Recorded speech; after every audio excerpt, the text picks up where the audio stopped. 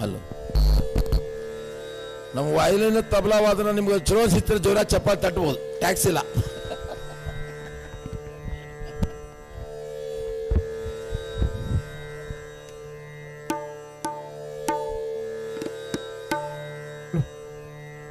Hello, hello. May I have your attention, please? We are going to start the program in next 15 minutes. Mr. Nirani is expected to arrive in next 15 minutes. May I request all of you to please take your chairs. Kindly take your seats. Thank you.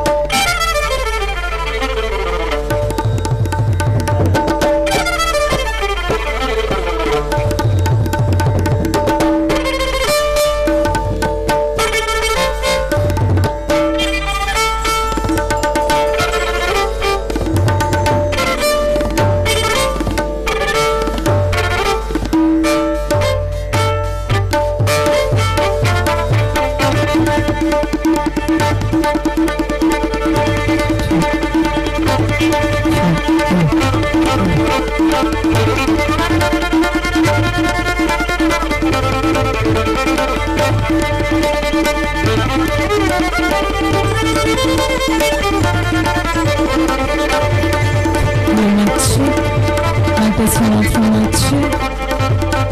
Hello mic check. Mic testing 1 2 mic check.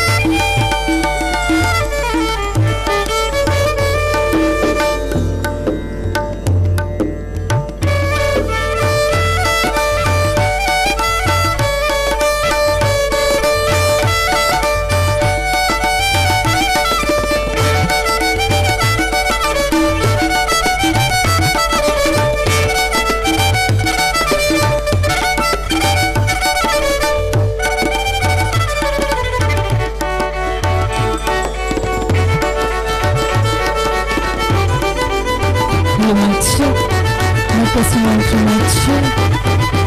Hello, mic check. Mic testing 1 2 mic check.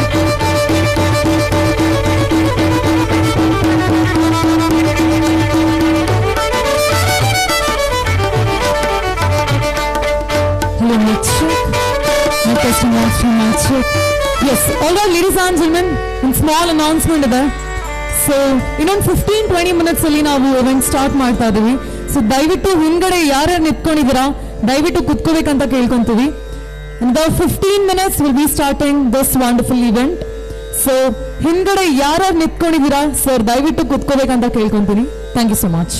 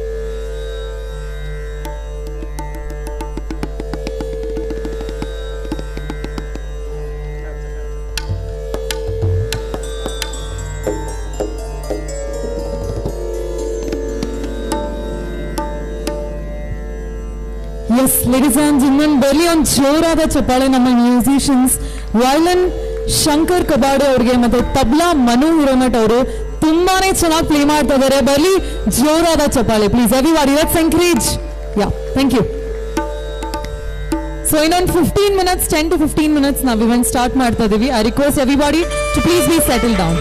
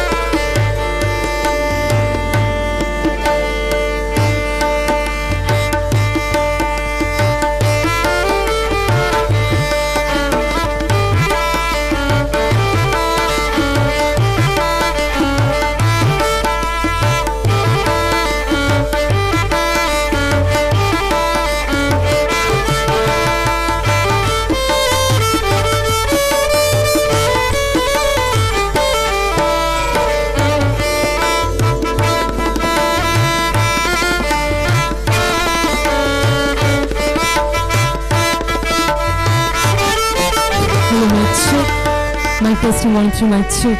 Yes, ladies and gentlemen, we have Mr. Vijay Nirani sir with us. So we will be starting the event in next 5 minutes. I request everybody to please be settled down. Thank you.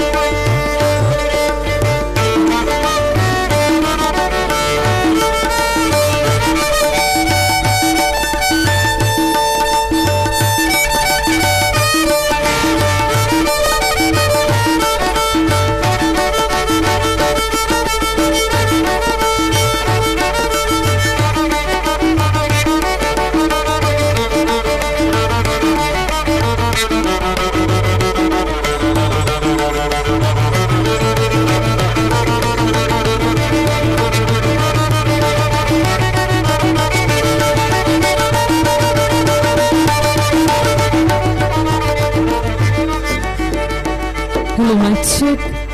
Mic testing 1 2 mic check. Can you increase the volume? Check. Hello, mic check. Okay, ladies and gentlemen, I have a very important message here. So, car number KA03WL 8600 KA03WL 8600 E-car doors open ಆಗಿದೆ. ಕಾರಲ್ಲಿ ತುಂಬಾ mobile phones ಎಲ್ಲ ಇದೆ. So ದಯವಿಟ್ಟು ಯಾರ car ಇದೆ KA03WL 8600 ದಯವಿಟ್ಟು ನಿಮ್ಮ ಕಾರ್ನ ಡೋರ್ಸ್ ಲಾಕ್ ಮಾಡಿ, ನಿಮ್ಮ ಫೋನ್ಸ್ ನಿಮ್ಮ ರೆಸ್ಪಾನ್ಸಿಬಲ್ ಅಲ್ಲಿರಲಿ. So last time I am announcing KA03WL 8600. Thank you so much.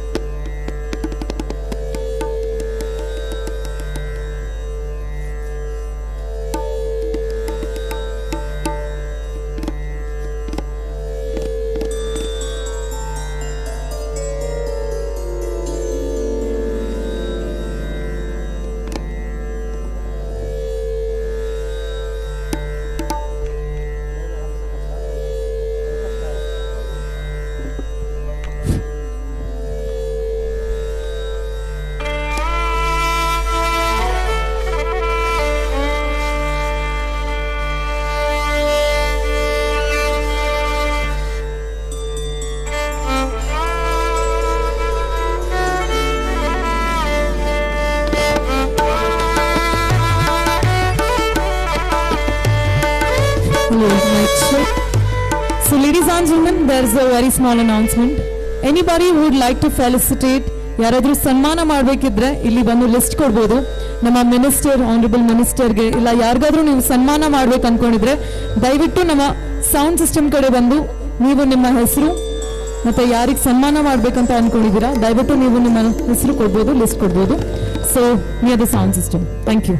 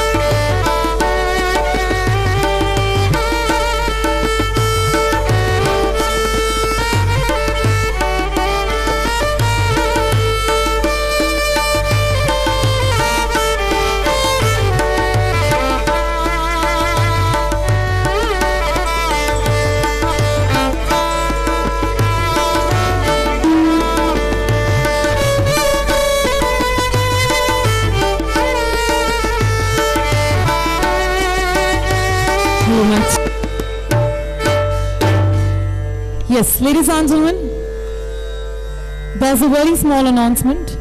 So, ಇವತ್ತಿನ ಈ ಪ್ರೋಗ್ರಾಮ್ ಯೂಟ್ಯೂಬ್ ಅಲ್ಲಿ ಮತ್ತೆ ಫೇಸ್ಬುಕ್ ಅಲ್ಲಿ ಲೈವ್ ಆಗಿ ಬರ್ತಾ ಇದೆ. So if anybody wants to check out, I'll tell you the channel name in the YouTube. It is called Sumurth, SUMUHURTH. So ಇವತ್ತಿನ entire program YouTube ಅಲ್ಲಿ ಮತ್ತೆ ಫೇಸ್ಬುಕ್ ಅಲ್ಲಿ ಲೈವ್ ಆಗಿ ಬರ್ತಾ ಇದೆ. So if anybody wishes to see it, you can check it out in Sumurth. Thank you.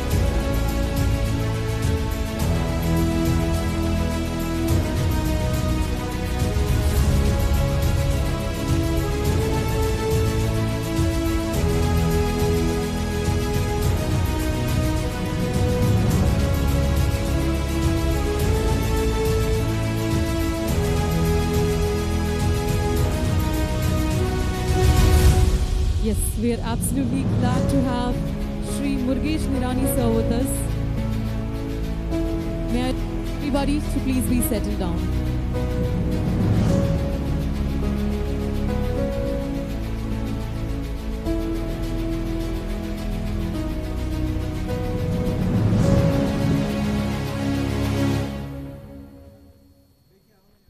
Check, hello.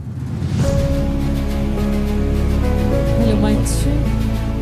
Mic testing 1 2 mic check. Hello, mic check.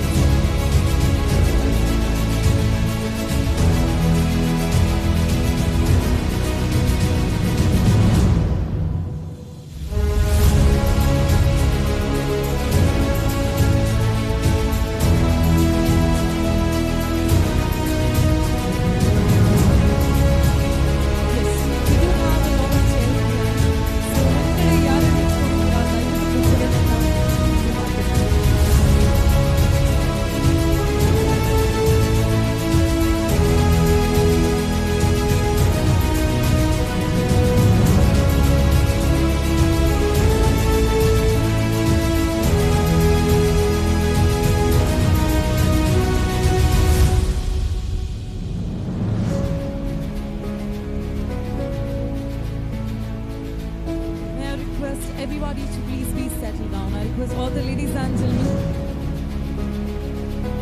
Yes, sir. Please, ದಯವಿಟ್ಟು ಹಿಂದ್ಗಡೆ ಯಾರು ನಿಂತ್ಕೊಂಡಿದ್ದೀರಾ, please, I request you to please be settled down. All right. Hi, hello, namaste, good evening. ಎಲ್ಲರಿಗೂ ಸ್ವಾಗತ, ಸುಸ್ವಾಗತ. A hearty welcome each one of you to 94th Founders Day of Karnataka Chamber of Commerce and VANIJYA RATNA Awards 2022. I thank each one of you for marking this spectacular evening by your glorious presence. ನಾನು ನಿಮ್ಮ anchor Sanjana ಇವತ್ತಿನ ಈ ಕಾರ್ಯಕ್ರಮಕ್ಕೆ. Ladies and gentlemen, ತುಂಬಾ ಹೆಮ್ಮೆ ಮತ್ತು ಖುಷಿ ಆಗುತ್ತೆ. ಇವತ್ತು ನಾವು ಸೆಲೆಬ್ರೇಟ್ ಮಾಡ್ತಾ ಇದ್ದೀವಿ 94th Founders Day of Karnataka Chamber of Commerce, and we are also celebrating VANIJYA RATNA Awards 2022. ಬರಲಿ ಒಂದು ಜೋರಾದ ಚಪ್ಪಾಳೆ ladies and gentlemen for ourselves. I think we are all set to kickstart this beautiful evening. Without any further to do, let's start.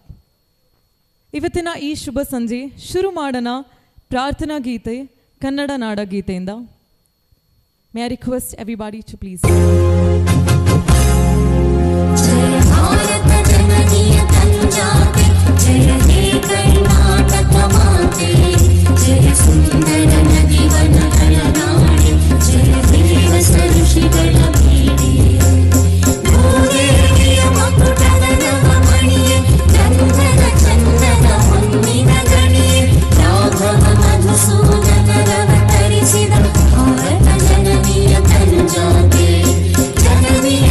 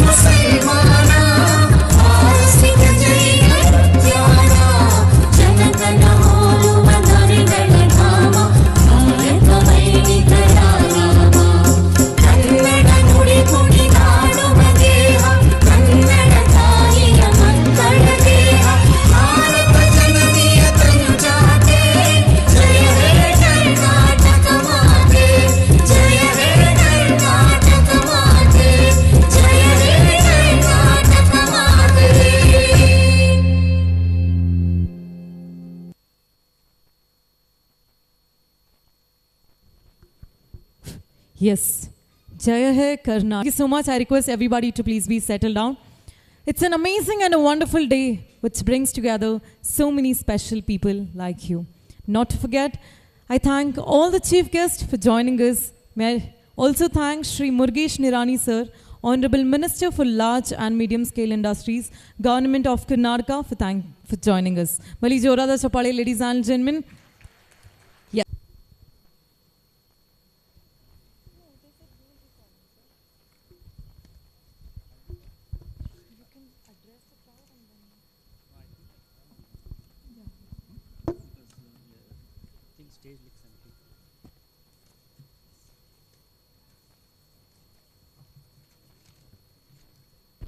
Before I welcome you all, I request Sandeep Bidasarya, Chairman, to please come over on the dais, please.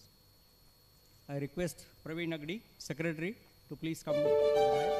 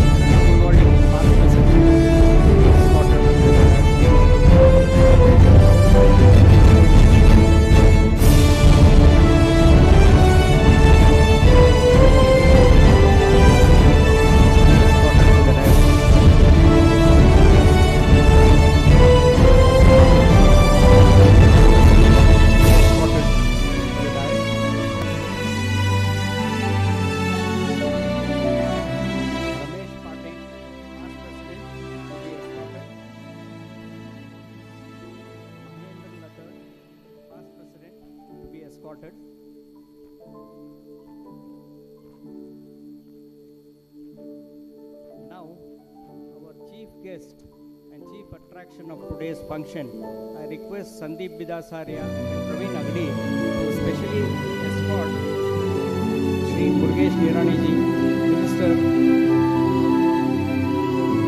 for Industries, Government of Karnataka.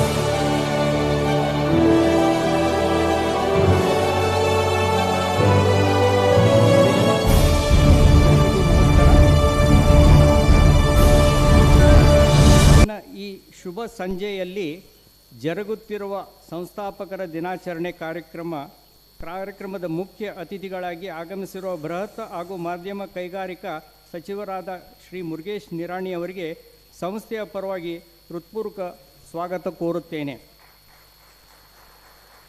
ಅದರಂತೆ ಮುಖ್ಯ ಭಾಷಣಕಾರರಾಗಿ ಆಗಮಿಸಿರುವ ಏಕಸ್ ಕಂಪನಿಯ chief technology officer doctor Ravi Guttal ಅವರಿಗೆ ಸ್ವಾಗತ ಕೋರುತ್ತೇನೆ.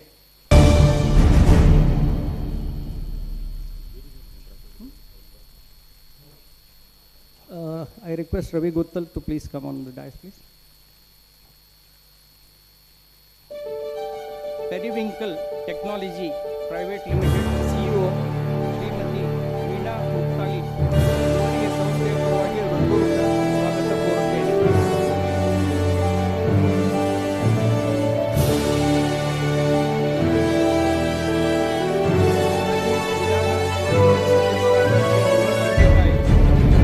ಸ್ವಾಗತ ಕೋರುತ್ತೇನೆ. ಇದೇ ರೀತಿ ವೇದಿಕೆ ಮೇಲೆ ಆಸೀನರಾದ ಮಾಜಿ ಅಧ್ಯಕ್ಷರಾದ ಶ್ರೀ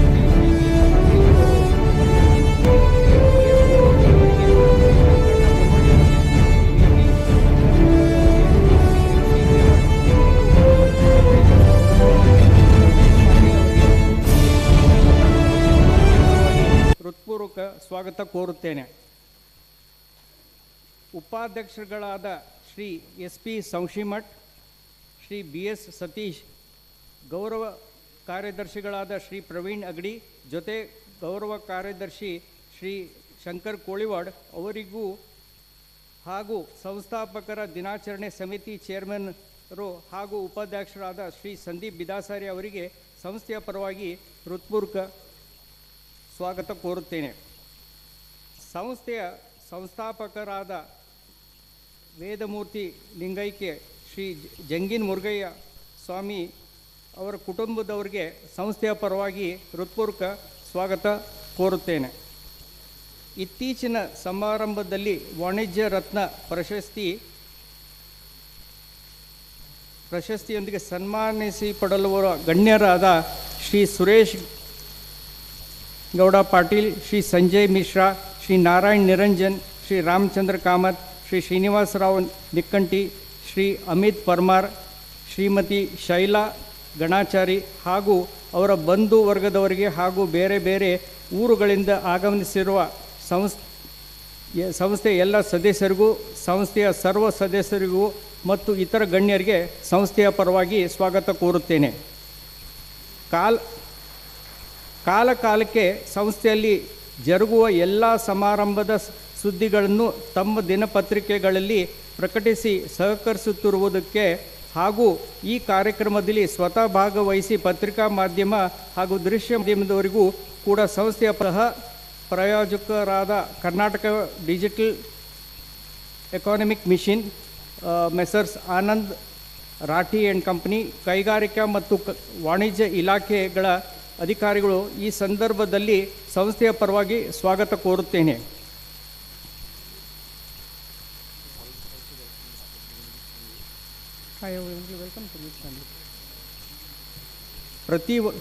ಪ್ರತಿ ವರ್ಷ ಆಗಸ್ಟ್ 1ರಂದು ಆಚರಿಸಲ್ಪಡುವ ಸಂಸ್ಥಾಪಕರ ದಿನಾಚರಣೆ ಕಾರ್ಯಕ್ರಮವನ್ನು ರಾಜ್ಯ ಮಟ್ಟದ ವಾಣಿಜ್ಯ ಮತ್ತು ಕೈಗಾರಿಕಾ ಸಂಸ್ಥೆಗಳ ಸಮ್ಮೇಳನ ಹಮ್ಮಿಕೊಂಡಿರುವುದರಿಂದ ಹಾಗೂ ಪ್ರತ್ಯೇಕ ಕೈಗಾರಿಕೆ ಉದ್ಯಮಿಗಳು ಹಾಗೂ ಬೃಹತ್ ಹಾಗೂ ಮಧ್ಯಮ ಕೈಗಾರಿಕಾ ಸಚಿವರಾದ ಶ್ರೀ ಮುರುಗೇಶ್ ನಿರಾಣಿ ಅವರನ್ನು ಈ ಸಮಾರಂಭಕ್ಕೆ ಆಹ್ವಾನಿಸಿ ಉದ್ದಿಮೆದಾರರಿಗೆ ಪ್ರೇರಣೆ ಹಾಗೂ ಮಾರ್ಗದರ್ಶನ ನೀಡಲೆಂಬ ಆಶಿಸಿ ಇಂದು ಇವರ ಉಪಸ್ಥಿತಿಯಲ್ಲಿ ಸಂಸ್ಥಾಪಕರ ದಿನಾಚರಣೆಯನ್ನು ಸಂಭ್ರಮದಿಂದ ಆಚರಿಸುತ್ತಿದ್ದೇವೆ.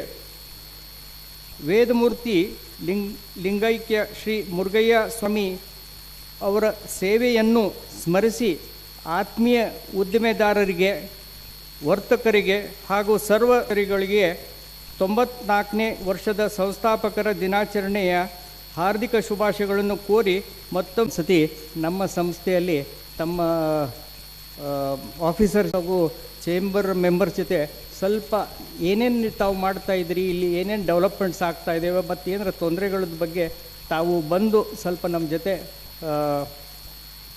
ಈ ಮೀಟಿಂಗ್ ಕಂಡಕ್ಟ್ ಮಾಡಿರಿ ಅಂತ ನಮ್ಮೊಂದು ಬೇಡಿಕೆ ಇಡ್ತೀನಿ. ಇದಿಷ್ಟು ಆದ್ಮೇಲೆ thank you one and all. Thank you so much.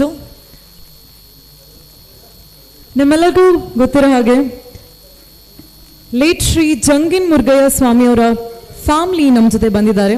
ದಯವಿಟ್ಟು ಸ್ಟೇಜ್ ಮೇಲೆ ಬರಬೇಕಂತ ಕೇಳ್ಕೊತೀವಿ. Yes, I request the family members of late Shri Jangin Murugayya Swami to please join us on the stage.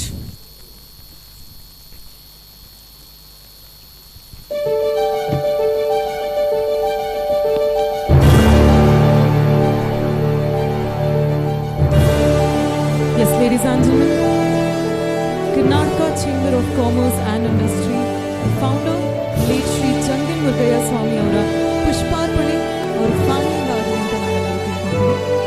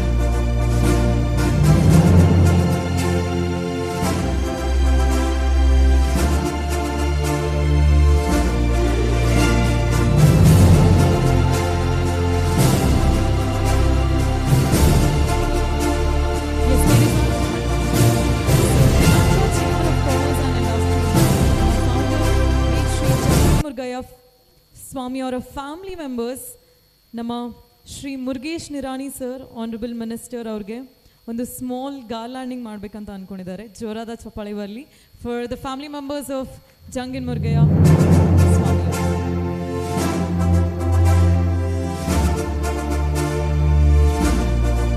That's the token of love from the family members of Jangin Murgaya Swami.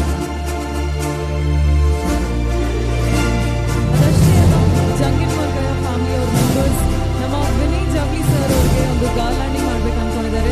ಜೋರಾದ ಚಪ್ಪಾಳೆ ಬರಲಿ sir.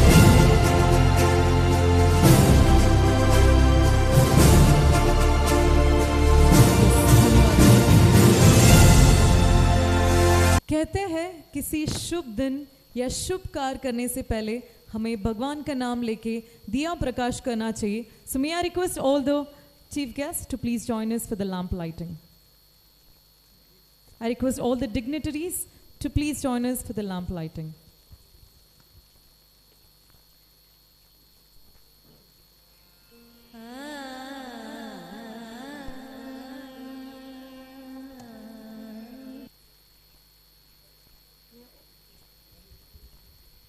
May I also request Mr. Shashidhar Shettar sir, co-chairman of KCCI, to please join us on the stage.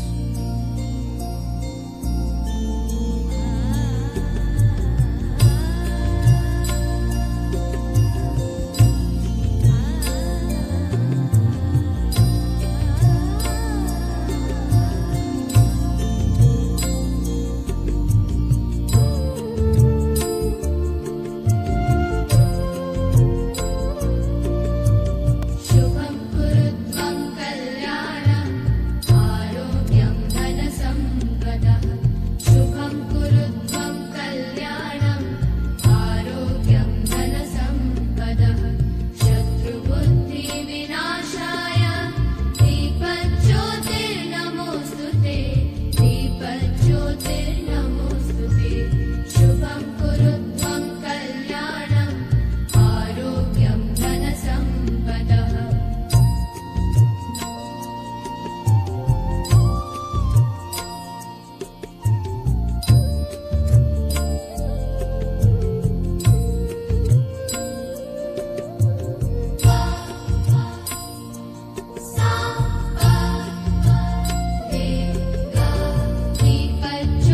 दीपज्योतिर्परब्रह्म दीपज्योतिर्जनार्दनः दीपज्योतिर्परब्रह्म दीपज्योतिर्जनार्दनः दीपो हरतु मे पापं सन्ध्यादीपनमोऽस्तुते शुभं कुरुत्वं कल्याणम् आरोग्यं धनसम्पदः शुभं Yes, कुरुत्वं thank you so much. कल्याणम् Now, may I request Mr. Sandeep Bidasaria, the chairman of Karnataka Chamber of Commerce and Industry, to please address the gathering.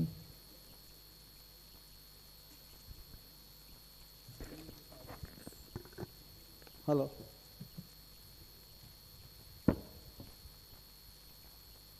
I promise I'll be brief, very brief. President Vinay Javali, Chief Guest of this evening, Sri Murgesh Nirani ji, Minister for Large and Medium Industries, Government of Karnataka, past presidents of KCCI, keynote speakers Dr. Ravi Gothal and Ms. Veena Muktali, Secretary Praveen Agdi, other dignitaries on and off the stage, fellow members of KCCI, ladies and gentlemen, and not to forget the awardees of this evening. It gives me immense pleasure to be standing before you as the chairman of Founders Day Committee. As this is 94th annual Founders Day, the legacy weighs very heavily on my mind, and it also amplifies the importance of the day. Completing 94 years in the service of trade and industry is a big achievement, not only for this institution, but for any institution which has been in existence for 94 years. The past presidents who are sitting on the stage today, I can imagine the pride they must be feeling, because they are the leaders who have built this organization brick by brick, and today this institution has evolved into a very vibrant and powerful body that plays a very important role in the ecosystem, being a bridge between the government and trade and commerce. Friends, on the Founders' Day, we remember our past, celebrate the present, and prepare for the future. So, for remembering the past, we shall be felicitating our past presidents. We shall be celebrating the present by giving the awards, VANIJYA RATNA awards, and the guest speakers who are here, they will inspire us and prepare us for the future. We have Ms. Veena Muktali, an innovator and a true entrepreneur, whose product has made a huge impact in the life of women. She is going to be sharing her experience on this journey of entrepreneurship. Dr. Ravi Gothal, CTO of ACUS, will take us through his company's journey and give us a glimpse of the future. And finally, if I may take the liberty, sir, and I may call you Adani of Karnataka, please excuse me. Shri Murugesh Nirani ji has set a scorching pace of growth for his business. MRN Group is already the biggest ethanol producer in Asia, and very soon will be the biggest in the world. He is also a Minister of Government of Karnataka, Minister of Large and Medium Industry. I say also because he is a much, much bigger businessman than anything else. We consider him as a huge industrialist, sir. Thank you. His story is very motivating and inspiring for all of us, as we have heard him before, and I'm sure he will once again recount those experiences with us today. We have 7 VANIJYA RATNA award winners this time, and I'm proud to say that we have started a new category of award this year, which is Women Entrepreneur. It is the endeavor of KCCI to encourage women in business, and the award is one way to sort of inspire the women entrepreneurs, in our opinion. All other award winners are also doing exciting things in their business, and we hope that the award will motivate them to achieve bigger goals in life. So friends, sit back, relax, and enjoy the next 2 hours as we start our celebration of this 94th Founders Day. Thank you so much.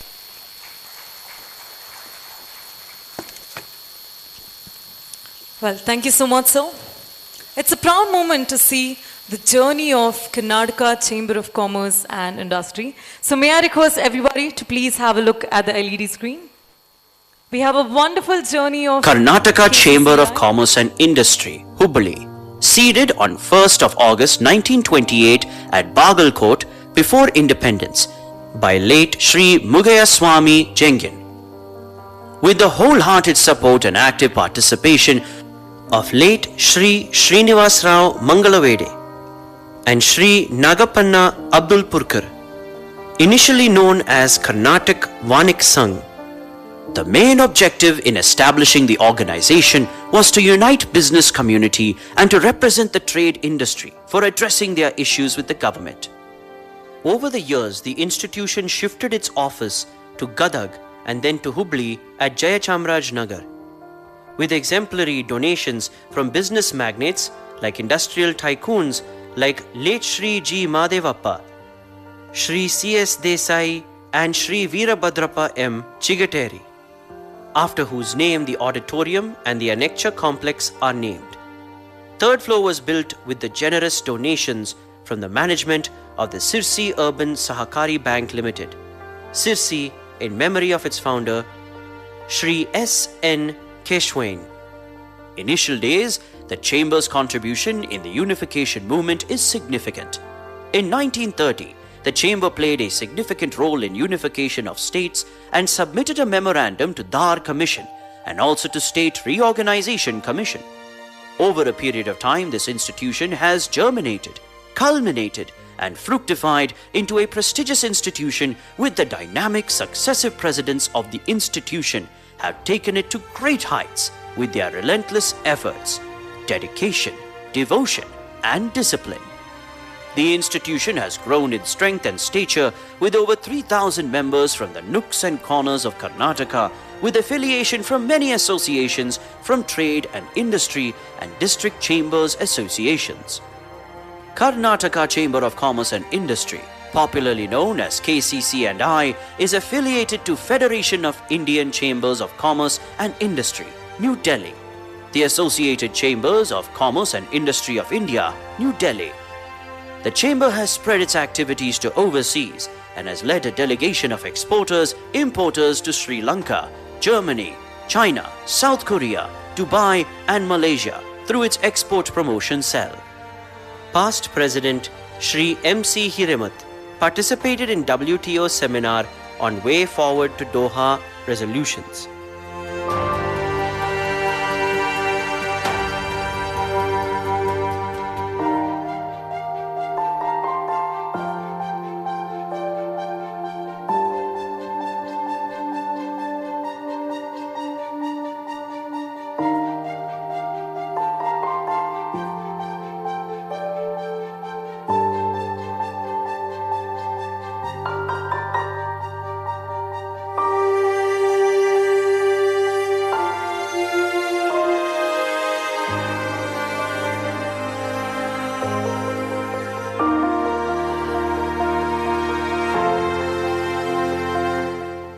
The chamber played a significant role in the spread of higher education in North Karnataka. It urged for the establishment of a separate university for North Karnataka area of erstwhile Bombay state, including separate colleges for agriculture, engineering, commerce and medicine. Shri Mahabaleshwarappa, the then president of the chamber, was appointed as a member of the committee set by the erstwhile Bombay government to examine the feasibility of establishing a separate university for the region. All these institutions are now a reality. The JG College of Commerce, Hubballi, was sponsored by the chamber by donating a sum of rupees 1.2 lakhs. KCCI, with the help of Government of Karnataka, established multi-purpose exhibition center at Amarkol APMC on 9 acres of land at the cost of rupees 7 crore. At this venue, Incomex 2013 and 2016 were successfully held.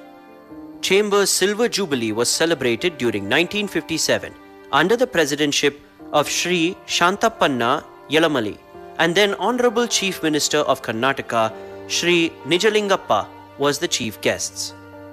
The Bhumi Puja for the existing building was held in 1965. Golden Jubilee was celebrated during 1979 under the presidentship of Shri J.P. Javali and His Excellency Shri Govinda Narayan, Governor of Karnataka, inaugurated, and Shri George Fernandes, Honorable Union Minister of Industry, was the chief guest of the function. As a mark of the Golden Jubilee celebration, Golden Jubilee Trust was established to cater to the needs of education to students and also imparting the knowledge of business and trade for the members. The Diamond Jubilee of the Chamber was celebrated during 1991 under the presidentship of K.B. Desai, which was inaugurated by Shri Shantanu Rao Kirloskar. Chamber celebrated its Platinum Jubilee during 2005 under the presidentship of Shri Shankaranna Munavalli and revered Jnana Yogi Siddheshwara Swamiji of Jnana Yogashrama of Bijapur in the presence of Shri H.K. Patil. Honorable Minister unveiled the statue of founder Shri Mrugaya Swami Jangin during inauguration. Shri N. Dharam Singh, Honorable Chief Minister of Karnataka, and Chief Guest Shri Baba Kalyani of Bharat Forge Limited delivered keynote addresses.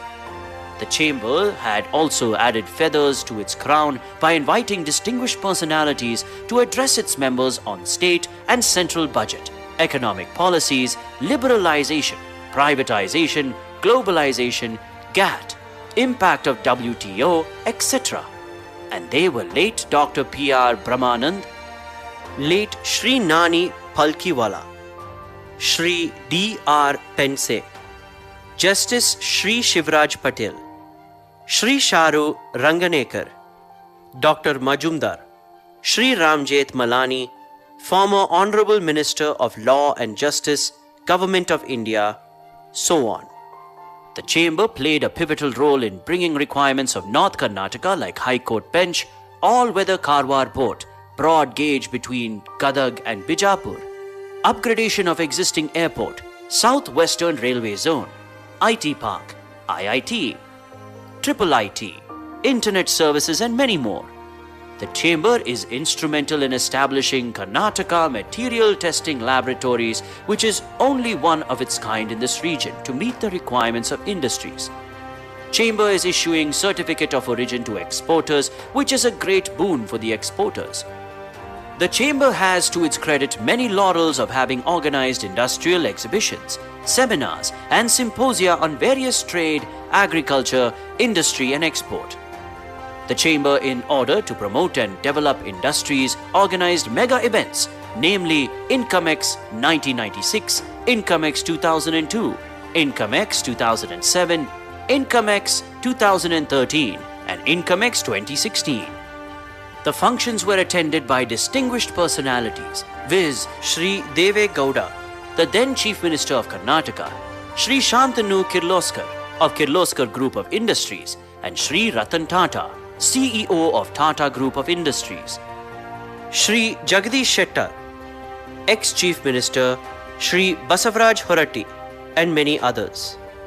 The chamber cherishes the trust reposed by all the stakeholders through KARNATAK VANIJYA, a monthly bulletin which is a mirror outlining the legislative measures, notifications and amendments.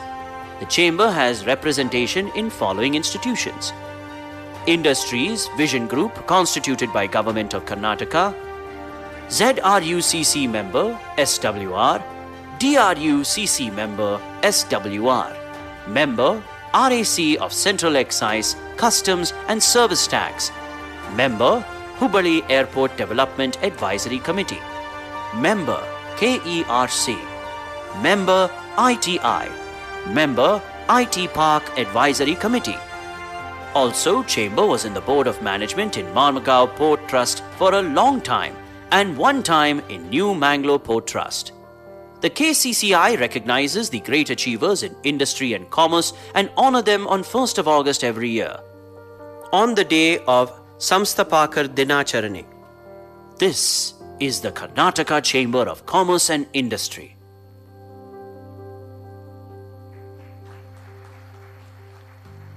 What a proud moment for Karnataka Chamber of Commerce and Industry. That was a wonderful journey of KCCI. Bali on jorada chappale, ladies and gentlemen. Tumane khushi matte hemme ansutte. Moving ahead, ನಮ್ಮೆಲ್ಲರಿಗೂ ಗೊತ್ತು ನಾವಿವತ್ತು 94th founders day ಮತ್ತು ವಾಣಿಜ್ಯ ರತ್ನ awards 2022 celebrate ಮಾಡ್ತಾ ಇದ್ದೀವಿ. So ಇವತ್ತು ನಾವು founders day magazine release ಮಾಡ್ತಾ ಇದ್ದೀವಿ. ದಯಮಾಡಿ ಸ್ಟೇಜ್ ಮೇಲೆ ಮಿಸ್ಟರ್ ವಿವೇಕ್ ಕಪೂರ್ ಅವರು ಮ್ಯಾಗ್ಝಿನ್ ಕಮಿಟಿ ಚೇರ್ಮನ್ ದಯಮಾಡಿ ಸ್ಟೇಜ್ ಮೇಲೆ ಬರಬೇಕಂತ ಕೇಳ್ಕೊತೀವಿ. ಆಲ್ಸೋ ಶ್ರೀ ಮೋಹನ್ ಲಿಂಬೆಕಾಯ್ ಅವರು ಎಕ್ಸ್ MLC ದಯಮಾಡಿ ಸ್ಟೇಜ್ ಮೇಲೆ ಬರಬೇಕಂತ ಕೇಳ್ತೀವಿ. So we are here to release the Founders Day magazine.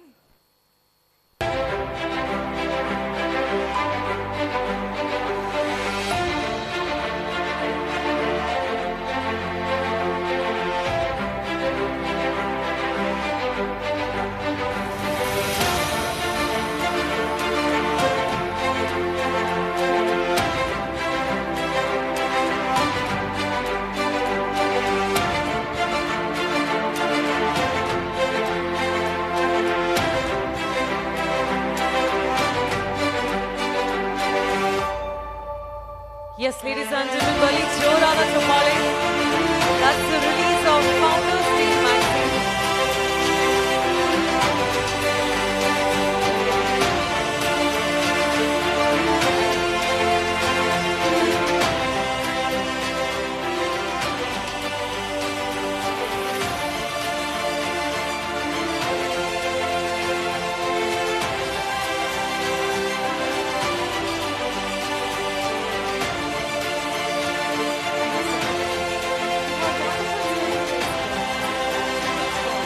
Industry.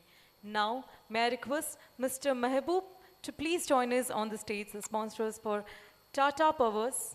May I request Tata Powers, Mr. Mehboob, to please join us on the stage and please present.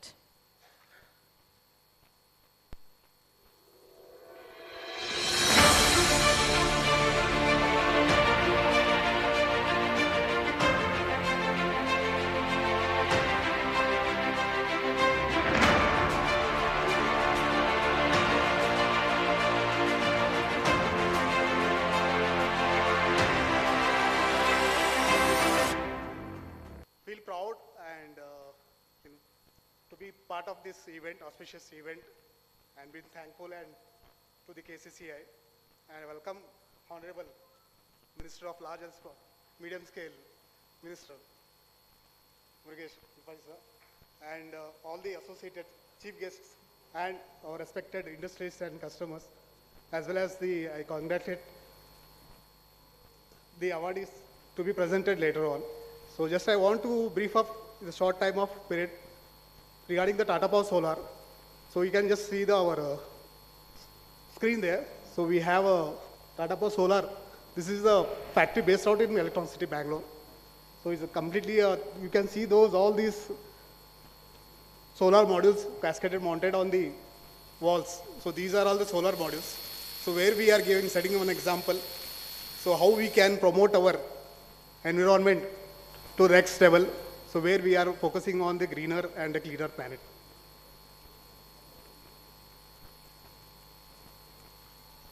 So this is, he is the founder of our Tata Group, Jamshedji Tata, so based at Jamshedpur. So you know all aware, so the journey has been started in the year 1868.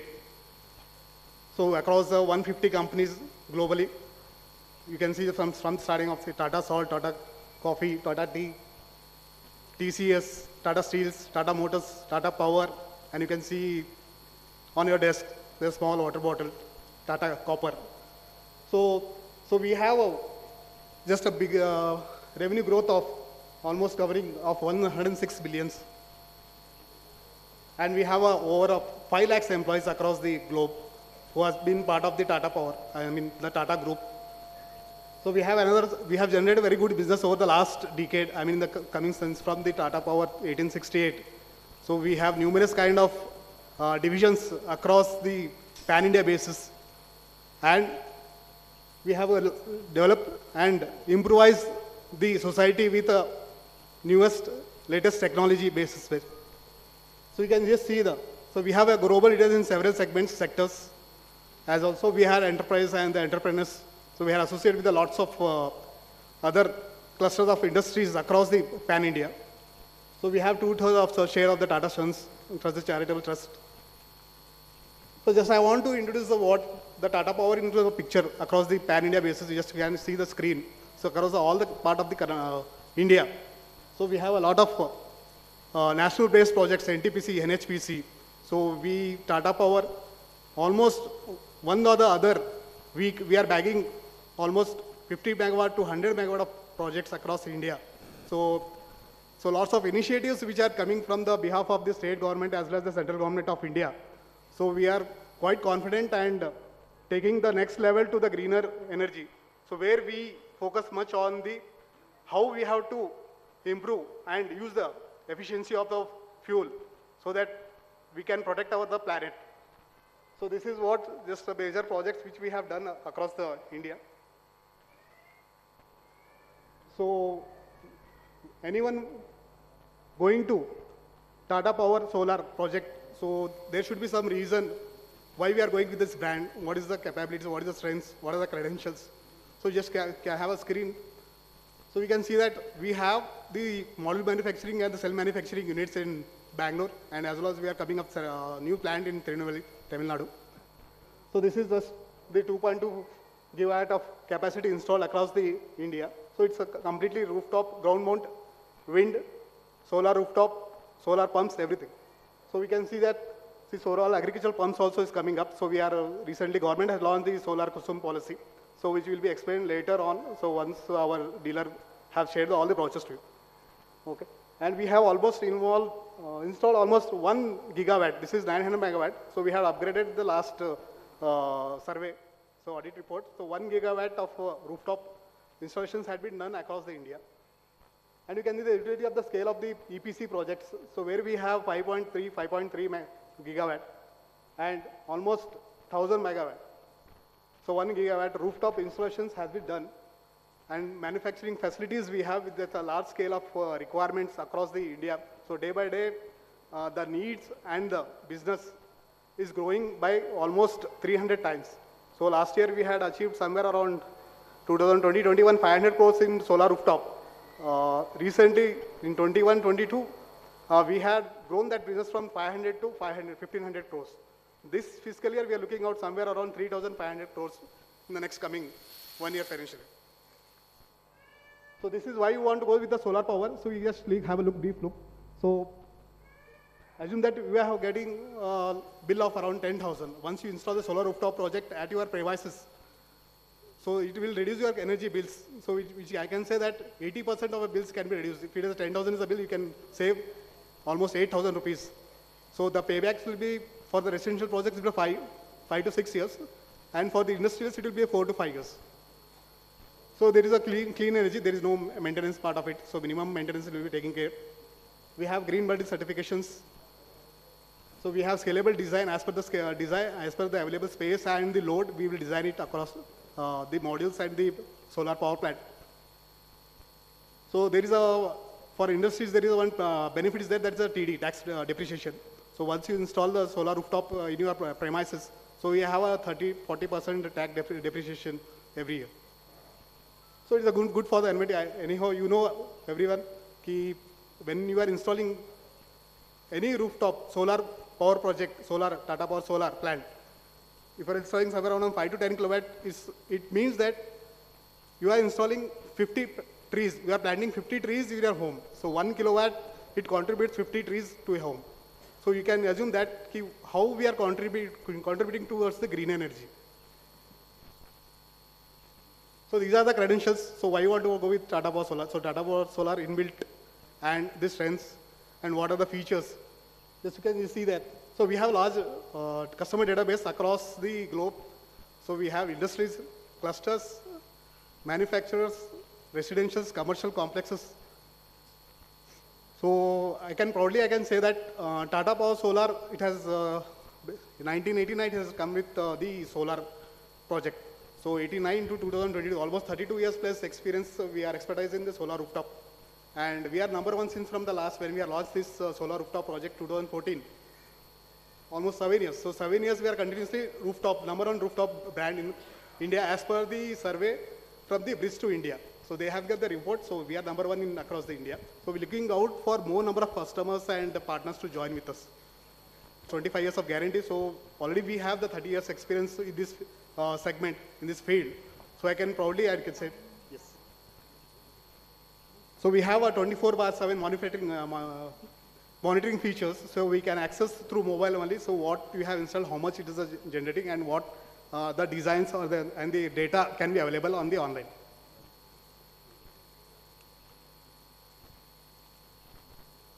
So this is a typical solar rooftop power plant where you can see that it is a mountain. The models are the mountain on the roof.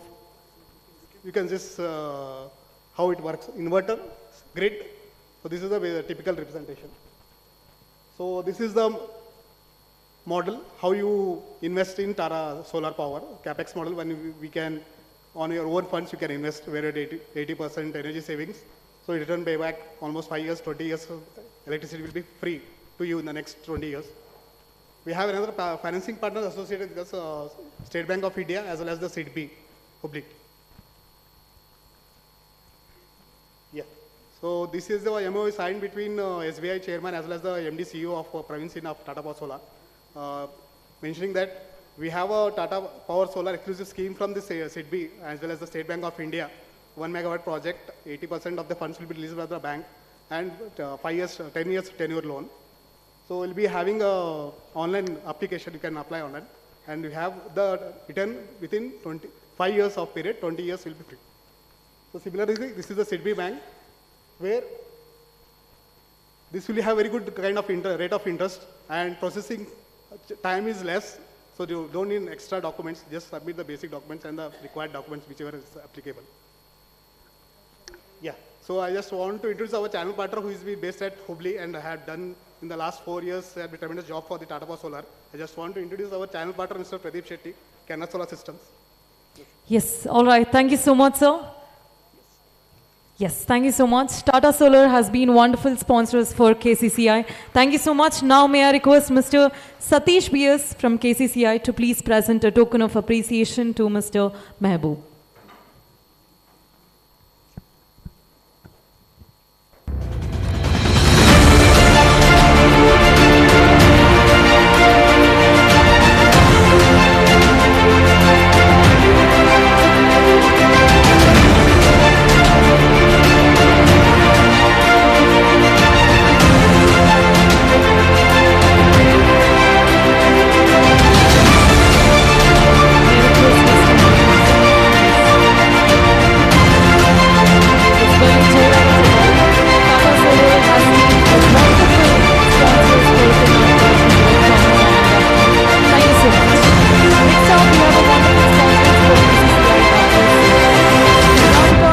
digital economy mission.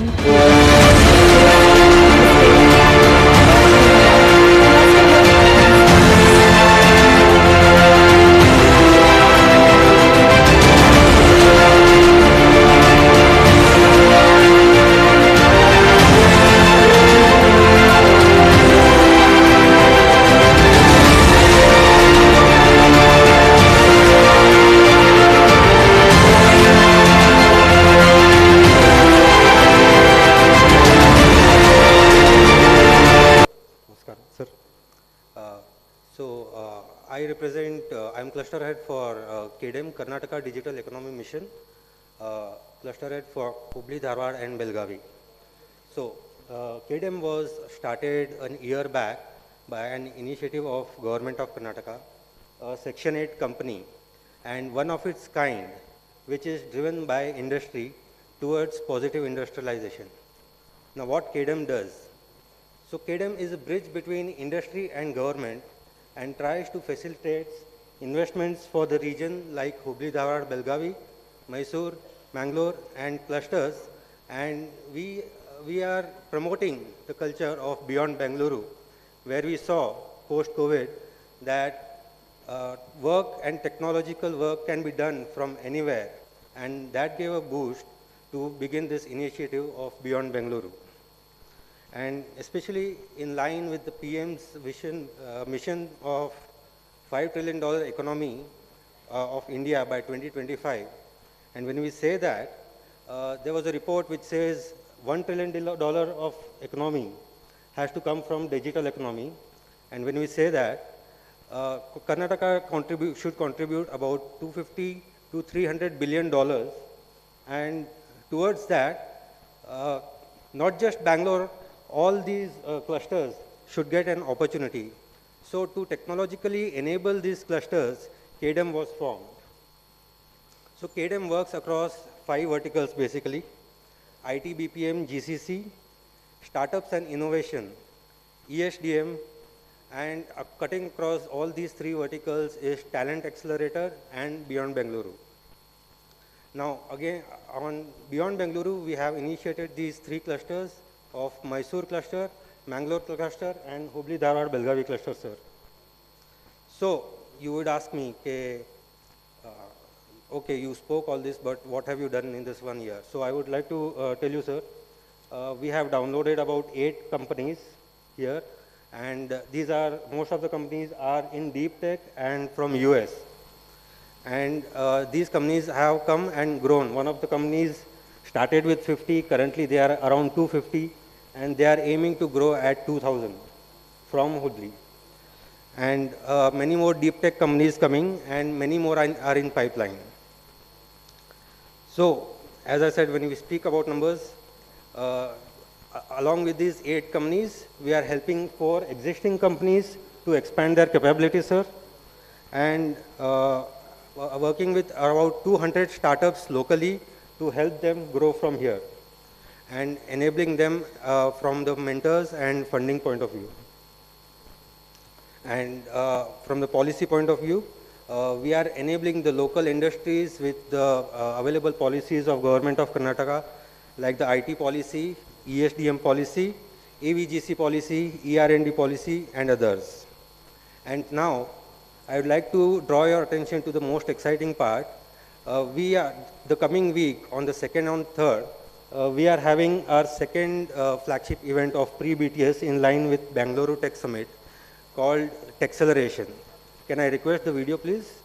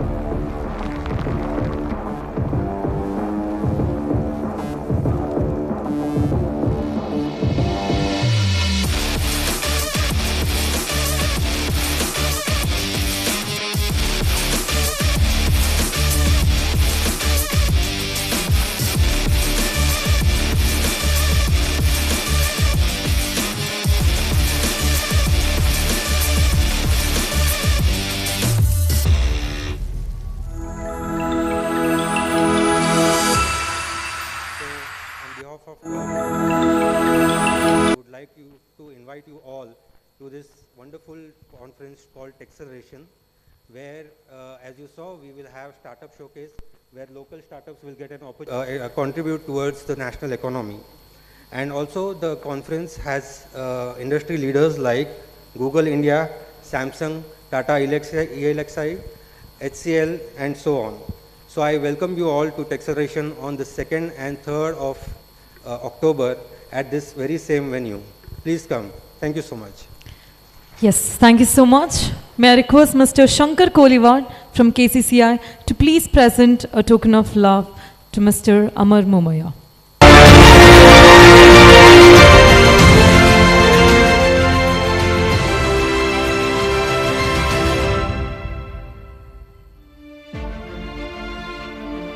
Yes, Bali Jorada Chapale for Karnataka Digital Economy Mission for the wonderful sponsors for this.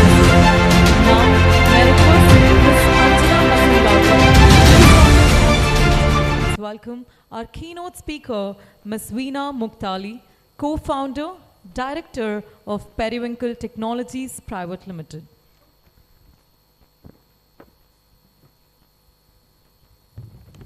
Guests, invitees, and my dear women entrepreneurs. Good evening to you all. We are in for a real treat today. Our keynote speaker, Mrs. Veena Muktali, is an enterprising and a multifaceted lady. It's a pleasure to have you amidst us today, Veena. And I take greater pleasure because I have had the privilege of introducing her. She is a woman of simplicity, intellect, who is highly academic-oriented and talent personified. Well, she is a living inspiration to all of us.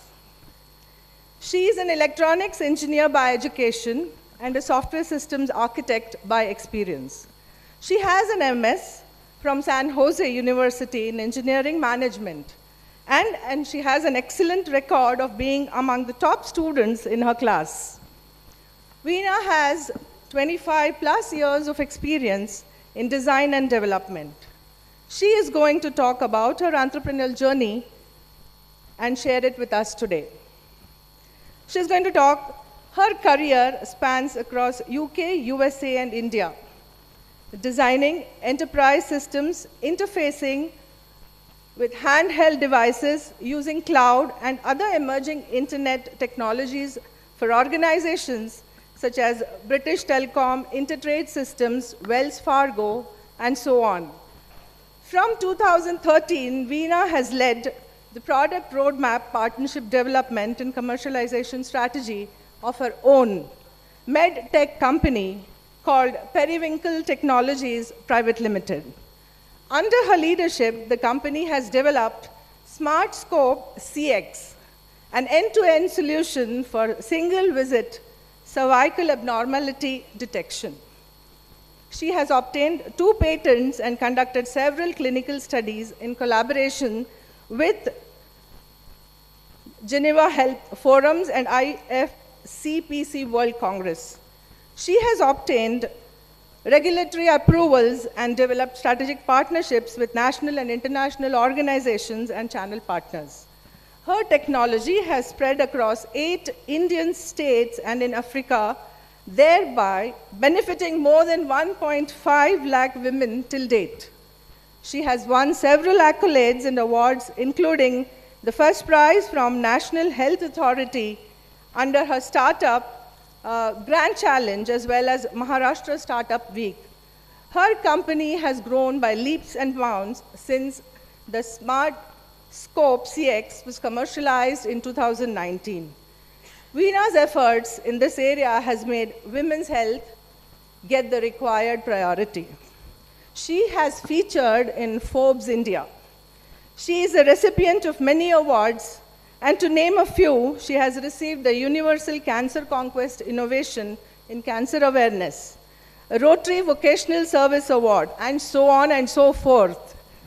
Some of her research works include a device validation study in collaboration with Tata Memorial Center, Safdarjung Hospital, VMCC Delhi, And independently also she has published a lot of articles in Asia Pacific Journal of Cancer Prevention, Bharati Vidyapit College, and Family Planning Association of India, and so on and so forth. I just can't go on. Apart from all this, she is a voracious reader, has a lovely voice, and sings very well. She is an artist with a flourish and takes an interest in the correlation between astrology and science. I mean, that's very rare. And it's a pleasure to have you, Veena, today. So let's all listen to her journey today, and all of us, let's be motivated. Welcome, Veena.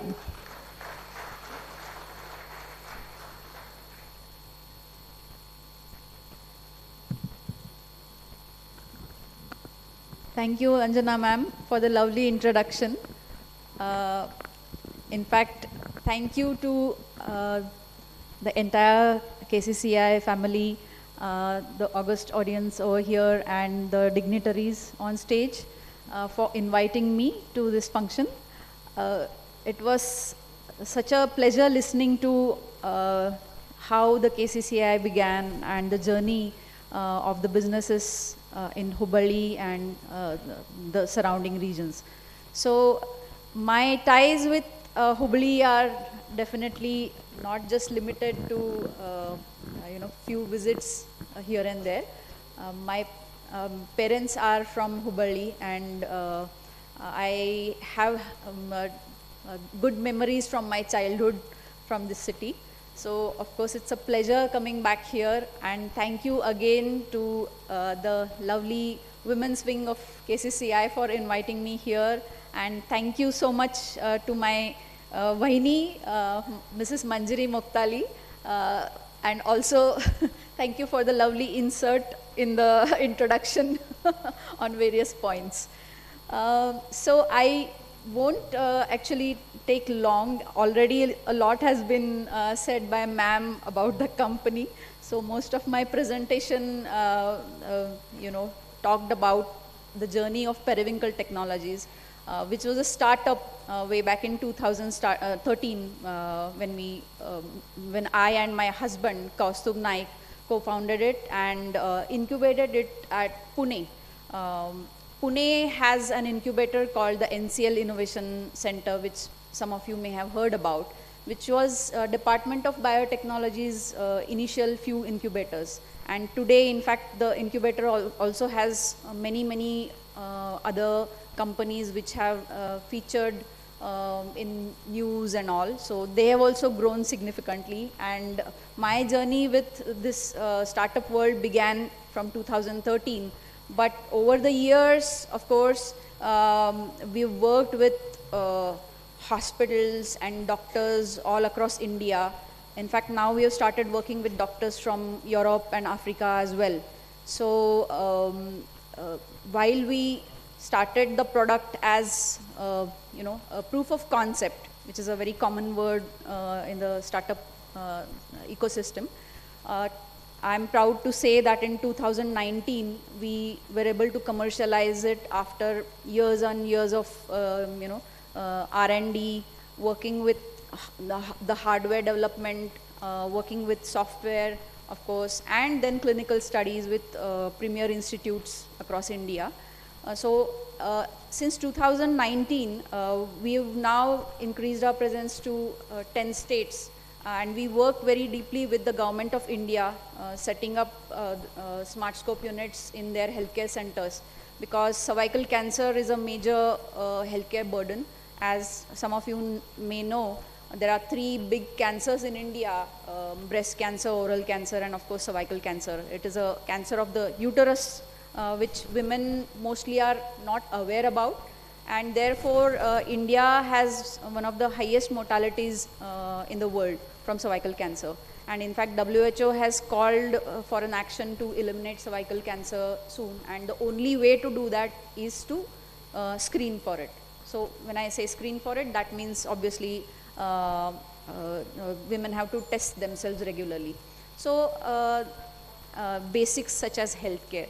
So therefore, I think, of course, I stand in the company of stalwarts and stars in your own fields, but I think we all have a common thread where we grow our enterprises with hope and positivity.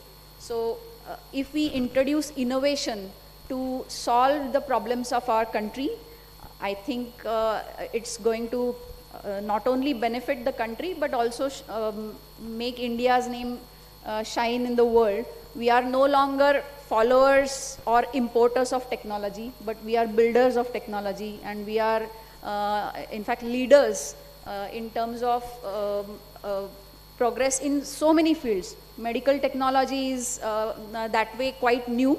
Although we started as a single product company, today we have 3 other products on our roadmap which we are hoping to launch very soon.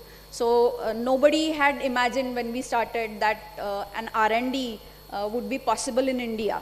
R&D which would result in a product that could be used in the market. So generally R&D is something that's just considered as money that's gone waste, but that's not so.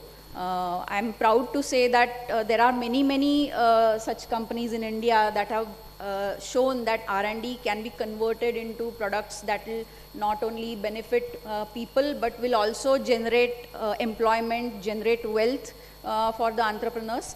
And therefore, I'm really proud to say that I've had the chance to see Indian ecosystem of startups grow. And in fact, the Department of Industry and DPIIT actually has helped startups like us by giving us a lot of support.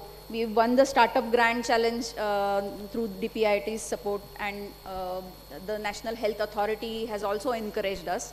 So there are lots of pathways for youngsters to bring their bright ideas to the anvil and shape up a future for themselves and for the country as well. So I would like to thank everybody again for inviting me here, and I hope I have not taken a lot of time. So thank you so much, and best wishes to everybody for growth of KCCI in future. Yes, thank you so much for your wonderful words. Now may I request Smita Mahesh from KCCI to please present a token of appreciation to Ms. Veena Muktali. Yes.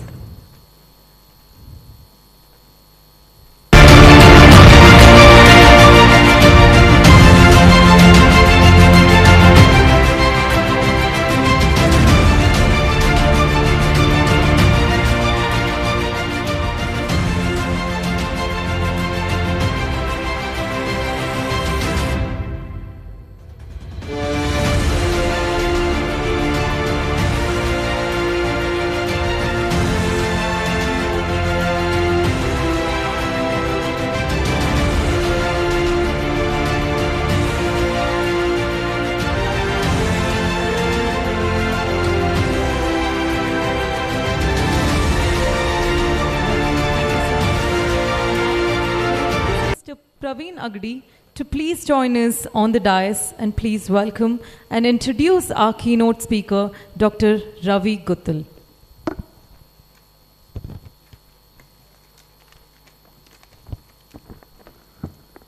Good evening.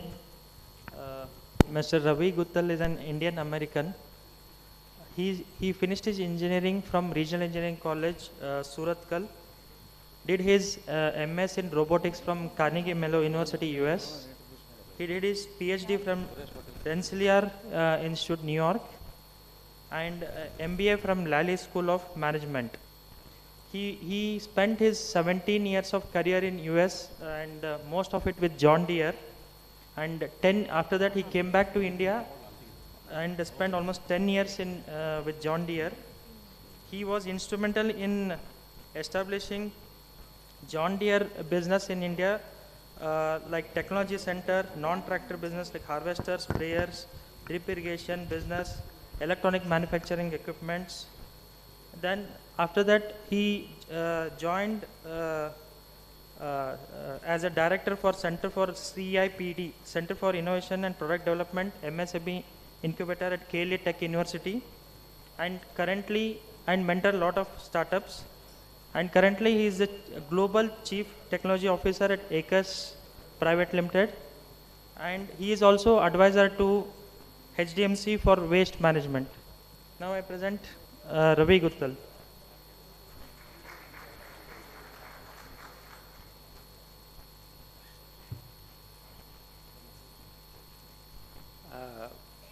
ಎಲ್ಲ ಗಣ್ಯರಿಗೆ ನಮಸ್ಕಾರ.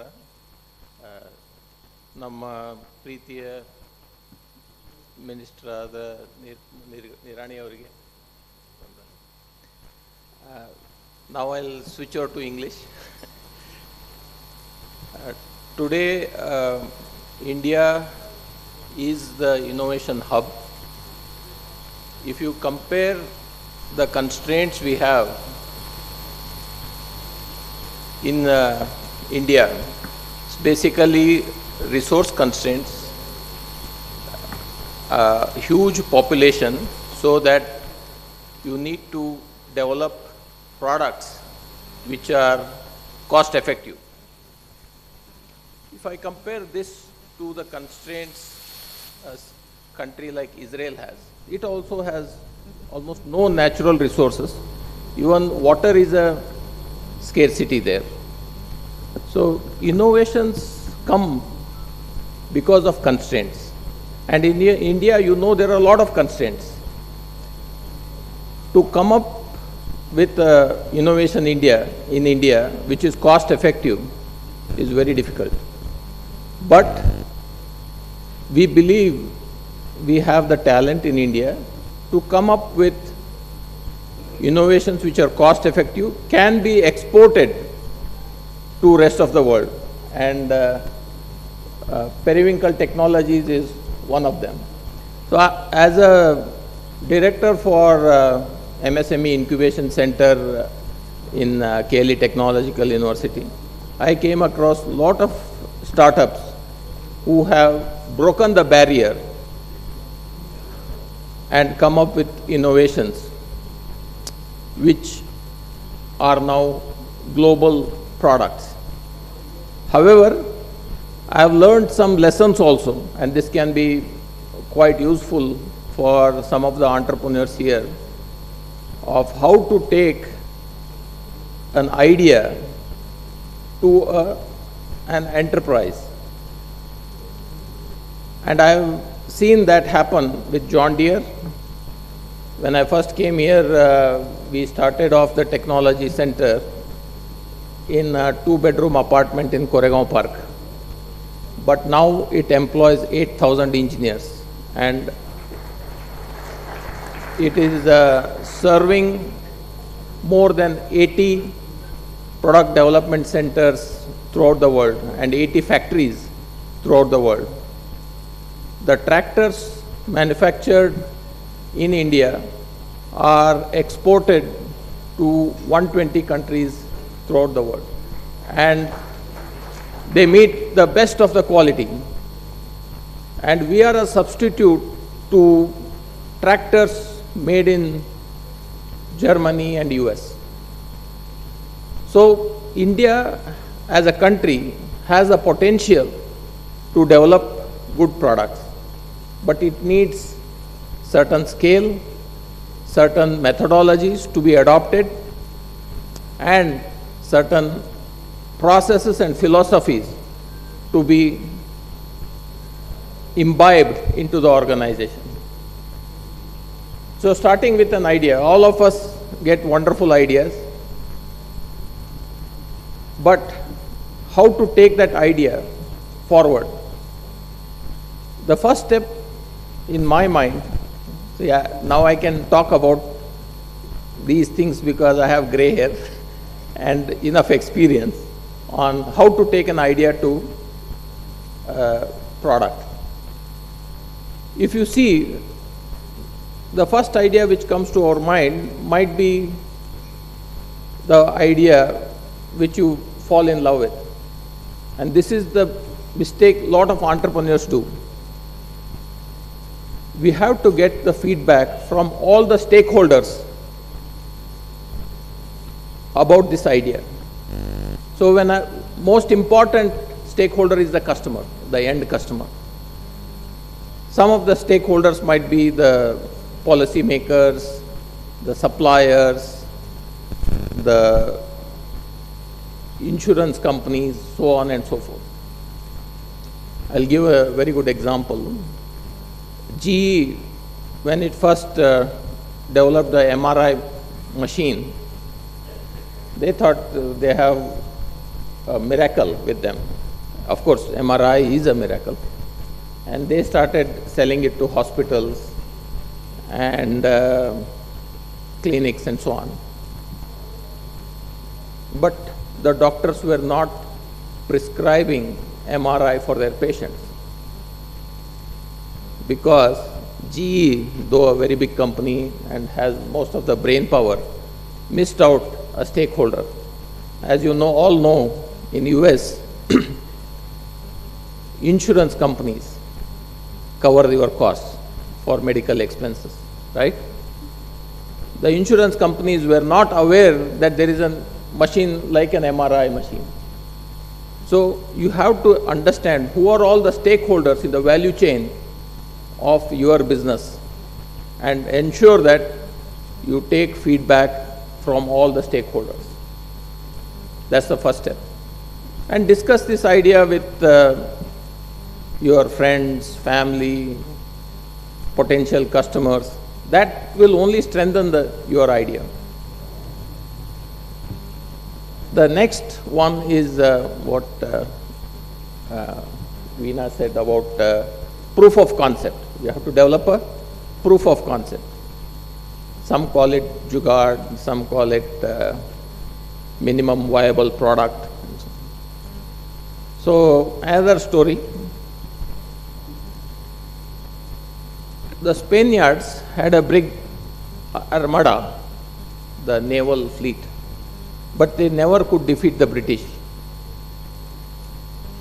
They would go with a large number of ships and start throwing cannonballs. 90% of them would miss the enemy ships, the British ships. But the British ships would always hit the Spanish ships because they followed a simple rule: fire bullets before you fire cannonballs. The British commanders would tell the soldiers, you first fire bullets. If the bullet reaches the enemy ship, then you fire the cannonball. So make POCs, proof of concepts. Experiment your idea or business in a small scale. Learn from it. Then scale it up to a larger business. Now, the other next lesson, what I have seen in my career, is that the entrepreneurs think that they know it all. Sorry for that. They will try to do marketing, they will try to run the operations, they will try to negotiate with the suppliers, they will try engineering if they can. This probably will not help. If you have to really scale up your business, you need professionals like me. So you need a team which is much stronger than or much better than you are. You need a team to scale it up. You can run a startup for 5 years, 10 years, you can survive. I'm not saying that.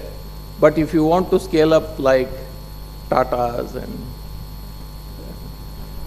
the other large businesses, Ambani's, Reliance and so on, you need a professional team and with clear roles and responsibilities. This is what I have seen in ACUS. Though Arvind Meligeri is a serial entrepreneur, he was there with Quest Global as a founder, now with ACUS. He has hired a lot of professionals to run the business. Another constraint when scaling up, and this is a request for the government officials also, the cost of capital is very large or huge in India as compared to US, Western countries, and even Israel and so on. There the cost of capital is 2%. Here it is, now it has come down, it's around 10%, but still it is higher as compared to the Western countries. So invest your capital wisely. Invest your capital on assets which can make turnover. Lot of entrepreneurs, as soon as they get the capital from venture capitalists or angel investors, go and buy a piece of land. Piece of land is not going to sweat and it's not going to generate cash flow. You invest in equipment which can generate cash flow. You invest in channel development, marketing channel development, which can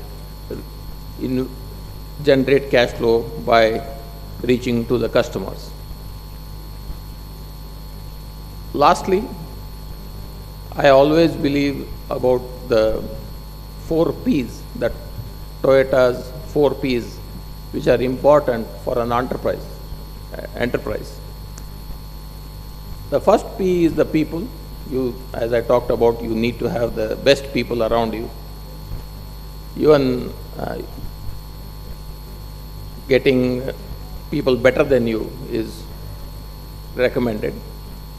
The second P is the processes. You have to establish good processes, standard operating procedures and policies for your company. The third is you have to hire problem solvers. Though you might have all the standards, processes and so on, it is not going to help you if you cannot overcome some problems. And as a business, there will be a lot of problems. Third is the philosophy. What are your values as a company? What is your higher purpose as a company? And I'm very fortunate that I work for companies like John Deere. Their higher purpose was very simple. We help the farmers feed the world. Right? Now with ACUS, the philosophy is we create ecosystems of efficiency. And the real higher purpose I see there is that it has created employment for more than 20,000 people in Belgavi itself. And it will be probably 3 times more in Koppal and Hubballi. With that, I'll close my talk. Thank you very much for listening.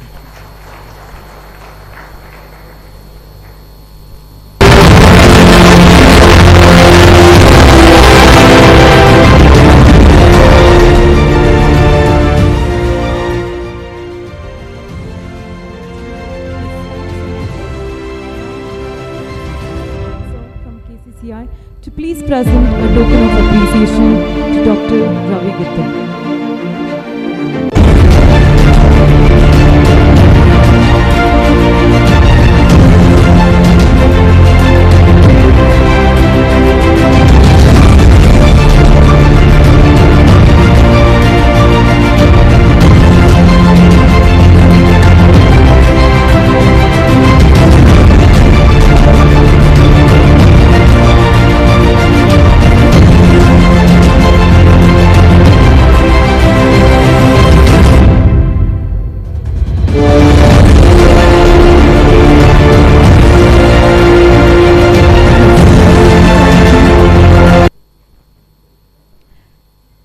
We were supposed to have Mr. Vijay Nirani sir with us, but due to some busy schedule, he couldn't make it up to us. So on the small video there, so may I request you to please have a look at the LED screen of Mr. Vijay Nirani.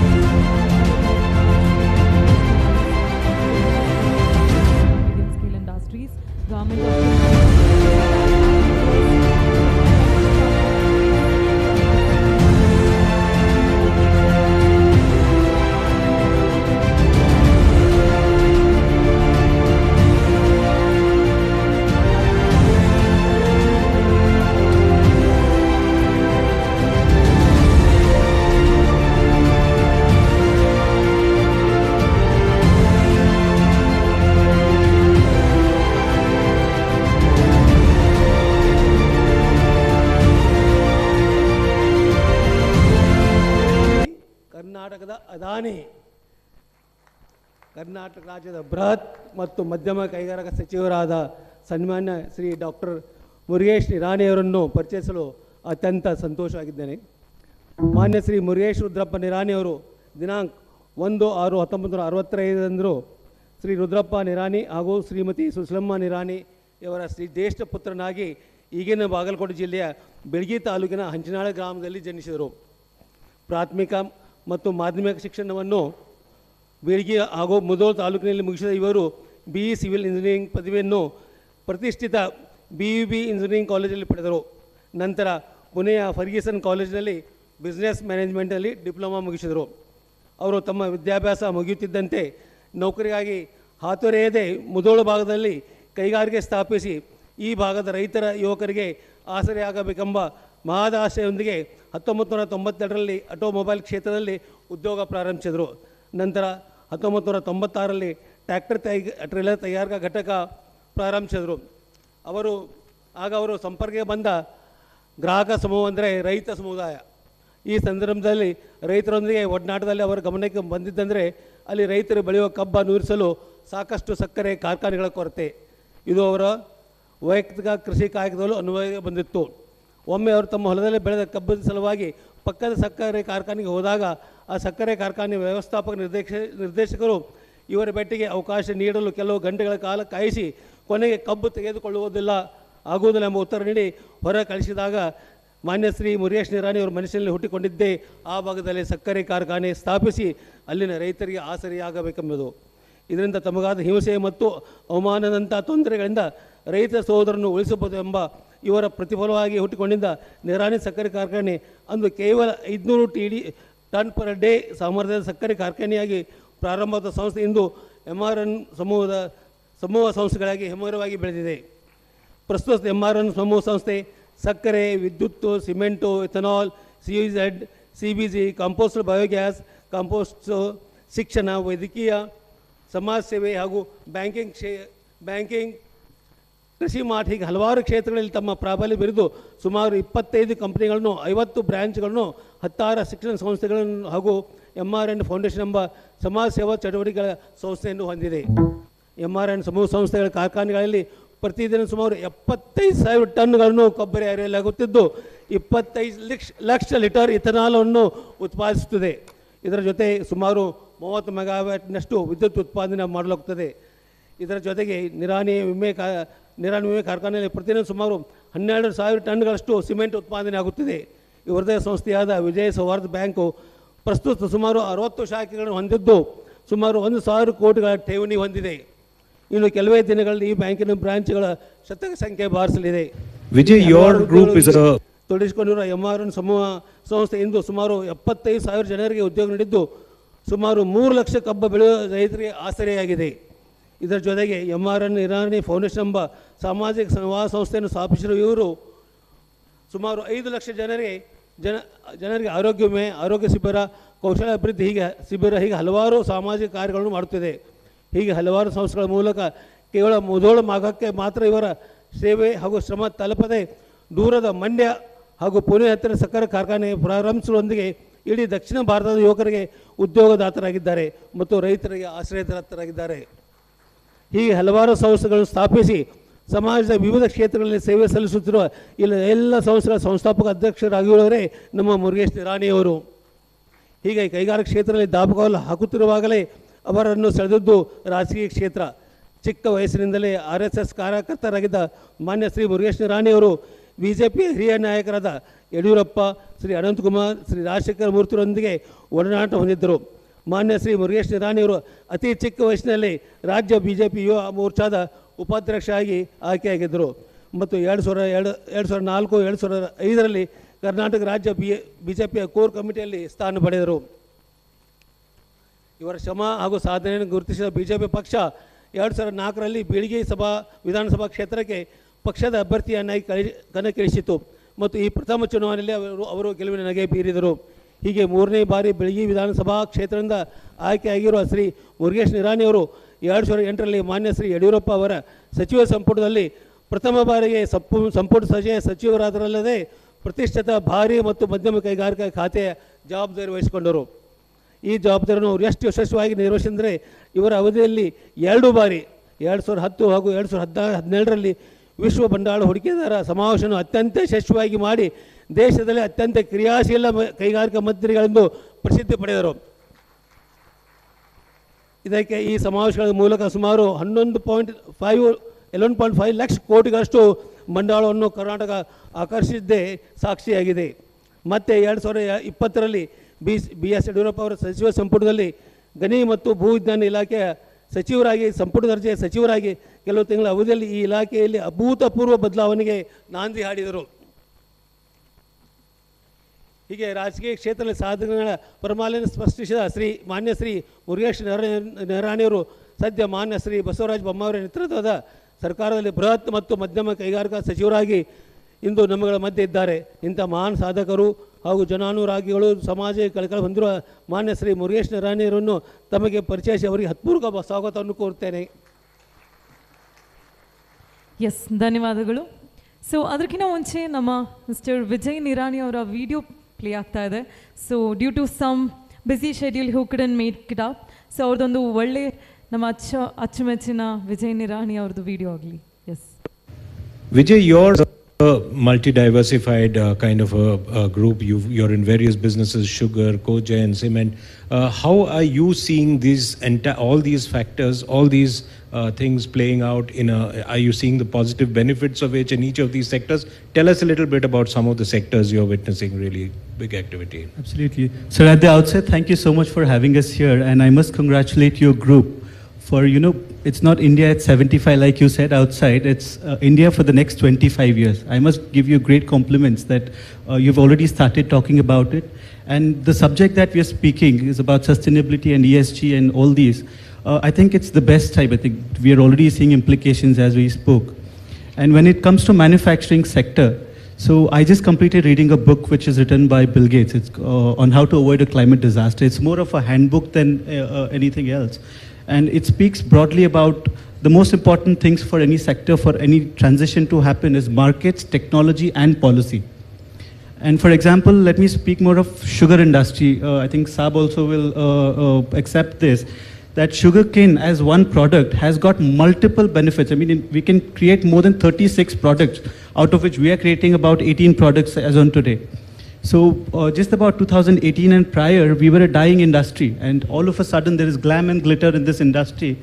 So earlier we were called just as a sugar mill or a sweetener, and today we've started to rebrand ourselves as a bioenergy park, right?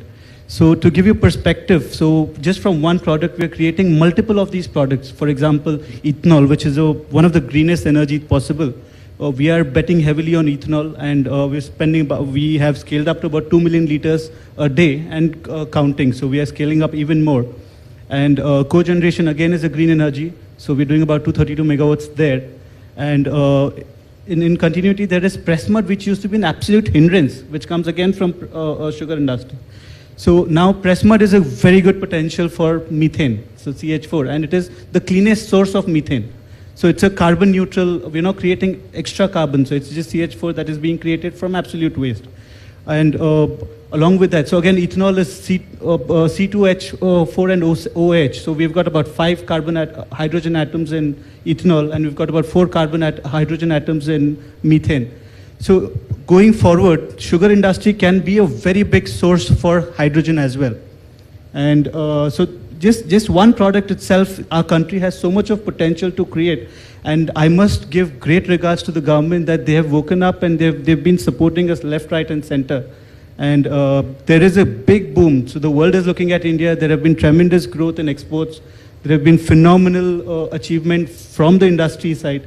So I'm definitely, we are at a very good position here. So, and there is a realization, and all of us are investing heavily. And I must congratulate all the leaders that are on the podium that have spoken earlier today. I mean, everybody is creating change, and that transition is real. So. Vijay, you're a multi-diversified kind of a group. You're in various businesses, sugar, cogen, cement. Thank you so much, Bali, on Jorada Chapale for Mr. Vijay Nirani, sir. Before that, we have a wonderful video of Murugesh Nirani, sir. Adondagli, Daivittu, sir. Yes, can we have the video of Shri Murugesh Nirani, sir?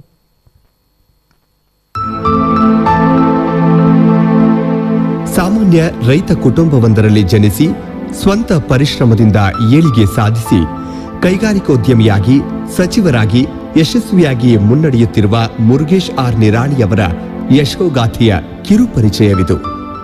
ಬದ್ಧತೆ ಮತ್ತು ಪರಿಶ್ರಮದಿಂದ ಏನನ್ನು ಬೇಕಾದರೂ ಸಾಧಿಸಬಹುದು ಎನ್ನುವುದಕ್ಕೆ ಸ್ಪಷ್ಟ ಉದಾಹರಣೆ Murugesh R Nirani.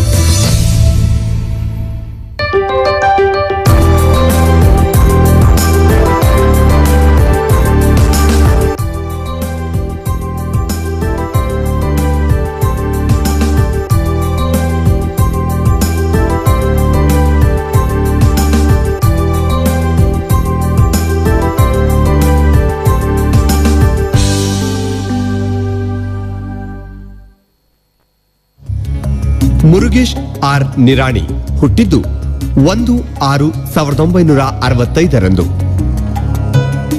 Bagalkot ಜಿಲ್ಲೆಯ ಬೀಳಗಿ ತಾಲೂಕಿನ ಹಂಚಿನಾಳ ಇವರ ಹುಟ್ಟೂರು.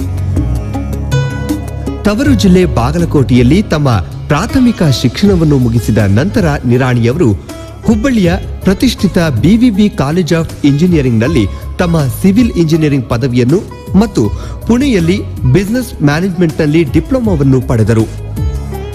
ಕಾಲೇಜು ದಿನಗಳಿಂದಲೇ ನಿರಾಣಿಯವರದು ಮಹತ್ವಾಕಾಂಕ್ಷೆಯ ಮತ್ತು ವಿಭಿನ್ನ ದೃಷ್ಟಿಕೋನದ ವ್ಯಕ್ತಿತ್ವ. ಜೊತೆಗೆ ಸ್ವತಂತ್ರವಾಗಿ ಏನಾದರೂ ಸಾಧಿಸಬೇಕು ಎನ್ನುವ ಛಲ ಉಳ್ಳವರು. ಮಾತು ಮಾಡುವ ಮತ್ತು ನಾವು ಬೇಡ ಅಂದ್ರೂ ನಮ್ಮ ಮಾತು ಕೇಳಿ ಬಿಟ್ಟಿಲ್ಲ, ನಮ್ಮ ನೈತಿ ಕಾಡಿಲ್ಲ. ಹಲವು ಉತ್ತಮ ಉದ್ಯೋಗಾವಕಾಶಗಳು ಅವರನ್ನು ಅರಸಿ ಬಂದರೂ ಅವೆಲ್ಲವನ್ನೂ ಬಿಟ್ಟು ಸ್ವಂತ ಉದ್ಯಮವನ್ನು ಸ್ಥಾಪಿಸುವತ್ತ ಮನಸ್ಸು ಮಾಡಿದರು.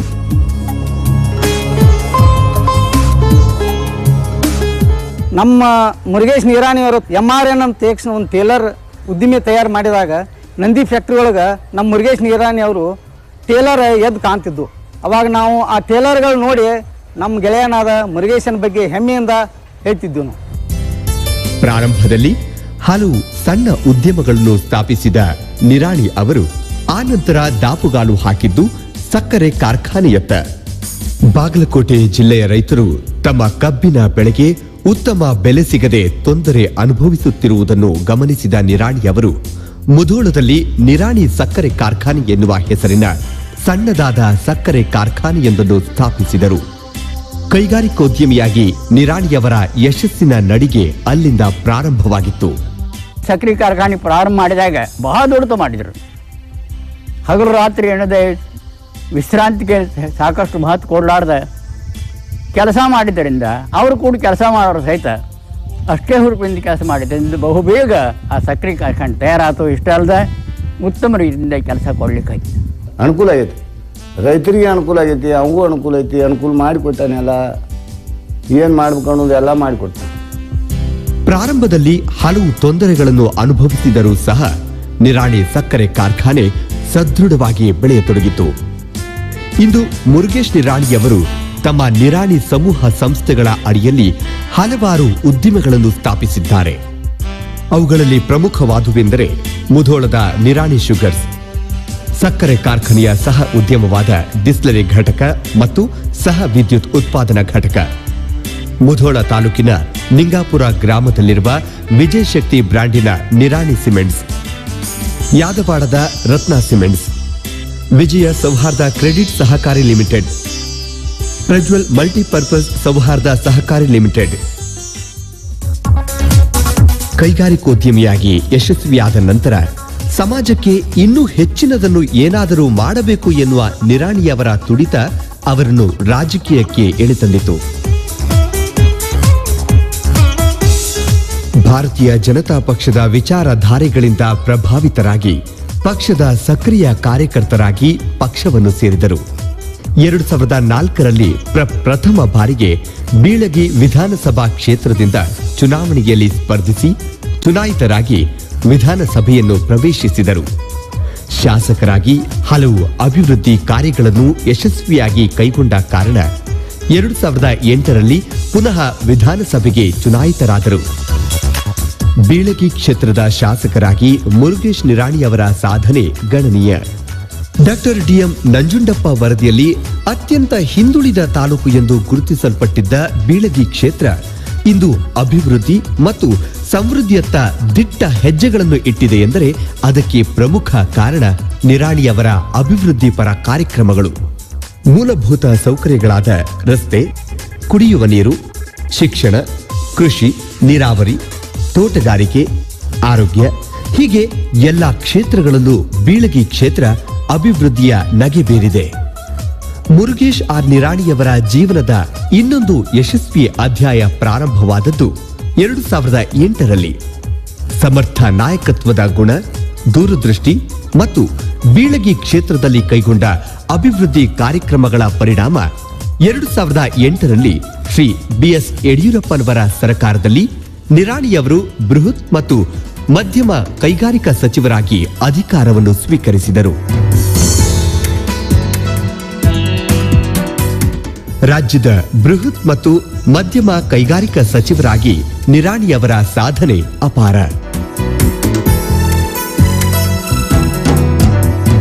ಜಾಗತಿಕ ಬಂಡವಾಳ ಹೂಡಿಕೆದಾರರನ್ನು ರಾಜ್ಯದತ್ತ ಸೆಳೆಯಲು 2010ರ ಜೂನ್ 3 ಮತ್ತು 4ರಂದು ವಿಶ್ವ ಬಂಡವಾಳ ಹೂಡಿಕೆದಾರರ ಸಮಾವೇಶವನ್ನು ಯಶಸ್ವಿಯಾಗಿ ಸಂಘಟಿಸಿದ್ದು ನಿರಾಣಿಯವರ ಸಾಧನೆಯ ಪಟ್ಟಿಯಲ್ಲಿ ಪ್ರಥಮ ಸ್ಥಾನ ಪಡೆಯುತ್ತದೆ. ರಾಜ್ಯದಲ್ಲಿ ಕೈಗಾರಿಕಾ ಬೆಳವಣಿಗೆಯನ್ನು ತ್ವರಿತಗೊಳಿಸಲು ಮತ್ತು ಕೈಗಾರಿಕೆಗಳಿಗೆ ಅನುಕೂಲಕರ ವಾತಾವರಣ ಸೃಷ್ಟಿಸಲು ಹೊಸ ಕೈಗಾರಿಕಾ ನೀತಿ 2009-14 ನಿರಾಣಿಯವರ ನೇತೃತ್ವದಲ್ಲಿ ರೂಪಿಸಿ ಜಾರಿಗೊಳಿಸಲಾಗಿದೆ. ಉದ್ಯಮಿಗಳು ಮತ್ತು ಅಧಿಕಾರಿಗಳ ನೇರ ಮುಖಾಮುಖಿಯನ್ನು ಏರ್ಪಡಿಸಿ ಸಾಧ್ಯವಾದಷ್ಟು ಸಮಸ್ಯೆಗಳಿಗೆ ಸ್ಥಳದಲ್ಲಿಯೇ ಕಾನೂನಿನ ಚೌಕಟ್ಟಿನ ಅಡಿಯಲ್ಲಿ ಪರಿಹಾರ ಒದಗಿಸಿಕೊಡುವ ವಿನೂತನ ಕಾರ್ಯಕ್ರಮವಾದ ಕೈಗಾರಿಕಾ ಅದಾಲತ್ ಪ್ರಾರಂಭಿಸಿದ ಕೀರ್ತಿ ನಿರಾಣಿಯವರಿಗೆ ಸಲ್ಲುತ್ತದೆ. ಬಂಡವಾಳ ಹೂಡಿಕೆದಾರರಿಗೆ ಬಳಕೆಗೆ ಸಿದ್ಧವಾಗಿರುವ ಕೈಗಾರಿಕಾ ಪ್ರದೇಶವನ್ನು ನೀಡುವ ಸಲುವಾಗಿ ಲ್ಯಾಂಡ್ ಬ್ಯಾಂಕ್ ಎನ್ನುವ ಮಹತ್ವದ ಯೋಜನೆಯನ್ನು ಸಚಿವರು ರೂಪಿಸಿದ್ದಾರೆ. ಕೈಗಾರಿಕಾ ಅಭಿವೃದ್ಧಿಗೆ ತಜ್ಞರ ಸಲಹೆ ಮತ್ತು ಮಾರ್ಗದರ್ಶನ ಅವಶ್ಯಕ ಎನ್ನುವುದನ್ನು ಮನಗಂಡಿರುವ ನಿರಾಣಿ ನೇತೃತ್ವದ ಕೈಗಾರಿಕೆ ಮತ್ತು ವಾಣಿಜ್ಯ ಇಲಾಖೆ ಕೈಗಾರಿಕಾ ತಜ್ಞ ಶ್ರೀ ಕ್ರಿಸ್ ಗೋಪಾಲಕೃಷ್ಣನ್ ಅಧ್ಯಕ್ಷತೆಯಲ್ಲಿ ವಿಷನ್ ಗ್ರೂಪ್ ರಚನೆ ಮಾಡಿದೆ. ಹೀಗೆ ಬೃಹತ್ ಮತ್ತು ಮಧ್ಯಮ ಕೈಗಾರಿಕಾ ಸಚಿವರಾಗಿ ಹಲವು ಪರಿಣಾಮಕಾರಿ ಕಾರ್ಯಕ್ರಮಗಳ ಮೂಲಕ ಮುನ್ನಡೆಯುತ್ತಿರುವ ಶ್ರೀ ಮುರುಗೇಶ್ ಆರ್ ನಿರಾಣಿ ಅವರು ಮುಂದಿನ ದಿನಗಳಲ್ಲಿ ಇನ್ನಷ್ಟು ಹೊಸ ಯೋಜನೆಗಳನ್ನು ಹಮ್ಮಿಕೊಂಡಿದ್ದಾರೆ. ಕರ್ನಾಟಕವನ್ನು ಕೈಗಾರಿಕಾ ಸ್ನೇಹಿ ರಾಜ್ಯವನ್ನಾಗಿ ರೂಪಿಸಿ ರಾಜ್ಯದ ಎಲ್ಲ ಸೂಕ್ತ ಪ್ರದೇಶಗಳಿಗೂ ಕೈಗಾರೀಕರಣವನ್ನು ವಿಸ್ತರಿಸಿ ಪ್ರಾದೇಶಿಕ ಅಸಮತೋಲನವನ್ನು ನಿವಾರಿಸಿ ದುಡಿಯುವ ಕೈಗಳಿಗೆ ಕೆಲಸ ಕೊಟ್ಟು ರಾಜ್ಯದ ಸಮಗ್ರ ಆರ್ಥಿಕ ಅಭಿವೃದ್ಧಿಗೆ ಶ್ರಮಿಸುವುದು ಶ್ರೀ ಮುರುಗೇಶ್ ಆರ್ ನಿರಾಣಿಯವರ ಕನಸು. ಭಗವಂತನು ದಯಪಾಲಿಸಿದ ಈ ಅಮೂಲ್ಯವಾದ ಬದುಕನ್ನು ಕೇವಲ ವೈಯಕ್ತಿಕ ಏಳಿಗೆಗೆ ಮೀಸಲಿಡದೆ ಸಮಾಜದ ಮತ್ತು ದೇಶದ ಅಭಿವೃದ್ಧಿಗೂ ಶ್ರಮಿಸಬೇಕು ಎನ್ನುವ ವಿಚಾರದಲ್ಲಿ ನಂಬಿಕೆ ಇಟ್ಟಿರುವಂತವನು ನಾನು. ಈ ದಿಸೆಯಲ್ಲಿ ನಾನು ಸದಾ ಶ್ರಮಿಸುತ್ತಿದ್ದೇನೆ. Wow, enta adbhuta video. Surely it's very inspiring for all of us. I request Shri Murugesh Nirani sir, Honorable Minister of Large Scale and Medium Scale Industry, to please address the gathering.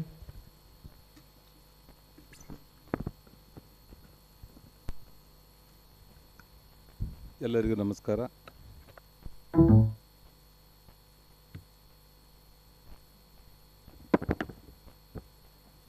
ಎಲ್ಲರಿಗೂ ನಮಸ್ಕಾರ. ಇವತ್ತು 94ನೇ ಸಂಸ್ಥಾಪಕರ ದಿನಾಚರಣೆ ಹಾಗೂ ವಾಣಿಜ್ಯ ರತ್ನ ಪ್ರಶಸ್ತಿಯ ಪ್ರದಾನ ಸಮಾರಂಭದ ಅಧ್ಯಕ್ಷರಾಗಿರುವಂಥ ಮತ್ತು ನನ್ನ ಕಾಲೇಜಿನ ಹಿರಿಯರು, ಆತ್ಮೀಯ ಸ್ನೇಹಿತರು, ಕೈಗಾರಿಕೋದ್ಯಮಿಗಳಾಗಿರುವಂಥ ಮಾನ್ಯ ಶ್ರೀ ವಿನಯ್ ಜವಳಿ ಅವರೇ, ಈ ಇನ್ನೋರ್ವ ಕೈಗಾರಿಕೋದ್ಯಮಿಗಳಾಗಿರುವಂಥ ಸಹೋದರಿ ಶ್ರೀಮತಿ ವೀಣಾ ಮುಕ್ತಾಲಿ ಅವರೇ, ಸಂದೀಪ್ ಜೆಡಿಸಾರಿ ಅವರೇ, ಎಸ್ ಪಿ ಸಂಸ್ಥಿಮಠ್ ಅವರೇ, ಬಿ ಎಸ್ ಸತೀಶ್ ಅವರೇ, ಪ್ರವೀಣ್ ಎಸ್ ಅಗಡಿ ಅವರೇ, ಶಂಕರ್ ಕೋಳಿವಾಡ್ ಅವರೇ ಮತ್ತು ವೇದಿಕೆ ಮೇಲೆ ಉಪಸ್ಥಿತರಿರುವಂಥ ಹಿರಿಯ ಪಾಸ್ಟ್ ಪ್ರೆಸಿಡೆಂಟ್ಗಳಾಗಿರುವಂಥ ವಿ ಎಸ್ ಗುಡ್ಡೋಡ್ಗೆ ಅವರೇ, ಶಂಕರಣ್ಣ ಮುನ್ನೋಳಿ ಅವರೇ, ಮೋಹನ್ ಲಿಂಬಿಕೆ ಅವರೇ, ವಿ ಪಿ ಲಿಂಗನಗೌಡ ಅವರೇ, ರಮೇಶ್ ಪಾಟೀಲ್ ರೇ, ಮಹೇಂದ್ರ ಲಡ್ಡಾಡ್ ಅವರೇ, ವಸಂತ ಲದ್ವಾ ಅವರೇ, ರವಿ ಗುತ್ತಲ್ ಅವರೇ, ಇಲ್ಲಿ ಉಪಸ್ಥಿತರಿರುವಂಥ ಹುಬ್ಬಳ್ಳಿ ಧಾರವಾಡ ಮತ್ತು ಅಕ್ಕಪಕ್ಕದ ಜಿಲ್ಲೆಗಳಿಂದ ಬಂದಿರುವಂಥ ಎಲ್ಲ ಕೈಗಾರಿಕೋದ್ಯಮಿಗಳೇ, ಸಹೋದರ ಸಹೋದರರೇ ಹಾಗೂ ಪತ್ರಕರ್ತ ಸ್ನೇಹಿತರೆ, ನಾವು ಹುಬ್ಬಳ್ಳಿ ಧಾರವಾಡದಲ್ಲಿ ಯಾವುದಾದ್ರೂ ಸಮಾರಂಭದಲ್ಲಿ ಭಾಗವಹಿಸಬೇಕಂತಂದರೆ ಹೆಣ್ಮಕ್ಳು ಭಾಳ ದಿವಸದ ಮೇಲೆ ತವ್ರ ಮನೆಗೆ ಹೋದಾಗ ಎಷ್ಟು ಸಂತೋಷ ಅನ್ನಿಸ್ತದೆ, ಅಷ್ಟೇ ಸಂತೋಷ ನಮ್ಗೆ ಹುಬ್ಬಳ್ಳಿಗೆ ಬಂದಾಗ ಅನ್ನಿಸ್ತದೆ ಅನ್ನೋಂಥ ಮಾತಿನ ಸಂದರ್ಭದಲ್ಲಿ ಹೇಳ್ತೀನಿ. ಅದರಲ್ಲಿ ವಿಶೇಷವಾಗಿ ಹುಬ್ಬಳ್ಳಿಯಲ್ಲಿ ಅಂದರೆ ತವ್ರ ಮನಿದ್ದಾಗೆ. ಯಾಕಂದ್ರೆ ನಾನು ಇಂಜಿನಿಯರಿಂಗ್ ಕಲಿತದ್ದು ಇಲ್ಲೇ, ಆಮೇಲೆ 2008 ಕೈಗಾರಿಕಾ ಸಚಿವನಾದಾಗ ಜಿಲ್ಲಾ ಉಸ್ತುವಾರಿ ಸಚಿವರಾಗಿ 3.5 ವರ್ಷ ಕೆಲಸ ಮಾಡುವಂಥ ಅವಕಾಶ ಇಲ್ಲಿ ಸಿಕ್ಕಿತ್ತು. ಇಲ್ಲಿ ಕೂತಿರುವಂಥವ್ರು ಎಲ್ಲರೂ ಹೆಚ್ಚು ಕಡಿಮೆ ಪರಿಚಯದವರೇ. ನಾನು ವಿಡಿಯೋ ತೋರಿಸಿದಾಗ ನನಗೊಂಥರ ಸಂಕೋಚ ಅನ್ನಿಸ್ತಾ ಇತ್ತು. ನಾವಿಲ್ಲಿ ಬಂದಿರುವಂಥದ್ದು ಸಂಸ್ಥಾಪಕ ದಿನಾಚರಣೆ ಮತ್ತು ವಾಣಿಜ್ಯ ಮತ್ತು ಕೈಗಾರಿಕಾ ಇಲಾಖೆಯವರಿಗೆ ಪ್ರಶಸ್ತಿ ಪ್ರದಾನ ಮಾಡಲಿಕ್ಕೆ ಎಲ್ಲ ಬಂದು ನಂದೇ ನಾ ಹೇಳ್ಕೊಳ್ಳೋವಂಥದ್ದು ಬಂತಲ್ಲ ಅಂತೇಳಿ ದೌಡ್ ಮುಗಿಸಮ್ಮ ಅಂತೇಳಿ ಹೇಳ್ತಾ ಇದೆ. ಅದ್ರ ಸಲಾಗಿ ನಾನು ಹೇಳುವಂಥದ್ದು ಇಷ್ಟೇ, ಇವತ್ತು 94 ವರ್ಷ ಮುರುಘಯ್ಯ ಸ್ವಾಮೀಜಿಯವರು ಪ್ರಾರಂಭ ಮಾಡಿರುವಂಥದ್ದು ಮತ್ತು ಅವರು ನಮ್ಮ ಜಿಲ್ಲೆಯವರು, ಅದೊಂದು ಹೆಮ್ಮೆ. ಬಾಗಲಕೋಟೆ ಪ್ರಾರಂಭ ಆಗಿರುವಂಥದ್ದು ಈ ಸಂಸ್ಥೆ. ಅಲ್ಲಿಂದ ಇಲ್ಲಿ ಹಿಡಿದು ಸಾಕಷ್ಟು ಪ್ರೆಸಿಡೆಂಟ್ಗಳು ಒಳ್ಳೊಳ್ಳೆ ಕೆಲಸಗಳನ್ನು ಮಾಡ್ತಾ ಬಂದಿದ್ದಾರೆ. ನನಗನ್ನಿಸ್ತಾ ಇದೆ ಇನ್ನೂ ಭಾಳಷ್ಟು ಮಾಡ್ಬೋದಾಗಿತ್ತು. ಆದರೆ ಎಲ್ಲ ಬಾಲ್ಗಳು ಬಂದಿದ್ದನ್ನು 1, 2 ಅಷ್ಟೇ ಸೇಫಾಗಿ ಆಡ್ಕೋತ ಬಂದರೆ ಯಾರೂ 6 ಹೊಡೆಯಲಿಲ್ಲ. 6 ಹೊಡಿಲಿಕ್ಕೆ ಅವಶ್ಯಕತೆ ಇದ್ದಾಗ ನಾವು ಆಟ ಆಡುವಾಗ ಯಾವ್ಯಾವ ಒಳ್ಳೆ ಬಾಲ್ ಬಂದ್ರೆ 6 ಹೊಡಿಬೇಕು. ಒಂದೊಂದು ಸಲ 6 ಗೆರೆ ಮೇಲೆ ಹೋಗ್ಲಾರ್ದೇ ಬಾರ್ಡರ್ ಅದು ಸ್ಟೇಡಿಯಂ ಬಿಟ್ಟು ಹೊರಗೂ ಹೊಡಿಬೇಕು. ಒಮ್ಮೊಮ್ಮೆ ಏನೂ ಆಗೋದಿಲ್ಲ. ಆ ರೀತಿ ಒಳ್ಳೆಗಳ ಅವಕಾಶ ಬಂದಾಗ ಅದನ್ನು ಸದುಪಯೋಗ ಮಾಡ್ಕೋಬೇಕು. ಒಟ್ಟಾರೆ ಈ ನಮ್ಮ ಹುಬ್ಬಳ್ಳಿ ಚೇಂಬರ್ಸ್ ಭಾಳ ಚೆನ್ನಾಗಿ ಕೆಲಸ ಮಾಡ್ತಾಯಿದೆ. ಎಲ್ಲರೂ ಹಿಂದೆ ಆಗಿ ಹೋಗಿರುವಂಥ ಚೇಂಬರ್ದ ಅಧ್ಯಕ್ಷರು, ಸದಸ್ಯರು, ಅವ್ರ ಕೈಗಾರಿಕೆಗಳನ್ನು ಪ್ರಮಾಣದಲ್ಲಿ ಮಾಡ್ತಿರುವಂಥದ್ದು ಒಂದು ಸಂತೋಷದ ವಿಷಯ. ಮತ್ತು ಇವತ್ತು ಈ ಸಂದರ್ಭದಲ್ಲಿ ಯಾರ್ಯಾರು ಪ್ರಶಸ್ತಿ ಪ್ರದಾನವನ್ನು ಮಾಡ್ತಾಯಿದ್ದೀವಿ ಅವ್ರಿಗೂ ಸಹಿತ ನಾನು ಸರ್ಕಾರದ ವತಿಯಿಂದ ಮತ್ತು ವೈಯಕ್ತಿಕವಾಗಿ ಅವರಿಗೆ ತುಂಬ ಹೃದಯದ ಅಭಿನಂದನೆಗಳನ್ನು ಮೊಟ್ಟ ಮೊದಲಿಗೆ ಸಲ್ಲಿಸಲಿಕ್ಕೆ ಇಚ್ಛೆಪಡ್ತಾ ಇದ್ದೀನಿ. ಇನ್ನು ಬರುವಂಥ ದಿವಸದಲ್ಲಿ ಯಾರಿಗೆ ಪ್ರಶಸ್ತಿ ಸಿಕ್ಕಿಲ್ಲ ಅವರು ಮುಂದಿನ ವರ್ಷದ ಚೇಂಬರ್ದಲ್ಲಿ ಅವ್ರಿಗೆ ಹೆಚ್ಚಿಗೆ ಅವ್ರಿಗೂ ಸಹಿತ ಪ್ರಶಸ್ತಿ ಪ್ರದಾನ ಸಿಗಲಿ ಅಂತೇಳಿ ನಾನು ಶುಭ ಹಾರೈಸ್ತಾ ಇದ್ದೇನೆ. ಆತ್ಮೀಯ ನಿಮಗೆಲ್ಲ ಗೊತ್ತಿದೆ, ನಾವು ಸ್ವತಂತ್ರ ಸಿಕ್ಕಂಥ ವಯಸ್ಸಲ್ಲಿ 75 ವರ್ಷದ ಹಿಂದೆ ಬರೀ ನಮ್ಮ ದೇಶ 30 ಕೋಟಿ ಜನಸಂಖ್ಯೆ ಇತ್ತು. ಆವಾಗ ನಮಗೆ ಫುಡ್ ಪ್ರೊಡಕ್ಷನ್ ಇಷ್ಟೊಂದು ದೊಡ್ಡದಾಗಿರುವಂಥ ದೇಶದಲ್ಲಿ ನಮಗೆ 30 ಕೋಟಿ ಜನರಿಗೆ ಸಾಲುವಷ್ಟು ಫುಡ್ ಪ್ರೊಡಕ್ಷನ್ ನಮ್ಮಲ್ಲಿ ಆಗ್ತಾ ಇರಲಿಲ್ಲ. ನಾವು ಬೇರೆ ಮುಂದುವರೆದಿರುವಂಥ ದೇಶದ ಮೇಲೆ ಅವಲಂಬನೆ ಇರ್ತಾ ಇದ್ದೀವಿ. ಅವ್ರು ಬಿಟ್ಟಿರುವಂಥ ಫುಡ್ಗಳನ್ನು ನಾವು ಊಟ ಮಾಡುವಂಥ ಪರಿಸ್ಥಿತಿ ಒಂದಾನೊಂದು ಕಾಲದಲ್ಲಿ ಅವತ್ತಿತ್ತು. ಇವತ್ತು ನಾವು 130 ಕೋಟಿ ಜನಸಂಖ್ಯೆ ಆದಮೇಲೂ ಸಹಿತ ನಾವು ಸಂಪೂರ್ಣವಾಗಿ ನಮ್ಮ ದೇಶಕ್ಕೆ ಬೇಕಾಗುವಂಥ ಫುಡ್ ಸೆಕ್ಟರ್ದಲ್ಲಿ ಸಾಧನೆಯನ್ನು ಮಾಡೋದ್ರ ಮುಖಾಂತರ ಬೇರೆ ಬೇರೆ ದೇಶಗಳಿಗೆ ಇವತ್ತು ನಾವು ಫುಡ್ಡನ್ನು ಸಪ್ಲೈ ಮಾಡ್ತಿರುವಂಥ ಯಾವುದಾದ್ರೂ ದೊಡ್ಡ ದೇಶ ಇದ್ದರೆ ಅದು ಭಾರತ ಅನ್ನುವಂಥದ್ದನ್ನು ನಾವು ಭಾಳ ಹೆಮ್ಮೆಯಿಂದ ಹೇಳಬೇಕಾಗ್ತದೆ. ನಾವು ಇಲ್ಲಿವರೆಗೇ ಬೇರೆ ದೇಶದ ಮೇಲೇ ಅವಲಂಬನೆ ಇದ್ದೀವಿ. ನಾವೇನು ಬೇಕಾದ್ರೂ ನಮ್ಮ ಸ್ವಂತ ದೇಶದಲ್ಲಿ ಪ್ರೊಡಕ್ಷನ್ ಮಾಡಲಾರ್ದೇ ಇಂಪೋರ್ಟ್ಗೆ ಹೆಚ್ಚು ಆದ್ಯತೆಯನ್ನು ಕೊಡ್ತಾ ಬಂದಿದ್ದೀವಿ. ಇಲ್ಲಿವರೆಗೆ ನಾವು ಹೆಚ್ಚು ಎಕ್ಸ್ಪೋರ್ಟ್ ಮಾಡೋದ್ರ ಕಡೆ ಇಲ್ಲಿ ತನಕ ನಮ್ಗೆ ಸಾಧ್ಯ ಆಗ್ತಾ ಇರಲಿಲ್ಲ. ಅದು ಟೆಕ್ನಾಲಜಿ ಇರ್ಬೋದು ಅಥವಾ ಅಷ್ಟೊಂದು ಇನ್ವೆಸ್ಟ್ಮೆಂಟ್ ಮಾಡುವಂಥ ಶಕ್ತಿ ನಮ್ಮ ರಾಜ್ಯದಲ್ಲಿ ದೇಶದಲ್ಲಿ ಇರದೇ ಇರ್ಬೋದು. ಕೈಗಾರಿಕೆಯನ್ನು ಪ್ರಾರಂಭ ಮಾಡುವಂಥದ್ರಲ್ಲಿ ನಾವು ಭಾಳ ಆರ್ಥಿಕ ಮಟ್ಟದಿಂದ ಹಿಂದೆ ಉಳಿದಿರೋದ್ರಿಂದ ನಾವು ಇವತ್ತು 75 ವರ್ಷಕ್ಕೆ ಈ ಮಟ್ಟಕ್ಕೆ ಮುಟ್ಟಲಿಕ್ಕೆ ಸ್ವಲ್ಪ ಸಮಯ ಹಿಡಿತು. ಅದರ ಒಂದು ನಾವು ಹೆಮ್ಮೆ ಪಡಬೇಕು, ಕರ್ನಾಟಕ ರಾಜ್ಯ ಇಡೀ ಜಗತ್ತಿನಲ್ಲಿ ಕೈಗಾರಿಕೆಗಳನ್ನು ಮಾಡಿ ತೋರಿಸಿರುವಂಥ ರಾಜ್ಯ ಯಾವುದಾದ್ರೂ ಇದ್ದರೆ ಅದು ಕರ್ನಾಟಕ ಮತ್ತು ನಮ್ಮ ಹಳೆ ಮೈಸೂರು ಭಾಗ, ನಾಲ್ವಡಿ ಕೃಷ್ಣರಾಜ ಒಡೆಯರು ಅನ್ನುವಂಥದ್ದನ್ನು 150 ವರ್ಷದ ಹಿಂದೆಯೇ ಅವರ ಆತ್ಮನಿರ್ಭರ ಭಾರತ ಸಲುವಾಗಿ ನಮ್ಮ ಜಿಲ್ಲೆಗೆ ನಮ್ಮ ಭಾಗಕ್ಕೆ ಏನೇನು ಬೇಕು ನಾವೇ ಪ್ರೊಡಕ್ಷನ್ ಮಾಡ್ಕೋಬೇಕು ಅನ್ನುವಂಥದ್ದನ್ನು ಇಡೀ ಜಗತ್ತಿಗೆ ತೋರಿಸ್ಕೊಟ್ಟಂಥವ್ರು ವಿಶ್ವೇಶ್ವರಯ್ಯನವರು ಮತ್ತು ನಾಲ್ವಡಿ ಕೃಷ್ಣರಾಜ ಒಡೆಯರು. ನಾವು ಬೆಳಿಗ್ಗೆ ಸ್ನಾನ ಮಾಡಲಿಕ್ಕೆ ಉಪಯೋಗ ಮಾಡುವಂಥ ಸೋಪ್ದಿಂದ ಹಿಡಿದು ಸ್ನಾನ ಮಾಡಿದ ತಕ್ಷಣ ದೇವರಿಗೆ ಪೂಜೆ ಮಾಡುವಾಗ ಉದುಬತ್ತಿ ಅಗರಬತ್ತಿಯಿಂದ ಹಿಡಿದು ಮಧ್ಯದಲ್ಲಿ ಬರ್ತಿರುವಂಥ ಎಲ್ಲ ಐಟಮ್ಗಳು, ಅದು ಸೀರೆ ಇರ್ಬೋದು, ಅರಿಬಿ ಇರ್ಬೋದು, ಟೆಕ್ಸ್ಟೈಲ್ ಇರ್ಬೋದು, ಸಿಮೆಂಟ್, ಸ್ಟೀಲ್, ಆಮೇಲೆ ಪೇಪರ್, ಇಂಕ್, ಲೈಟ್, ನೀವು ಏನು ಹೆಸರು ಹೇಳ್ತೀರಿ ಅವೆಲ್ಲಗಳನ್ನ ತಯಾರು ಮಾಡಿರುವಂಥದ್ದು 150 ವರ್ಷದ ಹಿಂದೆಯೇ ನಮ್ಮ ದೇಶ ಅಷ್ಟೇ ಅಲ್ಲ ಇಡೀ ಜಗತ್ತಿನಲ್ಲಿ ಮೊದಲೇ ಸಲ ಮಾಡಿಕೊಟ್ಟಂಥವ್ರು ಕರ್ನಾಟಕದವರು. ಅದಕ್ಕೆ ನಾವು ಹೆಮ್ಮೆ ಪಡಬೇಕು ಅನ್ನುವಂಥದ್ದನ್ನು ಇದರಲ್ಲಿ ಹೇಳ್ತಾ ಇದ್ದಾರೆ. ನಾವು ಹೇಳ್ಬೋದು ಇವತ್ತು ಗ್ಲೋಬಲಿ ನಮ್ಮ ದೇಶದ ಸ್ಥಾನ ಇವತ್ತು ನಿನ್ನೆ ನಮ್ಮ ಶ್ರೀಮಂತರೊಳಗೆ ಟಾಪ್ 10ದಲ್ಲಿ ನಾವು ಬಂದಿಲ್ಲ. ಇವತ್ತು ನಿನ್ನೆ 150 ವರ್ಷದ ಹಿಂದೆಯೇ ಮೈಸೂರು ಮಹಾರಾಜರು 3ನೇ ಅತ್ಯಂತ ಶ್ರೀಮಂತ ವ್ಯಕ್ತಿ ಅನ್ನುವಂಥದ್ದನ್ನು ಅವಾಗ ತೋರಿಸ್ಕೊಟ್ಟಿದ್ದಾರೆ. ಜಗತ್ತಿನ ಅತ್ಯಂತ ಶ್ರೀಮಂತ ವ್ಯಕ್ತಿ ನಾಲ್ವಡಿ ಕೃಷ್ಣರಾಜ ಒಡೆಯರ್. ಮತ್ತು ಜಗತ್ತಿನಲ್ಲಿ ಅತ್ಯಂತ ಮೊದಲಿಗೆ ಟಾಟಾ ಪವರ್ ನಾವು ನೋಡ್ತಾ ಇದ್ದೀವಿ. ಅವಾಗ ನಾನು ನೆನಪಾಯಿತು, ಶಿವನ ಸಮುದ್ರದಲ್ಲಿ 125 ವರ್ಷದ ಹಿಂದೆಯೇ ಹೈಡ್ರೋ ಪವರನ್ನು ತಯಾರು ಮಾಡಿರುವಂಥದ್ದು ದೇಶಕ್ಕೆ ಅಷ್ಟೇ ಅಲ್ಲ ಜಗತ್ತಿನಕ್ಕೆ ಸಮರ್ಪಣೆ ಮಾಡಿ ಆ ಟೆಕ್ನಾಲಜಿಯನ್ನು ಮೊದಲನೇದನ್ನು ದೇಶಕ್ಕೆ ಅರ್ಪಣೆ ಮಾಡಿರುವಂಥವ್ರು ಕರ್ನಾಟಕದವರು. ಈ ರೀತಿ ಜಗತ್ತಿನಲ್ಲಿ ನಾವು ಭಾಳಷ್ಟು ಸೆಕ್ಟರ್ಗಳಲ್ಲಿ ನೋಡ್ಕೊತ ಹೋದರೆ ನಾವು ಮೊದಲನೇ ಸ್ಥಾನದಲ್ಲಿದ್ದೀವಿ. ತಾವು ನೋಡಿದರೆ ಐ ಟಿ ಬಿ ಟಿದಲ್ಲಿ ನಾವು ಬೆಂಗಳೂರನ್ನು ಸಿಲಿಕಾನ್ ವ್ಯಾಲಿ ಆಫ್ ಇಂಡಿಯಾ ಅಂತ ಕರಿತೀವಿ. ಐ ಟಿ ಬಿ ಟಿದಲ್ಲಿ 60% ಎಕ್ಸ್ಪೋರ್ಟ್ ಇಡೀ ದೇಶದಲ್ಲಿ ಕರ್ನಾಟಕದಿಂದ ಆಗ್ತಾಯಿದೆ. ಏರೋಸ್ಪೇಸ್ ಆ್ಯಂಡ್ ಡಿಫೆನ್ಸ್ದಲ್ಲಿ we are the number 1 in the country. Almost 2008ರಲ್ಲಿ ನಾನು ಮಂತ್ರಿ ಆದಮೇಲೆ ಫಸ್ಟ್ ಮಾಡಿದ್ದೇನೆ aerospace and defence park airport ಹತ್ತಿರ 5,000 ಎಕರೆದಲ್ಲಿ ಡಿಫೆನ್ಸ್ ಆ್ಯಂಡ್ ಏರೋಸ್ಪೇಸ್ ಪಾರ್ಕ್ ಮಾಡಿ ಇವತ್ತು ಅದಷ್ಟು ಕಂಪ್ಲೀಟ್ ಆಗಿ ಮತ್ತು 3,000 ಎಕರ್ಸ್ ದೇವನಹಳ್ಳಿ ಇಂಟರ್ನ್ಯಾಷನಲ್ ಪೋರ್ಟ್ ಹತ್ರ ಮಾಡ್ತಾಯಿದ್ದೀವಿ. ಜಗತ್ತಿನ ಎಲ್ಲ ಮಲ್ಟಿನ್ಯಾಷನಲ್ ಕಂಪ್ನಿಗಳು ಅದರಲ್ಲಿ ವಿಶೇಷವಾಗಿ ಏರೋಸ್ಪೇಸ್ ಆ್ಯಂಡ್ ಡಿಫೆನ್ಸು ನಮ್ಮ ಬೆಂಗಳೂರಲ್ಲಿದೆ. ಜಗತ್ತಿನ ಎಲ್ಲ ಕಂಪ್ನಿಗಳು ನಾವಿವತ್ತು ಸಂಪೂರ್ಣವಾಗಿ ವಿಮಾನವನ್ನು ಅಪ್ ಟು 380 ಏರ್ಬಸ್ಸನ್ನು ಸಹಿತ ಮಾಡುವಂಥ ಎಲ್ಲ ಬಿಡಿ ವಿಭಾಗಗಳು ನಮ್ಮ ಕರ್ನಾಟಕದಲ್ಲಿ ತಯಾರಾಗ್ತಾಯಿದೆ. ಬರೀ ಇವತ್ತೊಂದು ವಿಮಾನವನ್ನು ತಯಾರು ಮಾಡಬೇಕಂತೇಳಿ ಮನಸ್ಸು ಮಾಡಿದರೆ ಅಲಾಂಗ್ ವಿತ್ HAL ಇವತ್ತು ನಾವು ಏನೇ ಒಂದು ಪಾರ್ಟ್ಸ್ ಒಂದು ಸಣ್ಣ ನಟ್ಬೋಲ್ಟ್ ಸಹಿತ ಬೇರೆ ದೇಶದಿಂದ ತರಿಸಲಾರ್ದೇ ನಮ್ಮ ದೇಶದಲ್ಲಿರುವಂಥದ್ದನ್ನೇ ಪ್ರೊಡಕ್ಷನ್ ಅದನ್ನಷ್ಟು ಉಪಯೋಗ ಮಾಡ್ಕೊಂಡು ಒಂದು ವಿಮಾನ ತಯಾರು ಮಾಡುವಂಥದ್ರ ಮಟ್ಟಿಗೆ ಇವತ್ತು ಕರ್ನಾಟಕ ಮುಂದೆ ಬಂದಿದೆ ಅನ್ನುವಂಥದ್ದನ್ನು ನಾವು ಹೆಮ್ಮೆ ಪಡಬೇಕಾಗಿದೆ. ಆದಮೇಲೆ ಇವತ್ತು ನಾವು ಹೇಳ್ತೀವಿ ಕರ್ನಾಟಕ ರಾಜ್ಯದಲ್ಲಿ 388 R&D ಸೆಂಟರ್ಸ್ ಇದೆ. ನಾವು ಫಾರ್ಚೂನ್ 500 ಕಂಪ್ನಿ ಅಂತ ಏನು ಕರಿತೀವಿ, ಫಾರ್ಚೂನ್ 500 ಕಂಪ್ನೀಸಲ್ಲಿ 400 ಕಂಪ್ನೀಸ್ ಆರ್ ಇನ್ ಬೆಂಗಳೂರು. ನನ್ನ ಪ್ರಶ್ನೆ ಇರುವಂಥದ್ದು, ಈ ಫಾರ್ಚೂನ್ 500 ಕಂಪ್ನಿಯಲ್ಲಿ 400 ಕರ್ನಾಟಕದಲ್ಲಿದೆ ಅಂತ ಹೇಳ್ತೀವಿ, ಅದರಾಗ ನಮ್ಮ ಹುಬ್ಬಳ್ಳಿ ಅವ್ರದ್ದು ಎಷ್ಟಿದೆ ಅನ್ನುವಂಥದ್ದು ನನ್ನ ಪ್ರಶ್ನೆ. ನಾವು 94ನೇ ವರ್ಷದ ಇವತ್ತು ಆಚರಣೆ ಮಾಡ್ತಾ ಇದ್ದೀವಿ. ನಾವು ಯಾವಾಗಾದರೂ ಯಾರಾದರೂ ಪ್ರಯತ್ನ ಮಾಡಿವೇನು ನಾವು ಫಾರ್ಚೂನ್ 500 ಕಂಪ್ನಿದಲ್ಲಿ ಹುಬ್ಬಳ್ಳಿ ಹೆಸರೊಂದು ಬರಬೇಕು, ಅಥವಾ ಅದು ಹೋಗಲಿ ನಾವು ಯಾವ ರೀತಿ ನಾವು ಮೈಸೂರು ಮಹಾರಾಜರಿಂದ ಹೆಸರು ತೊಗೊಂಡಿವಿ ಆ ರೀತಿ ಇಡೀ ಕರ್ನಾಟಕದವರು ಫಾರ್ಚೂನ್ 500 ಕಂಪ್ನಿದಲ್ಲಿ ಕರ್ನಾಟಕದ ಎಷ್ಟು ಸಂಖ್ಯೆಗಳು ನಮ್ಮಲ್ಲಿದೆ ಅದ್ರ ಬಗ್ಗೆ ನಾವು ಯಾವ ರೀತಿ ಪ್ರಯತ್ನ ಮಾಡಿದ್ದೀವಿ. ಅದ್ರ ಸಲುವಾಗಿ ಇವತ್ತು ಇನ್ನೂ ಏನು ಕಾಲ ಮಿಂಚಿಲ್ಲ, ನಾವು ಸ್ವತಂತ್ರ ಸಿಕ್ಕು 75 ವರ್ಷಕ್ಕೆ ನಾವು ಇವತ್ತು ಬಂದಿದ್ದೀವಿ. ಇನ್ನೂ ಇಂಡಿಯಾ ಎಟ್ 100 ಅನ್ನುವಂಥದ್ದನ್ನು ನಾವು ಇವತ್ತು ವಿಚಾರ ಮಾಡ್ತಾ ಇದ್ದೀವಿ. ಇವತ್ತಿನಿಂದ ಮುಂದೆ ಬರುವಂಥ 25 ವರ್ಷದಲ್ಲಿ ನಮ್ಮ ಹುಬ್ಬಳ್ಳಿ ಚೇಂಬರ್ ಆಫ್ ಕಾಮರ್ಸದ ಸ್ಥಾನ ಎಲ್ಲಿರಬೇಕು, ಆ ಕಡೆ ನಮ್ಮ ರೋಡ್ ಮ್ಯಾಪ್ ಹೆಂಗಿರಬೇಕು, ನಮ್ಮ ಪ್ಲ್ಯಾನಿಂಗ್ ಏನಿರಬೇಕು, ನಮ್ಮ ಮಕ್ಕಳು ಯಾವ ರೀತಿ ಎಲ್ಲಿ ಮುಟ್ಟಬೇಕಾದ್ರೆ ನಾವು ಏನೇನು ಮಾಡಬೇಕು ಅನ್ನೋದು. ಇಲ್ಲಿ ಭೂಮರೆಡ್ಡಿ ಕಾಲೇಜ್ ಇಂಜಿನಿಯರಿಂಗ್ ಕಾಲೇಜ್ ಇದೆ, ನಮ್ಮ ಶಂಕರನ್ ಮುನ್ನೋಳಿ ಅವರು ಇಲ್ಲಿ ಭಾಳಷ್ಟು ಅಡ್ಮಿಷನ್ ಹೆಚ್ಚೋದು ಅಂತೇಳಿ ಮತ್ತೊಂದು ಕಾಲೇಜ್ ಏರ್ಪೋರ್ಟ್ ಎದುರಿಗೆ ತೆಗೆದ್ರು, ಆರಾಮ್ ಕೂತರು. ಅವರು ಸಣ್ಣ ಸಂಸ್ಥೆದಿಂದ ಪ್ರಾರಂಭವಾಗಿರುವಂಥದ್ದು 100 ವರ್ಷದ ಹಿಂದೆ ಇವತ್ತು ಆಲ್ಮೋಸ್ಟ್ 400 ಸಂಸ್ಥೆ ಕಟ್ಟಿದ್ದಾರೆ.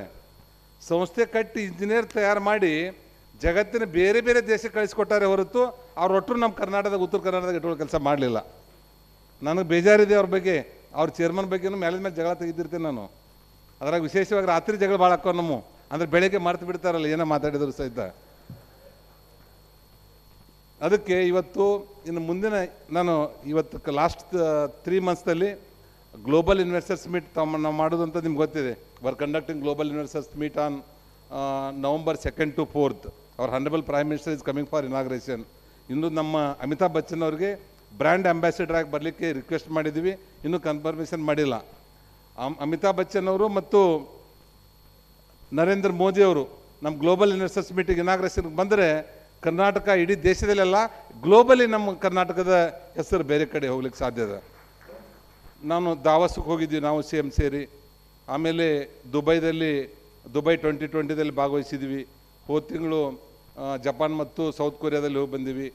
ಈಗ 15 ದಿವಸದ ಹಿಂದೆ ಅಮೇರಿಕಾದಲ್ಲಿ ವಾಷಿಂಗ್ಟನ್ನು, ನ್ಯೂಯಾರ್ಕು, ಆಮೇಲೆ ಸ್ಯಾನ್ ಫ್ರಾನ್ಸಿಸ್ಕೋ ಇಂಥವೆಲ್ಲದ ಕಡೆ ಹೋಗಿ ಆಲ್ಮೋಸ್ಟ್ ಫಾರ್ಚೂನ್ 500 ಕಂಪ್ನಿದಲ್ಲಿ 100 ಕಂಪ್ನಿ 1 to 1 ಅವ್ರ ಫ್ಯಾಕ್ಟ್ರಿಗೇ ಹೋಗಿ ಭೇಟಿಯಾಗಿ ಕರ್ನಾಟಕದ ಬಗ್ಗೆ ಮಾರ್ಕೆಟಿಂಗ್ ಮಾಡೋದ್ರ ಜೊತೆಗೆ ಅವ್ರನ್ನ ಕರೆತರುವಂಥ ಒಂದು ಪ್ರಯತ್ನವನ್ನು ನಾವು ಮಾಡಿದ್ವಿ. November 2nd ನಾವು ವಿನಂತಿಯನ್ನು ಮಾಡ್ತೇವೆ, ನೀವೆಲ್ಲರೂ ಬರಬೇಕು. ನೀವು ಯಾರಿಗೂ ಇನ್ವಿಟೇಷನ್ ಕಳಿಸೋದಿಲ್ಲ. ಯಾಕೆ ಇನ್ವಿಟೇಷನ್ ಕಳಿಸೋದಿಲ್ಲ ಅಂದರೆ ಇದು ನಿಮ್ಮ ಫಂಕ್ಷನ್ ಅದು.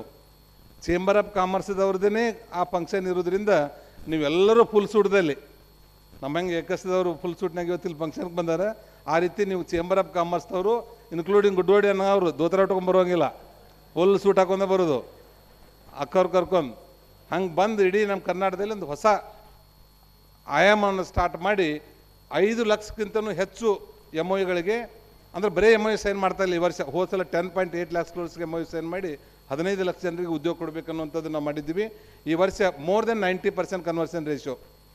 5 ಲಕ್ಷ ಜನರದಲ್ಲಿ ನಾವೇನು MOU ಸೈನ್ ಮಾಡ್ತೀವಿ, ಮೋರ್ ದೆನ್ 4.5 lakhs crores MOUಗೆ ಅವು ಇನ್ಸ್ಟಾಲ್ ಆಗ್ತದೆ, ಇದು ಇನ್ವೆಸ್ಟ್ಮೆಂಟ್ ಬರ್ತಾ ಇದೆ. ಮೋರ್ ದೆನ್ 5 lakhs ಎಂಪ್ಲಾಯ್ಮೆಂಟ್ ಜನ್ರೇಷನ್ನು ಕರ್ನಾಟಕದಲ್ಲಿ ಬರ್ತಾ ಇದೆ. ನೀವು ನೋಡಿದಿರಿ, ಇಡೀ ದೇಶದಲ್ಲಿ ಎಲ್ಲ ಪಾಲಿಸಿಗಳು ಕರ್ನಾಟಕದಲ್ಲಿದೆ, ಬೇರೆ ರಾಜ್ಯದಲ್ಲಿ ಇರದಿರುವಂಥ ಪಾಲಿಸಿಗಳು ನಮ್ಮಲ್ಲಿದೆ. ಇವತ್ತು ನಾವು ಸೆಮಿಕಂಡಕ್ಟರ್ ಪಾಲಿಸಿ ಇವತ್ತಿನವರೆಗೂ ಕರ್ನಾಟಕನ ಹೊರತುಪಡಿಸಿ ಬೇರೆ ರಾಜ್ಯದಲ್ಲಿ ಎಲ್ಲಿಲ್ಲ. ಫಸ್ಟ್ ಸೆಮಿಕಂಡಕ್ಟರ್ ಪಾಲಿಸಿಯನ್ನು ನಾವು ಮಾಡಿದ್ದೀವಿ. ಫಸ್ಟ್ ಇನ್ವೆಸ್ಟ್ಮೆಂಟ್ ಏರ್ಟೆಲ್ದವ್ರದ್ದು 22,500 crores ಇವತ್ತು ಅವ್ರು ಬೆಂಗಳೂರಲ್ಲೇ ಮಾಡ್ತೀವಿ ಹಠ ಮಾಡಿದರು. ಅವರು ಭಾಳಷ್ಟು ಕನ್ವಿನೆನ್ಸ್ ಮಾಡಿ ನಾವು ಬೆಳಗಾವಿ, ಹುಬ್ಬಳ್ಳಿ, ಧಾರವಾಡ, ಕಲಬುರಗಿ ಅಥವಾ ಮೈಸೂರು ಈ ಟೈರ್ 2 ಸಿಟಿದಲ್ಲಿ ಮಾಡಬೇಕಂತೇಳಿ ಒತ್ತಾಯ ಮಾಡಿದಾಗ ಭಾಳಷ್ಟು ಅವರು ರಿಕ್ವೆಸ್ಟ್ ಮಾಡಿ ಕೊನೆಗೆ ಅದನ್ನು ಮೈಸೂರಲ್ಲಿ ಪ್ರಾರಂಭ ಮಾಡಲಿಕ್ಕೆ ಮಾಡಿದ್ದಾರೆ. 150 ಎಕರೆ ಜಾಗ ಕೊಟ್ಟಿದ್ದೀವಿ. ಅದೇನಾದರೂ ಹುಬ್ಳಿಗೆ ಬಂದಿದ್ದರೆ 1 ಲಕ್ಷ ಜನರಿಗೆ ಉದ್ಯೋಗ ಸಿಗುವಂಥ ಅವಕಾಶ ಇರ್ತಾ ಇತ್ತು. ಆದರೆ ಇವತ್ತು ಸೆಮಿಕಂಡಕ್ಟರ್ ಪಾಲಿಸಿ ನಾವು ಮಾಡಿದ್ದೀವಿ. ಇನ್ನೂ 3 ಅಥವಾ 4 ಕಂಪನಿಗಳು ನಮ್ಮ ಕರ್ನಾಟಕಕ್ಕೆ ಬರ್ತಾ ಇದೆ. ಅದರಲ್ಲಿ ನಿಶ್ಚಿತವಾಗಿ ಹುಬ್ಬಳ್ಳಿ ಧಾರವಾಡಗೆ ಒಂದು ಸೆಮಿಕಂಡಕ್ಟರ್ ಒಂದು ಇಂಡಸ್ಟ್ರಿಯನ್ನು ನಾನು ಹುಬ್ಬಳ್ಳಿ ಧಾರವಾಡಕ್ಕೆ ತೊಗೊಂಬರ್ತೇನೆ ಅನ್ನೋಂಥದ್ದನ್ನು ಹೇಳ್ತೇನೆ. ಅದ್ರ ಜೊತೆಗೇ ಇವತ್ತು ಸಾಕಷ್ಟು ಬೇರೆ ದೇಶದಲ್ಲಿ ನಾವು ನೋಡಿದರೆ, ಬೇರೆ ದೇಶಗಳಲ್ಲಿ ಹೋದಾಗ ಸ್ಯಾನ್ ಫ್ರಾನ್ಸಿಸ್ಕೋದಲ್ಲಿ ಒಂದು ಎಲ್ಲ ವಿದ್ಯಾರ್ಥಿಗಳಿಗೆ ಭಾರತದ ರಾಜಧಾನಿ ಯಾವುದು ಅನ್ನುವಂಥದ್ದನ್ನು ಅವರು ಕೇಳಿದರು. ಅದೇ ಪ್ರಕಾರವಾಗಿ ಇವತ್ತು ಡೆಲ್ಲಿಯಲ್ಲಿ ನಡೆದಿರುವಂಥ ಯಾವುದೋ ಒಂದು ಬೇರೆ ರಾಜ್ಯದಲ್ಲಿ ನಡೆದಿರುವಂಥದ್ರಲ್ಲಿ ಭಾರತ ದೇಶದ ರಾಜಧಾನಿ ಯಾವುದು ಅಂತೇಳಿ ಪ್ರಶ್ನೆ ಕೇಳಿದಾಗ ಎಲ್ಲರ ಬಾಯಲ್ಲಿ ಬಂದಿರುವಂಥದ್ದು ಬೆಂಗಳೂರು ಅನ್ನುವಂಥದ್ದು. ಭಾರತ ದೇಶದ ರಾಜಧಾನಿ ಬೆಂಗಳೂರು ಅನ್ನುವಂಥದ್ದು. ಡೆಲ್ಲಿಗಿಂತಲೂ ಹೆಚ್ಚು ಪ್ರಸಿದ್ಧಿ ಇವತ್ತು ನಮ್ಮ ಬೆಂಗಳೂರಲ್ಲಿ ಆಗಿದೆ. ಒಳ್ಳೆಯ ಲಾ ಆ್ಯಂಡ್ ಆರ್ಡರ್ ಇರ್ಬೋದು, ಕ್ಲೈಮೇಟ್ ಒಳ್ಳೇದಿರ್ಬೋದು, ಈ ರೀತಿ ಎಲ್ಲರನ್ನೂ ಅಪ್ಕೊಳ್ಳುವಂಥ, ಎಲ್ಲರನ್ನೂ ಕರ್ಕೊಳ್ಳುವಂಥ, ಎಲ್ಲ ಭಾಷೆದವ್ರನ್ನ ಎಲ್ಲ ದೇಶದವ್ರು ಕರ್ಕೊಳ್ಳುವಂಥ ರಾಜ್ಯ ಯಾವುದಾದ್ರೂ ಇದ್ದರೆ ಅದು ಬೆಂಗಳೂರು ಮತ್ತು ಕರ್ನಾಟಕ ಅನ್ನುವಂಥದ್ದನ್ನು ನಾವು ಹೆಮ್ಮೆಯಿಂದ ಹೇಳಬೇಕಾಗ್ತದೆ. ಅದ್ರ ಸಲುವಾಗಿ ಸಾಕಷ್ಟು ಒಳ್ಳೆಯ ಪಾಲಿಸಿಗಳು ಮತ್ತು ಬರ್ತಾ ಇರೋದ್ರಿಂದ ಇವತ್ತು ನಮ್ಮ ಕೈಗಾರಿಕೆಗೆ ಬೇಕಾಗುವಂಥ 50,000 ಎಕರೆ ಭೂಮಿಯನ್ನು ನಾವು ಲ್ಯಾಂಡ್ ಬ್ಯಾಂಕ್ದಲ್ಲಿ ಎಕ್ವಿಷನನ್ನು ಆಲ್ ಓವರ್ ಕರ್ನಾಟಕದಲ್ಲಿ ಮಾಡ್ತಾಯಿದ್ದೀವಿ. ವಿದಿನ್ ಬೆಂಗಳೂರು ಆ್ಯಂಡ್ ಅರ್ಬನ್ದಲ್ಲಿ 20,000 ಎಕರೆ ಫೈನಲ್ ನೋಟಿಫಿಕೇಷನ್ ಮಾಡಿದ್ದೀವಿ. Other than Bengaluru, behind Bengaluru ನಾವು 30,000 acre 30,000 acres already acquired it is in different stages. ಎಲ್ಲ ಕಡೆ ಹುಬ್ಬಳ್ಳಿ ಧಾರವಾಡದಲ್ಲಿ 5,000 acres ಮಾಡ್ತಾಯಿದ್ದೀವಿ. ಬೆಳಗಾವದಲ್ಲಿ 2,000 ಎಕರೆ, 3,000 ಎಕರೆ, ನಮ್ಮ ಬಾಗಲಕೋಟದಲ್ಲಿ 2,000 ಎಕರೆ. ಇವತ್ತು ನಮ್ಮ ಇಂಡಿಯಾದಲ್ಲಿ ಯಾವ ರೀತಿ ನಾವು ಫುಡ್ ಎಕ್ಸಿಸ್ ಇದೆ, ಇವತ್ತು ನಮ್ಮ ಪವರ್ ಸಹಿತ ಎಕ್ಸಿಸ್ ಇದೆ. ಪವರ್ ಟೆರಿಫ್ ಕಡಿಮೆ ಆಗಬೇಕಾಗಿದೆ, ಆದರೆ ಎಕ್ಸಿಸ್ ಪವರ್ ಇದೆ. ನಾನು ಭಾಳಷ್ಟು ಚೇಂಬರ್ಗೆಲ್ಲ ಹೋದಾಗ ಹೇಳ್ತಿರ್ತೀನಿ, ಇವತ್ತು ಎಕ್ಸಿಸ್ ಪವರ್ ಯಾಕೆ ಆಗ್ತಾಯಿದೆ ಅಂದರೆ ಅಪ್ ಟು 10 HP ಮೋಟ್ರ್ಗಳಿಗೆ ಕರ್ನಾಟಕ ಸರ್ಕಾರ ಅವರಿಗೆ ಉಚಿತವಾದಂಥ ವಿದ್ಯುತ್ತನ್ನು ಕೊಡ್ತಾ ಇದೆ. ಅದಕ್ಕೆ ಪ್ರತಿ ವರ್ಷ 7,000 ಕೋಟಿ ರೂಪಾಯಿ ನಾವು ಸರ್ಕಾರದಿಂದ ಆ ಸಬ್ಸಿಡಿ ಕೊಟ್ಟಿರುವಂಥ ಪವರ್ ಕೊಡ್ತಾ ಇದ್ದೀವಿ. ಆ 7,000 ಕೋಟಿ ರೂಪಾಯಿ ನಮ್ಮ ಇಂಡಸ್ಟ್ರಿ ಮೇಲೆ ಓವರ್ ಬರ್ಡನ್ ಆಗ್ತಾಯಿದೆ. ನಮಗೆ ಆ್ಯಕ್ಚುಲಿ 3 ರೂಪಾಯಿಂದ 4 ರೂಪಾಯಿಂದ 5 ರೂಪಾಯಿ ಪರ್ ಯೂನಿಟ್ ಕೊಡಬೇಕು. ಅದನ್ನು ಚಾರ್ಜ್ ಮಾಡ್ತಾ ಇರೋದು 10 ರೂಪೀಸ್ ಪ್ಲಸ್, ಅಂದರೆ ಡಿಫ್ರೆಂಟ್ ಸ್ಲ್ಯಾಬ್ದಲ್ಲಿ. ಅದನ್ನು ಕಡಿಮೆ ಮಾಡುವಂಥದ್ದು ಮತ್ತು ಯಾವ ಇಂಡಸ್ಟ್ರಿ ಸೆಕ್ಟರ್ದಲ್ಲಿ 3 ರೂಪೀಸ್ 50 ಪೈಸೆ ಟು 4 ರೂಪೀಸ್ ತನಕ ಹೊಸ ಇಂಡಸ್ಟ್ರಿಯಲ್ಲಿರೋರಿಗೂ ಸಹಿತ ನಾವು ಥರ್ಡ್ ಪಾರ್ಟಿ ಅಗ್ರಿಮೆಂಟ್ ಮಾಡ್ಕೊಂಡು ಅವ್ರಿಗೆ ಇಂಡಸ್ಟ್ರಿಯಲ್ಲಿ ಪವರ್ ಸಪ್ಲೈ ಮಾಡೋದ್ರ ಕಡೆ ನಾವು ಮಾಡ್ತಾಯಿದ್ದೀವಿ. ಇದ್ರ ಜೊತೆಗೆ ನಮ್ಮ ಕರ್ನಾಟಕದಲ್ಲಿ 5 ಹೊಸ ಏರ್ಪೋರ್ಟ್ಗಳನ್ನ ಮಾಡ್ತಾಯಿದ್ದೀವಿ. ಇವತ್ತು 11 ಏರ್ಪೋರ್ಟ್ಗಳು ರೆಡಿಯಾಗಿದೆ ನಮ್ಮ ಕರ್ನಾಟಕದಲ್ಲಿ. ಬರುವಂಥ ಈ ಬಾಗಲಕೋಟೆ ಜಿಲ್ಲೆ ಬದಾಮಿದಲ್ಲಿ ಒಂದು ಏರ್ಪೋರ್ಟ್ ಮಾಡ್ತಾಯಿದ್ದೀವಿ, ರಾಯಚೂರದಲ್ಲಿ ಒಂದು, ಕೊಪ್ಪಳ, ದಾವಣಗೆರೆ, ಚಿಕ್ಕಮಗಳೂರು 5 ಏರ್ಪೋರ್ಟ್ ನಮ್ಮ ಕರ್ನಾಟಕದಲ್ಲಿ ಬರುವಂಥ 18 ತಿಂಗಳಲ್ಲಿ ವಿದಿನ್ 18 months ಕಂಪ್ಲೀಟ್ ಆಗ್ತಾಯಿದೆ.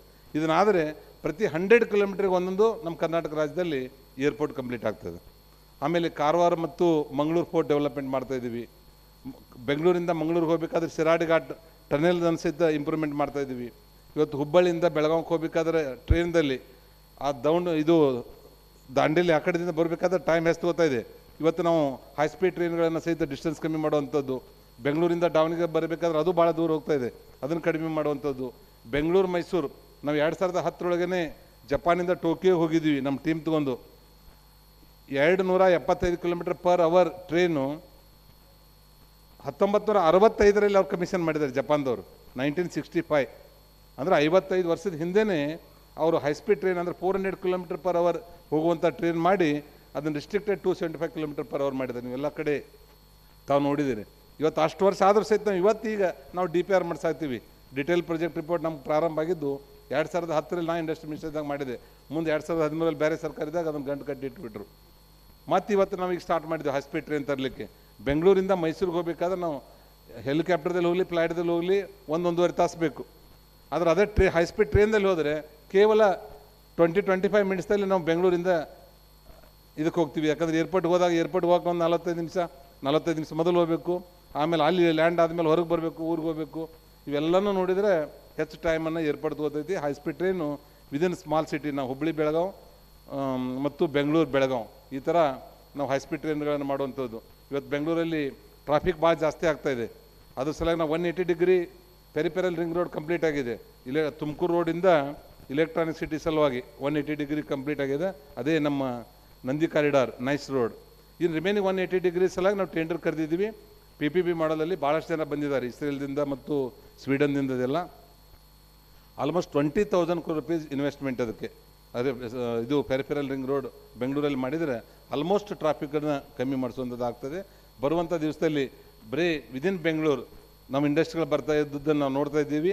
ಬಿಹೈಂಡ್ ಬೆಂಗಳೂರಿನ ಸಹಿತ ಬರುವಂಥ ದಿವಸದಲ್ಲಿ ನಮ್ಮ ಇಂಡಸ್ಟ್ರಿಗಳು ಬರಲಿಕ್ಕೆ ಸಾಧ್ಯ ಇದೆ ಅನ್ನುವಂಥದ್ದನ್ನು ಈ ಸಂದರ್ಭದಲ್ಲಿ ನಾನು ಹೇಳ್ತೇನೆ. ನಾವು ಅಮೇರಿಕಾಗೆ ಮೊನ್ನೆ ಹೋದಾಗ ನಾವು ವಿಚಾರ ಮಾಡ್ತಿದ್ದೆ, ಆ ಕನ್ನಡ ಸಂಘಗಳದ್ದು ಎಲ್ಲ ಇರ್ತಾಯಿದ್ದು. ಒಟ್ಟು ಇಂಡಿಯನ್ಸ್ ಎಷ್ಟಿದ್ದಾರೆ, ಒಟ್ಟು ಕರ್ನಾಟಕದವರು ಈ ಬೇರೆ ಬೇರೆ ನಮ್ಮ ಅಮೇರಿಕಾ ರಾಜ್ಯದಲ್ಲಿ ಎಷ್ಟಿದ್ದಾರೆ ಅಂದರೆ ಟೋಟಲ್ ಅಮೇರಿಕಾ ಪಾಪ್ಯುಲೇಷನ್ದಲ್ಲಿ ಇಂಡಿಯನ್ಸ್ 40% ಇದ್ದಾರೆ. ಟೋಟಲ್ ಅಮೇರಿಕಾದಲ್ಲಿ ಇರುವಂಥ 40%. ನಾವೇನಾದರೂ ಏರ್ಪೋರ್ಟದಲ್ಲಿ ಮತ್ತು ಬೇರೆ ಬೇರೆ ಕಡೆಯಲ್ಲಿ ಹೋಗಿ ನಿಂತೀವಂದ್ರೆ 100 ಜನರಲ್ಲಿ 40 ಮಂದಿ ನಮ್ಮ ಇಂಡಿಯನ್ಸ್ ಸಿಗ್ತಾರೆ. ಅದರ ಕನಿಷ್ಠ 10% 100 ಜನರಲ್ಲಿ ನಮ್ಮ ಕರ್ನಾಟಕದವ್ರು ಇರ್ತಾರೆ.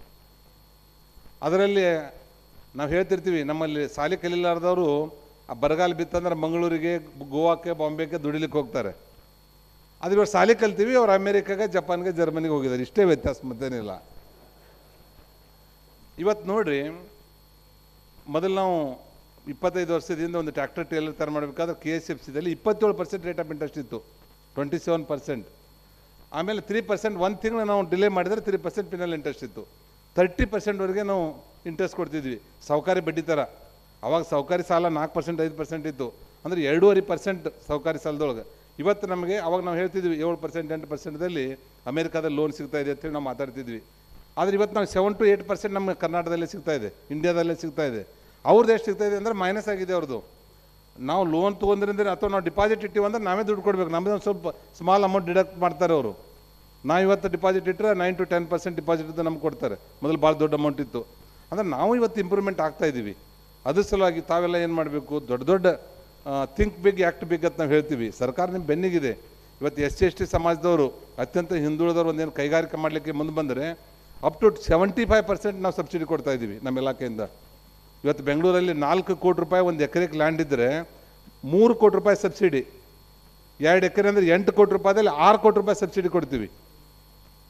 ಆ ಉಳಿದಿರುವಂಥ 2 ಕೋಟಿ ರೂಪಾಯಿಗೆ ನಾವು ಸಹಿತ 10 ಇನ್ಸ್ಟಾಲ್ಮೆಂಟ್ ಕೊಡ್ತೀವಿ, 10 ಇನ್ಸ್ಟಾಲ್ಮೆಂಟ್. ಅಂದ್ರೆ ಅವ್ರು ಇಂಡಸ್ಟ್ರಿ ಬರಲಿ ಅನ್ನೋದ್ರ ಸಲುವಾಗಿ. ಅದರದೇನೆ SC/STಗೂ ಸಹಿತ ನಾವು ಬೊಮ್ಮಾಯಿಗೆ ಭಾಳ ಹೇಳಿದ್ದೇನೆ, ಎಕನಾಮಿಕಲಿ ವೀಕರ್ ಸೆಕ್ಷನ್ ಇದ್ದವ್ರಿಗೆ ಅಪ್ ಟು 2 acres 75% ಸಬ್ಸಿಡಿ ಕೊಡಬೇಕನ್ನೋಂಥ ವಿನಂತಿಯನ್ನು ಮಾಡಿದ್ದೀನಿ. ಡ್ರಾಫ್ಟ್ ಅಗ್ರಿಮೆಂಟ್ ಆಗಿದೆ.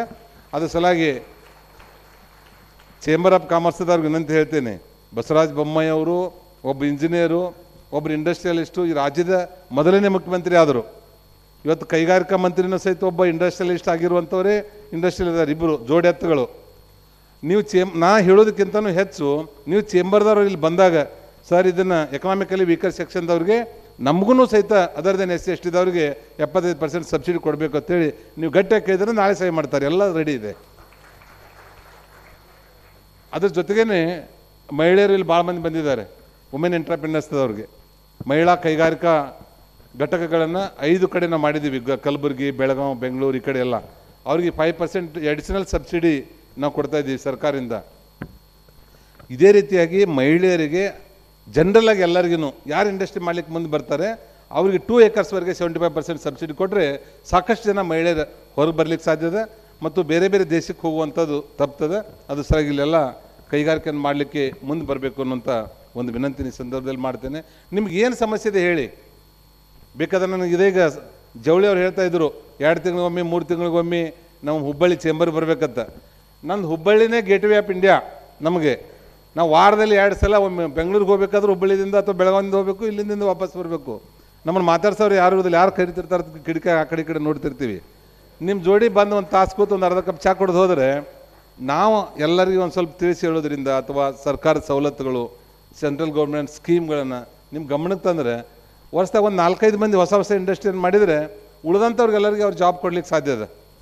ನೀವು ನೋಡ್ಬೋದು, ನಾನು ಭಾಳ ನೆನಪಿಟ್ಕೊಂಡು ಒಂದು ಶಬ್ದ ಹೇಳ್ತೀನಿ, ಯಾವುದೇ ಕೈಗಾರಿಕೆ ಮಾಡಲಿಕ್ಕೆ, ಯಾವುದೇ ಟ್ರೇಡಿಂಗ್ ಮಾಡಲಿಕ್ಕೆ, ಯಾವುದೇ ಪಾಲಿಟಿಕಲ್ ಫೀಲ್ಡಿಗೆ ಬರಬೇಕಾದ್ರೆ ಗಾಡ್ ಫಾದರು ಮತ್ತು ರೊಕ್ಕ ಬೇಕಾಗಿಲ್ಲ, ಛಲ ಬೇಕು. ನಾನು ಇದ್ರ ಮಾಡೇ ಮಾಡ್ತೀನಿ ಅನ್ನೋವಂಥದ್ದು ಗೊತ್ತಾಯಿಲ್ಲ. ನಮ್ಮ ಕಣ್ಮುಂದಿರುವಂಥವ್ರದ್ದು ನಮ್ಮವ್ರದ್ದು. ಇದೇ ಸುಧಾಮೂರ್ತಿ ಮತ್ತು ನಾರಾಯಣ ಮೂರ್ತಿ ಅವರು ಇದೇ ಭೂಮರೆಡ್ಡಿ ಇಂಜಿನಿಯರಿಂಗ್ ಕಾಲೇಜಲ್ಲಿ ಕಲ್ತಿರುವಂಥವ್ರು, TCSದಲ್ಲಿ ಜಾಬ್ ಮಾಡ್ತಿರುವಂಥವ್ರು. ಅವರಿಬ್ಬರು ಜಾಬ್ ಮಾಡ್ಕೊತಿದ್ರೆ ನಾನು ಆರಾಮಿರ್ತಿದ್ರು. ಒಂದಿಬ್ಬರು ಮಕ್ಕಳು, ಒಂದು ಮನೆ, ತಮ್ಮಷ್ಟಕ್ಕೆ ತಾವು ಭಾಳ ಆರಾಮಿರ್ತಿದ್ರು. ಒಬ್ಬರದ್ದು ಖರ್ಚು ಹಾಕಿತ್ತು, ಒಬ್ಬರು ಸೇವಿಂಗ್ ಆಗ್ತಿತ್ತು. ಒಂದು ರಿಸ್ಕ್ ತೊಗೊಂಡು ಹೊರಗೆ ಬಂದು ಸುಧಾಮೂರ್ತಿ ಅವ್ರು 10,000 ರೂಪಾಯಿ ಕೊಟ್ಟಿದ್ರ ಸಲುವಾಗಿ ಇವತ್ತು 54 ದೇಶದಲ್ಲಿ ಅವ್ರಿಗೆ ಯೂನಿಟ್ಗಳಿದೆ. 2 ಲಕ್ಷ ಇಂಜಿನಿಯರಿಗೆ ಅವ್ರಿಗೆ ಉದ್ಯೋಗ ಕೊಟ್ಟಿದ್ದಾರೆ.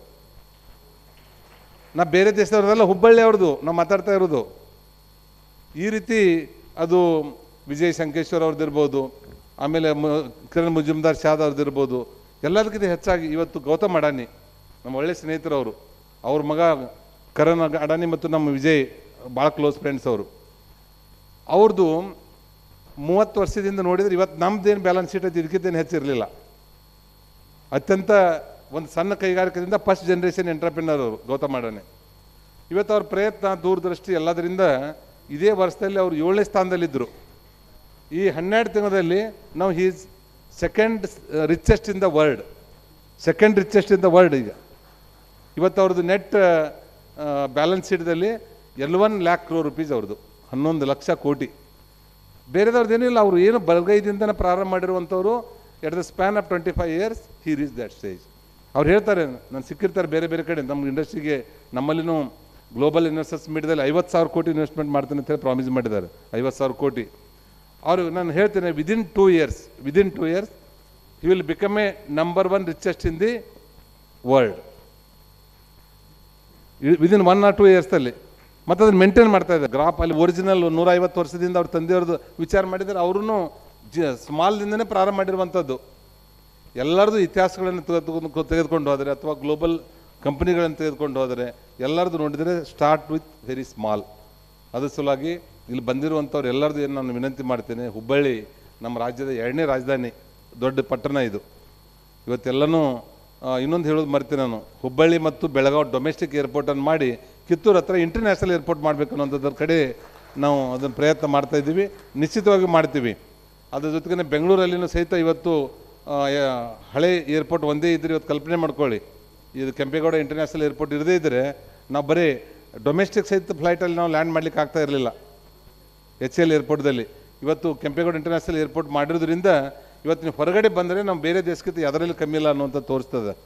ನಾವು ಮುಂದಿನ 10 ವರ್ಷದ ಬಗ್ಗೆ ವಿಚಾರ ಮಾಡಿ ಇವತ್ತು ತುಮಕೂರು ಮತ್ತು ಶಿರಾದ ನಡುವೆ 2ನೇ ಇಂಟರ್ನ್ಯಾಷನಲ್ ಏರ್ಪೋರ್ಟ್ ಮಾಡುವಂಥದ್ರ ಬಗ್ಗೆ ಈಗಾಗಲೇ ನಾವು ಎಲ್ಲ ಪ್ಲ್ಯಾನ್ಗಳನ್ನು ಮಾಡ್ತಾಯಿದ್ದೀವಿ. 10 ವರ್ಷಕ್ಕೆ ಭಾಳ ಟ್ರಾಫಿಕ್ ಜಾಮ್ ಆಗಿ ಫ್ಲೈಟ್ ಲ್ಯಾಂಡಿಂಗ್ ಆಗಲಾರ್ದೇ ಮೇಲೆ 3-4 ರೌಂಡ್ ಹಾಕುವಂಥ ಪರಿಸ್ಥಿತಿ ಬರೋದಕ್ಕಿಂತ ಮೊದಲೇ ನಾವು ಈಗ ಇವತ್ತಿನಿಂದ ವಿಚಾರ ಮಾಡ್ಕೋತೆ ಅದ್ರ ಬಗ್ಗೆ ಪ್ಲ್ಯಾನ್ ಮಾಡಿದರೆ ಮುಂದಿನ 10 ವರ್ಷದಲ್ಲಿ ಇನ್ನೊಂದು ಇಂಟರ್ನ್ಯಾಷನಲ್ ಏರ್ಪೋರ್ಟ್ ತುಮಕೂರು ಹತ್ರ, ಇನ್ನೊಂದು ಇಂಟರ್ನ್ಯಾಷನಲ್ ಏರ್ಪೋರ್ಟ್ ಕಿತ್ತೂರು ಹತ್ರ, 2 ಸಹಿತ ನಿಶ್ಚಿತವಾಗಿ ಬರುವಂಥ ದಿವಸದಲ್ಲಿ ನಾವು ಮಾಡ್ತೀವಿ ಅನ್ನೋಂಥ ಮಾತನ್ನು ಈ ಸಂದರ್ಭದಲ್ಲಿ ಹೇಳ್ತೇನೆ. ನಾನು ಮಹಿಳೆಯರು ಭಾಳ ಮಂದಿ ಇದ್ದಾರೆ. ಲಾಸ್ಟ್ ಟೈಮ್ ಬಂದಾಗ ಹೇಳಿದೆ, ನೀವೊಂದು ಏನಾದರೂ ಟೆಕ್ಸ್ಟೈಲ್ ಮಿಲ್ ಮಾಡಲಿಕ್ಕೆ ಹೋದರೆ, ಟೆಕ್ಸ್ಟೈಲ್ 130 ಕೋಟಿ ಜನಸಂಖ್ಯೆ ಇದೆ ನಮ್ಮಲ್ಲಿ. 130 ಕೋಟಿ ಜನಸಂಖ್ಯೆಗೆ ಎಂಥ ಬಡವರು ಅದಾರ ಅಂದ್ರೆ 4 ಡ್ರೆಸ್ ಬೇಕೇನೆ. ಹೆಣ್ಮಕ್ಳಿಗೆ ಅಂದ್ರೆ ಎಂಥ ಬಡವರು ಅಂದ್ರೆ 10 ಬೇಕು. ಇಲ್ಲಿ ಕೂತವ್ರೆಲ್ಲ ಶ್ರೀಮಂತರಿದ್ದಾರೆ, ಒಂದು 50 ಖರೀದಿ ಮಾಡ್ತೀರಿ ನೀವು, ಕಮ್ಮಿ ಅಂದ್ರೆ ಅವರೇಜ್ ಆಗಿ. 130 ಕೋಟಿ ಇಂಟು ಅಷ್ಟು ನಾವು ಮಲ್ಟಿಪ್ಲೈ ಮಾಡಿದರೆ ನಮ್ಮ ದೇಶಕ್ಕೆ ಟೆಕ್ಸ್ಟೈಲ್ದಲ್ಲಿ ಒಳ್ಳೆ ಸ್ಕೋಪ್ ಇದೆ. ಆ ಒಳ್ಳೆಯ ಸ್ಕೋಪಿಗೆ ಇಡೀ ದೇಶದಲ್ಲಿ ಪಾಲಿಸಿ ಯಾರ್ದು 30%ಗಿಂತ ಹೆಚ್ಚು ಸಬ್ಸಿಡಿ ಇಲ್ಲ, 30%ಗಿಂತ ಜಾಸ್ತಿ ಸಬ್ಸಿಡಿ ಯಾವ ರಾಜ್ಯದಲ್ಲಿನೂ ಇಲ್ಲ. 50% ಸಬ್ಸಿಡಿ ನಾನು ಕರ್ನಾಟಕದಲ್ಲಿ ನಮ್ಮ ಮುರುಗೇಶ್ ನಿರಾನಿ ಇಲ್ಲಿ ಕೈಗಾಲ ಅನ್ನೋದ್ರ ಸಲುವಾಗಿ ನಾನು ಮಾಡಿದ್ದೇನೆ. ಟೆಕ್ಸ್ಟೈಲ್ ಪಾಲಿಸಿದಲ್ಲಿ ರಿವೈಸ್ ಮಾಡಿದ್ವಿ 2 ತಿಂಗಳಿಂದನೇ 50% ಸಬ್ಸಿಡಿ ಮತ್ತು ಅದು ನೋ ಕ್ಯಾಪ್. ನೀವು 1 ಕೋಟಿ ಮಾಡಿದರೂ 50% ಸಬ್ಸಿಡಿ ಸಿಗ್ತದೆ, ನೀವು 1,000 ಕೋಟಿ ರೂಪಾಯಿ ಮಾಡಿದರೂ 50% ಸಬ್ಸಿಡಿ ಸಿಗ್ತದೆ. ಅದಕ್ಕಿಂತ ಉಳಿದಿರುವಂಥ 50 to 60 crore 50 to 60% term loan ತೊಗೊಂಡು ಉಳಿದಿರುವಂಥದ್ದನ್ನು 40 to 50% ಸಬ್ಸಿಡಿ ತೊಗೊಂಡ್ರೆ ನಿಮ್ಗೆ ಎಷ್ಟು ಹಾಕಬೇಕು ಕೈಯಿಂದ ದುಡ್ಡು? ನಾನು ಮ್ಯಾಥಮೆಟಿಕ್ಸ್ ಬರೋದಿಲ್ಲ. 50 to 60% ಬ್ಯಾಂಕ್ ಲೋನು, ಅಂದಾಜು 40 to 50% ಸಬ್ಸಿಡಿ. ಇದು ನಿಮ್ಗೆ ಸಿಕ್ಕರೆ ಸ್ವಂತ ಪ್ರಮೋಟ್ ಇಕ್ವಿಟಿ ಎಷ್ಟು ಕೊಡಬೇಕು? ಯಾರು ಹೇಳವಲ್ಲ, ನಿಮಗೂ ಬರೋದು ಲೆಕ್ಕ. ಅಂದರೆ ಏನೂ ರೊಕ್ಕ ಇಲ್ಲದ್ರೆ ಮಾಡ್ಲಿಕ್ಕೆ ಸಾಧ್ಯ ಇದೆ. ನಾ ಹೇಳೋ ತಾತ್ಪರ್ಯ ಇಷ್ಟೇ, ನಿಮ್ಗೆ ದುಡ್ಡೇ ಬೇಕತ್ತಿಲ್ಲ. ಮೊದಲು ಸ್ಟಾರ್ಟ್ ಸ್ಮಾಲ್ ಮಾಡಿರಿ, 1 ಕೋಟಿದು ಮಾಡಿರಿ, 10 ಕೋಟಿದು ಮಾಡಿರಿ. ಅದ್ರ ಬಾಜುನ ಎಕ್ಸ್ಪಾನ್ಷನ್ ಮಾಡ್ಲಿಕ್ಕೆ ಜಾಗ ಬಿಡ್ರಿ. ಮುಂದೆ ಬರ್ತಾ ಇದನ್ನು ಮಾಡ್ಕೊತ ಹೋಗ್ಬೋದು. 20 ವರ್ಷದಿಂದ ನಮ್ಮ ಹಾಸನದಲ್ಲಿ ಹಿಮ್ಮತ್ ಸಿಂಗ್ ಅನ್ನುವಂಥ ಪಂಜಾಬ್ ಕಂಪ್ನಿಯವರು ಸ್ಟಾರ್ಟ್ ಮಾಡಿದರು. ನಾನು ಹಿಂದಿನ ಇಂಡಸ್ಟ್ರಿ ಮಿನಿಸ್ಟರ್ ಇದ್ದಾಗನೇ ಅವರಿಗೆ ಜಾಗ ಕೊಟ್ಟಿದ್ದೆ, ಪ್ರಾರಂಭ ಮಾಡಿದರು. ನಂತರ ಈಗ ಮೊನ್ನೆ ಹಾಸನದಲ್ಲಿ ಅವ್ರು ಒಂದು ಇಂಡಸ್ಟ್ರಿ ಮಾಡಿದ್ದಾರೆ. Almost 1200 crore rupees. 3 ಐಟಮ್ ಮಾಡ್ತಾರೆ, ಒಂದು ಚಾದರು, ಬೆಡ್ಶೀಟು, ಪಿಲೋ ಕವರು. ಆ 3ಕ್ಕೇ ನಮ್ಮ ದೇಶದಲ್ಲಿ ಒಂದು ರೂಪಾಯಿದನ್ನು ಸಹ ಸೇಲ್ ಮಾಡೋದಿಲ್ಲ, ಎಲ್ಲ ಎಕ್ಸ್ಪೋರ್ಟ್ ಮಾಡ್ತಾರೆ. ಆ ಎಕ್ಸ್ಪೋರ್ಟ್ ಮಾಡೋ ಆರ್ಡರ್ದಲ್ಲಿ ಇನ್ನೂ 10% ಅವ್ರು ರೀಚ್ ಮಾಡಲಿಕ್ಕಾಗಿಲ್ಲ, ಓನ್ಲಿ 10%. ಇನ್ನೂ 1 ರೂಪಾಯಿದನ್ನು ಸಹಿತ ನಮ್ಮ ಇಂಡಿಯಾದಲ್ಲಿ ಸೇಲ್ ಮಾಡಿಲ್ಲ. ಇವತ್ತು ಹೊಳ್ಳಿ ಅವ್ರು 2000 ಅವ್ರಿಗೆ ಮೊನ್ನೆ 450 crore rupees ಸಬ್ಸಿಡಿ ಕೊಟ್ಟಿದ್ವಿ. 450 ಕೋಟಿ ರೂಪಾಯಿ ಹಿಮ್ಮತ್ ಸಿಂಗ್ ಅವರಿಗೆ, ಹಾಸನದಲ್ಲಿರುವಂಥ ಟೆಕ್ಸ್ಟೈಲ್ದವ್ರಿಗೆ. ಈಗ 2000 crore rupees ಫ್ಯಾಕ್ಟ್ರಿ ಮಾಡ್ತಾಯಿದ್ದಾರೆ. ಕನಿಷ್ಠ 800 ಕೋಟಿ ರೂಪಾಯಿ ಅವ್ರಿಗೆ ಸಬ್ಸಿಡಿ ಕೊಡ್ತೀವಿ. ಅದ್ರ ಸಲುವಾಗಿ ನಾವು ಪಂಜಾಬ್ದವ್ರಿಗೆ ಅಷ್ಟು ದೊಡ್ಡ ಸಬ್ಸಿಡಿ ಕೊಟ್ಟಾಗ ಅದನ್ನೇ ಹುಬ್ಬಳ್ಳಿ ಧಾರವಾಡದವ್ರ ಕಡೆ ಕೊಟ್ಟರೆ ನನಗೆ ಎಷ್ಟು ಖುಷಿ ಇರ್ತದೆ? ಇರ್ತದಿಲ್ಲ ಹೇಳ್ರಿ? ಒಬ್ಬ ಇಂಡಸ್ಟ್ರಿ ಮಿನಿಸ್ಟರ್ ಆದಾಗ ಇಷ್ಟು ರೊಕ್ಕ ಬೇರೆ ರಾಜ್ಯಕ್ಕೆ ಹೋಗ್ತಾ ಇದೆ, ಇದನ್ನೇ ನಮ್ಮ ಕರ್ನಾಟಕದಲ್ಲಿ, ವಿಶೇಷವಾಗಿ ಉತ್ತರ ಕನ್ನಡದಲ್ಲಿ, ಅದರಲ್ಲಿ ವಿಶೇಷವಾಗಿ ಹುಬ್ಬಳ್ಳಿ ಧಾರವಾಡದಲ್ಲಿ ಬಂದರೆ ನಿಜವಾಗಿ ಅನ್ನಿಸ್ತದಿಲ್ಲ ಹೇಳ್ರಿ? ಅದ್ರ ಸಲುವಾಗಿ ತಾವು ಬೇರೆ ಬೇರೆ ಬರೀ ಟಿ ವಿ ಮತ್ತು ಬೇರೆ ಬೇರೆ ಧಾರಾವಾಹಿದಲ್ಲಿ ನೋಡೋದಕ್ಕಿಂತನೂ ಅವ್ರು ಹೆಣ್ಮಕ್ಳು ಅಷ್ಟು ಮಾಡಲಿ. ನಮ್ಮವ್ರೂ ಅದಾರಿಲ್ಲ ಎಲ್ಲರೂ, ನಮ್ಮದೊಂದು ಟೀಮ್ ಮಾಡಿದ ಹೆಸರು ಹೇಳೋದಿಲ್ಲ ಇಲ್ಲಿ. ಬೆಳಗ್ಗಿಂದ ಸಾಯಂಕಾಲ ತನಕ ಮತ್ತೊಬ್ಬರ ಬಗ್ಗೆನೇ ಮಾತಾಡೋದು. ನೀವು ಬೇರೆ ಬೇರೆ ದೇಶಕ್ಕೆ ಪ್ರತಿ ಸಲ ವಿತ್ ಫ್ಯಾಮಿಲಿ ಹೋಗಿರ್ತೀರಿ. ಅಲ್ಲಿ ಹೋದಾಗ ಯಾವುದರೊಂದು ಇಂಡಸ್ಟ್ರಿಗೆ ಭೇಟಿ ಕೊಟ್ಟು ಇಲ್ಲಿ ಯಾಕೆ ಅದು ಸಕ್ಸಸ್ ಆಗಿದೆ, ಅದ್ರ ಹಿನ್ನೆಲೆ ಏನು, ನೀವು ವಿಮಾನದಾಗ ಸಾಕಷ್ಟು ಟೈಮ್ ಸಿಗ್ತದೆ ನಿಮ್ಗೆ ಹೋಗಿ ಬರೋದು, ಮುಂದೆ ಮಾತಾಡ್ಲಿಕ್ಕೆ ಅದೆಲ್ಲ ಡಿಟೇಲ್ ಮಾಡಿದ್ರಿ ಅಂದರೆ ಇಲ್ಲಿ ಬಂದು ಹುಬ್ಬಳ್ಳಿ ಧಾರವಾಡ ಮಾಡಿದ್ರೆ ನಿಮ್ಗೆ ಜಾಗ ಕೊಡ್ತೀವಿ, ಕರೆಂಟ್ ಕೊಡ್ತೀವಿ, ನೀರು ಕೊಡ್ತೀವಿ, ಬ್ಯಾಂಕ್ ಸಾಲ ಮಾಡಿಸ್ಕೊಡ್ತೀವಿ, ಮಾರ್ಕೆಟಿಂಗ್ ಟೈಅಪ್ ಮಾಡಿಸ್ಕೊಡ್ತೀವಿ. ಮತ್ತು ಅಷ್ಟು ಮೀರಿ ಇದನ್ನು ಯಾರೂ ನೋಟ್ ಮಾಡ್ಕೋಬೇಡಿ. ಹೆಚ್ಚು ಕಡಿಮೆ ಆಯ್ತಂದ್ರೆ ಏನಾಗೋದಿದೆ, ಮೊದಲಿದ್ದಾಗ ನಾವು ಇದ್ದೇ ಇರ್ತೀವಲ್ಲ.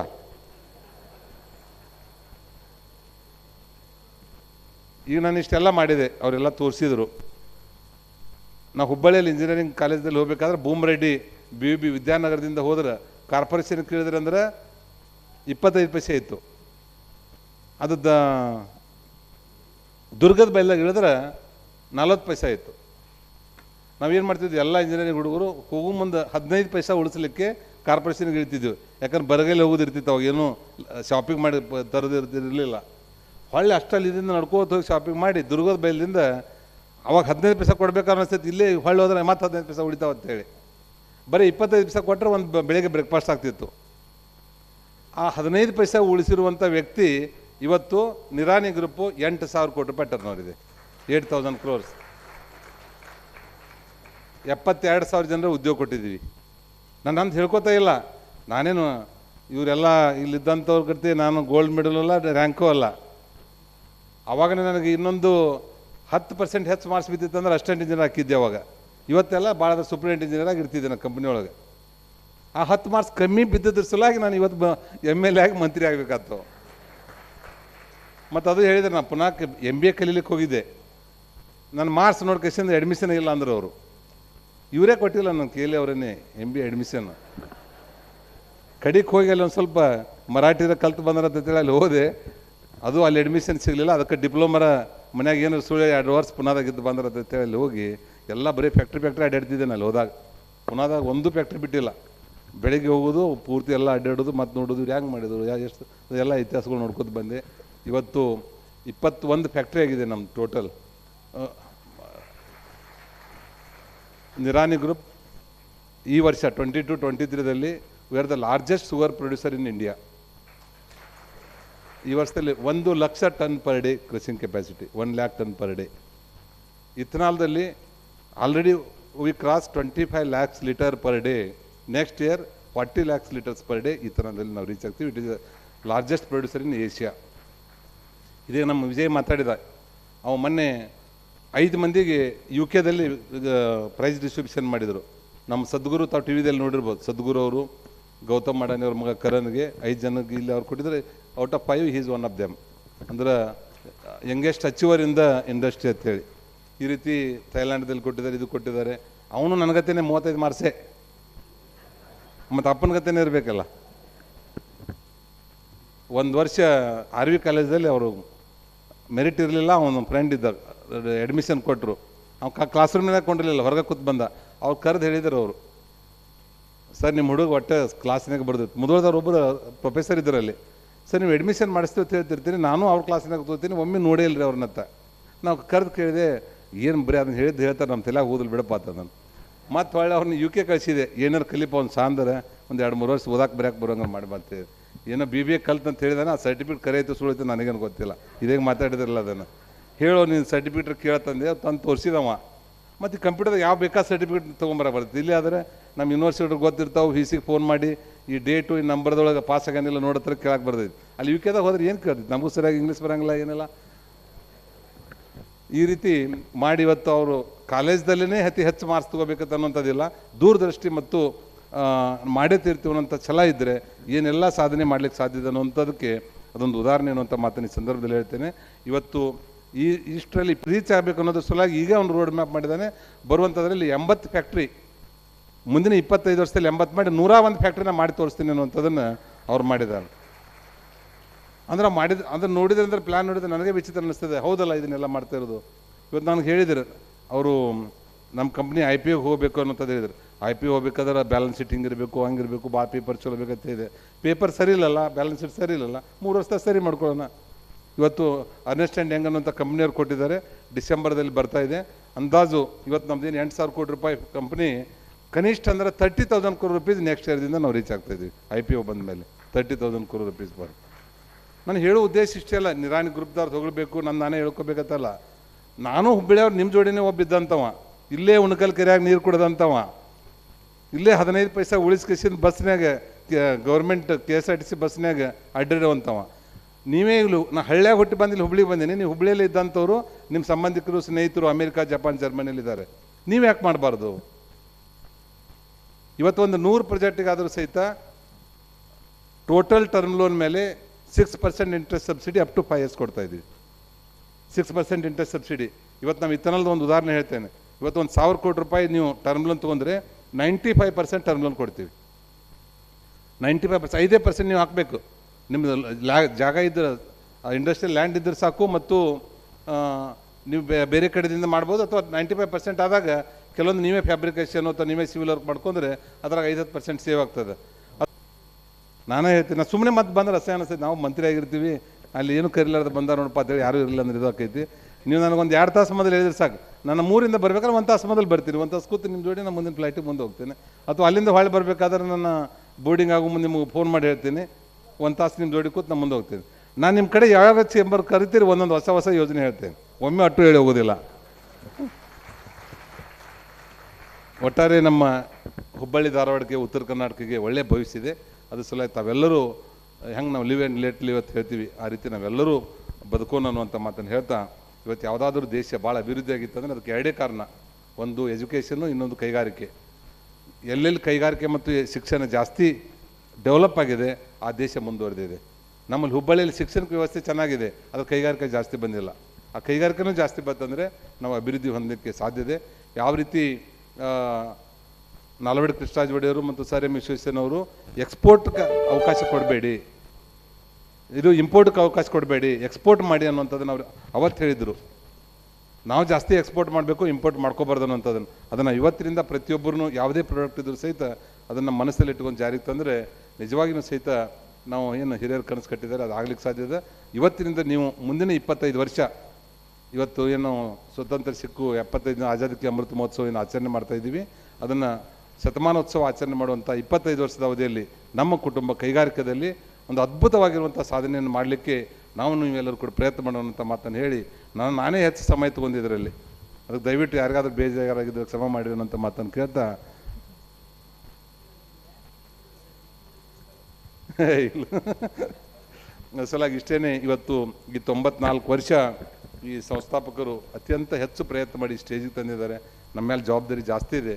ಬರುವಂಥ ದಿವಸದಲ್ಲಿ ನಾವು ಇದನ್ನು 100ನೇ ವರ್ಷಕ್ಕೆ ಏನು 25 ವರ್ಷದಲ್ಲಿ ನಿಶ್ಚಿತವಾಗಿ ಒಂದು ಪ್ಲ್ಯಾನ್ ಮಾಡಿ ಏನು ಸ್ಟಾರ್ಟಪ್ಸ್ಗಳು ಇಡೀ ಜಗತ್ತಿನಲ್ಲಿ ಅತ್ಯಂತ ಸ್ಟಾರ್ಟಪ್ಸ್ಗಳು ನಮ್ಮ ಕರ್ನಾಟಕದಲ್ಲಿದ್ದಾರೆ. More than 5000 company registered startups ನಮ್ಮ ಕರ್ನಾಟಕದಲ್ಲಿದೆ. Nowhere in India, nowhere in globe. ಆ ರೀತಿ ನಮ್ಮ ಕರ್ನಾಟಕದಲ್ಲಿ ಪೊಟೆನ್ಷಿಯಲಿಟಿ ಇದೆ, ಕ್ಲೈಮೇಟ್ ಇದೆ, ಪ್ರೋಆಕ್ಟಿವ್ ಸರ್ಕಾರ ಇದೆ. ಮತ್ತು ಇನ್ನೊಂದು ಹೇಳಿ ನಾನು ಮಾತು ಮುಗಿಸ್ತೇನೆ, ಇಡೀ ಕಳೆದ 1.5 ವರ್ಷದಿಂದ ಇಡೀ ದೇಶದಲ್ಲಿ ಅತಿ ಹೆಚ್ಚು FDI ಅಟ್ರಾಕ್ಟ್ ಮಾಡುವಂಥ ರಾಜ್ಯ ಕರ್ನಾಟಕ ಅನ್ನುವಂಥದ್ದನ್ನು ಸಹಿತ ಇವತ್ತು ನಿಮ್ಮ ನೆನಪು ಮಾಡ್ತೇನೆ. ಈಸ್ ಆಫ್ ಡೂಯಿಂಗ್ ಬಿಸ್ನೆಸ್ನಲ್ಲಿ ಅದಕ್ಕೆ ತಾವು ಪಾಲ್ಗೊಳ್ಬೇಕು. ತಾವು ಅದನ್ನು ದೇಶದ ಮತ್ತು ರಾಜ್ಯದ GDPಯನ್ನು ಹೆಚ್ಚು ಮಾಡಲಿಕ್ಕೆ ತಾವು ಇನ್ವಾಲ್ವ್ ಆಗಬೇಕು ಅನ್ನೋಂಥ ಒಂದು ವಿನಂತಿಯನ್ನು ಮಾಡಿ ನಾನು ಮಾತಾಡಲಿಕ್ಕೆ ಅವಕಾಶ ಮಾಡಿಕೊಟ್ಟಿರುವಂಥ ನಿಮ್ಮೆಲ್ಲರಿಗೂ ನಾನು ವಂದಿಸಿ, ಒಂದು ಮುದೋಳ ಕಡೆ ಯಾರಾದರೂ ಆ ಕಡೆ ಹೋಗೋರು ಇದ್ದಾಗ ಒಂದು ಸಣ್ಣ ಮನೆ, ಸಣ್ಣ ಫ್ಯಾಕ್ಟ್ರಿಗಳಿದೆ, ದಯವಿಟ್ಟು ಬಂದು ತಾವು ಅಲ್ಲಿ ಒಂದು ಪಾದಾರ್ಪಣೆ ಮಾಡಬೇಕಂತೇಳಿ ಒಂದು ವಿನಂತಿಯನ್ನು ಮಾಡಿ ಎಲ್ಲರಿಗೂ ನಮಸ್ಕರಿಸಿ ಮಾತು ಮುಗಿಸ್ತಾ ಇದ್ದೀನಿ. ಜೈ ಹಿಂದ್, ಜೈ ಕರ್ನಾಟಕ. ಎಂತ ಒಳ್ಳೆ ಮಾತು. Thank you so much. Yes, ಬಲಿ ಜೋರಾದ ಚಪ್ಪಾಳೆ. I request Vinay Javali sir, ದಯವಿಟ್ಟು ನಮ್ಮ ಶ್ರೀ ಮುರುಗೇಶ್ ನಿರಾಣಿ ಸರ್ ಅವರಿಗೆ ಟೋಕನ್ ಆಫ್ ಲವ್ ಕೊಡಬೇಕಂತ ಕೇಳ್ತೀನಿ. ಎಸ್, ನಮ್ಮ KCCI ಇಂದ ವಿನಯ್ ಜವಳಿ ಸರ್.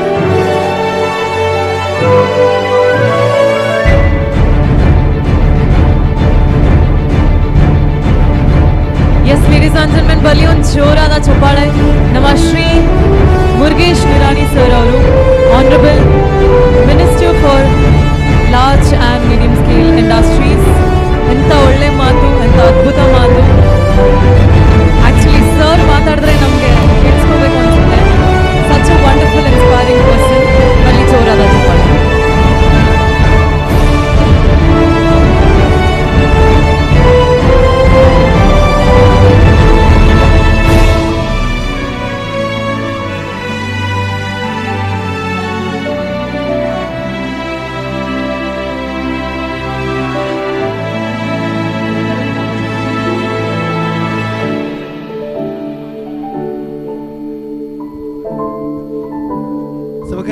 ಒಂದು ಅನೌನ್ಸ್ಮೆಂಟ್ ಇದೆ. ದಾಸನೂರ್ ಪ್ರಕಾಶ್ ದಾಸನೂರ್ ವೇದರಾಣಿ ಅವರು ಬರಬೇಕು. ದಾಸನೂರ್ ಸಮೂಹ ಸಂಸ್ಥೆಯ ಉತ್ಸವ ರಾಕ್ ಗಾರ್ಡನ್ ಕಲಾವಿದರಿಂದ ತಯಾರಾದ ಶ್ರೀ ಮುರುಗೇಶ್ ನಿರಾಣಿ ಅವರ ಭಾವಚಿತ್ರದ ಅರ್ಪಣೆ Shri Prakash Vedarani ದಾಸನೂರಿಂದ.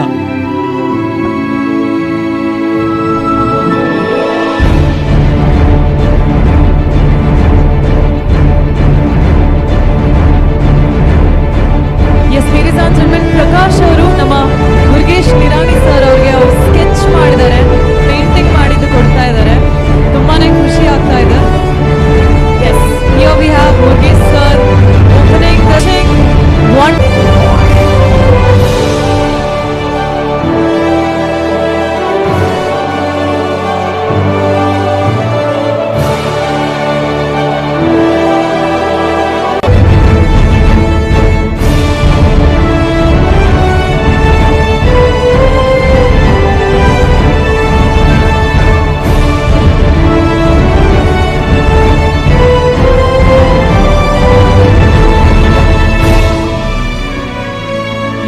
All right, thank you so much, Prakash ಅವರೇ. Ladies and gentlemen, ಎಲ್ಲರೂ ವೇಟ್ ಮಾಡ್ತಾ ಇದ್ದೀರಾ ವಾಣಿಜ್ಯ ರತ್ನ ಅವಾರ್ಡ್ಸ್ 2022 ಇನ್ನ ಕೆಲವೇ ಕ್ಷಣಗಳಲ್ಲಿ ಆಗುತ್ತೆ. ಸೊ ಬಿಫೋರ್ ದಟ್ ನಮ್ಮ ಸ್ಪಾನ್ಸರ್ಸ್ ಆನಂದ್ ರಾಟಿಯಿಂದ ರುದ್ರಗೌಡ ಹರ್ಕುಣಿ ಅವರು ಬಂದಿದ್ದಾರೆ. ದಯಮಾಡಿ ಸ್ಟೇಜ್ ಮೇಲೆ ಬರಬೇಕಂತ ಕೇಳ್ಕೊಂತೀನಿ.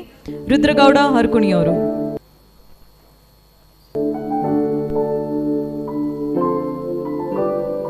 May I request Mr. Praveen Agri to present a token of love from Mr. Rudragowda.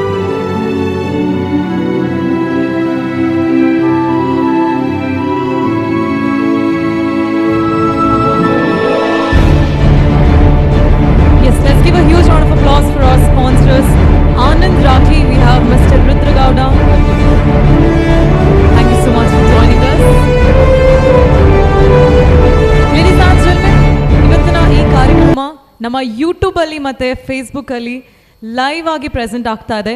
If you want to share it with your family friends, it is Sumuhurth, SUMUHURTH. So ಅದರಲ್ಲಿ 94th founders day Karnataka Chamber of Commerce ಅಂತ ನೀವು type ಮಾಡಿದ್ರೆ, so you will find the live program happening now. So ಈಗ Karnataka Chamber of Commerce and Industry ಇಂದ ನಾವು ನಮ್ಮ past presidents ಅವ್ರಿಗೆ honour ಮಾಡ್ತಾ ಇದ್ದೀವಿ. ಫಸ್ಟ್ ಸ್ಟಾಪ್ ನಮ್ಮ ಜೊತೆ ಇದ್ದಾರೆ, ಅವರಿಗೆ ಒಂದು ಟೋಕನ್ ಆಫ್ ಲವ್ ಕೊಡಬೇಕಂತ ಕೇಳ್ತೀನಿ. Yes, he is our past president of KCCI.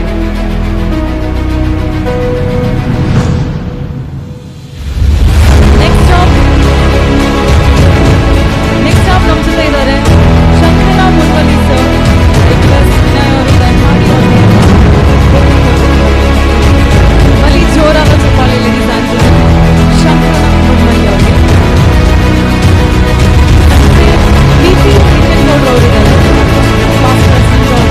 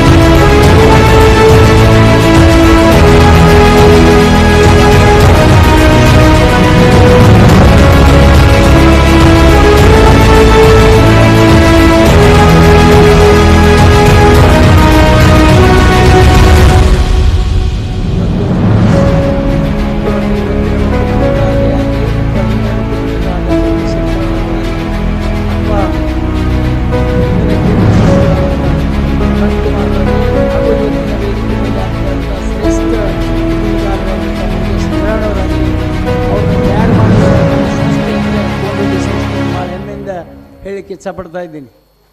ತಾವು ಹೇಳಿದ್ರಿ ಹುಬ್ಬಳ್ಳಿಯಿಂದ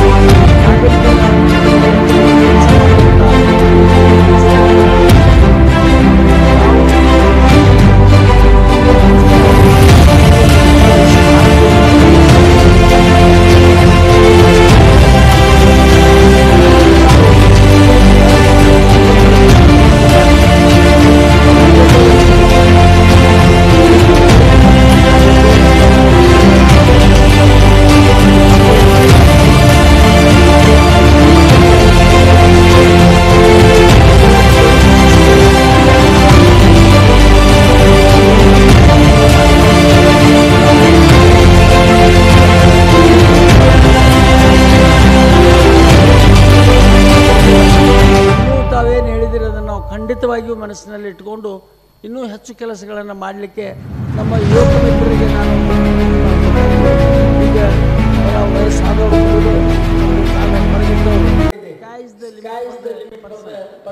ಇವತ್ತು ನಾವು ಬೇಕಾದ ಮಾಡ್ಬೋದು, ಆದರೆ ಆ ಚಿಂತನೆ ಬೇಕು.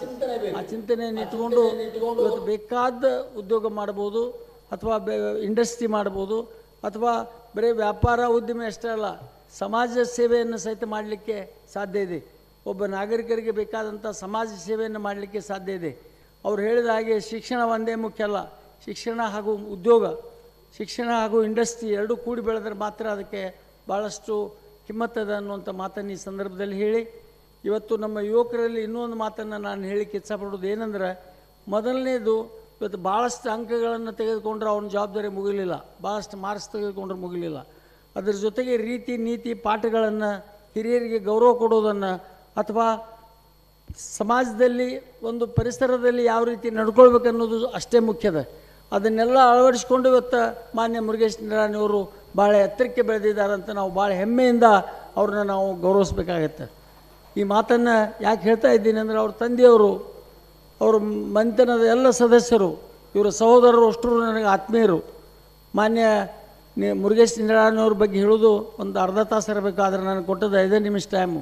ಅವ್ರು ಹೇಳಿದ್ರಲ್ಲ ಬಡವ್ರ ಮನೆಗೆ ಬಂದು ಹೋಗ್ರಿ ಅಂತ, ಅಲ್ಲಿ ಒಳಗೆ ಹೋದ್ರೆ ಹೊರಗೆ ಬರೋಕ್ಕೆ ಸಾಧ್ಯ ಇಲ್ಲ ನೀವು. ಅಂದ್ರೆ ಸುಮಾರು ಎಕರೆ ಇದರಲ್ಲಿ ಒಳ್ಳೆಯ ಸುಂದರವಾದಂಥ ಮನೆಯನ್ನು ಕಟ್ಟಿದ್ದಾರೆ. ಅಲ್ಲಿ ಅವ್ರಿಗೆ ಅಸಾಧ್ಯ ಅನ್ನೋದು ಯಾವುದೂ ಇಲ್ಲ. ಅವ್ರ ಬಗ್ಗೆ ಇನ್ನೂ ಹೇಳಲಿಕ್ಕೆ ಸಾಕಷ್ಟು.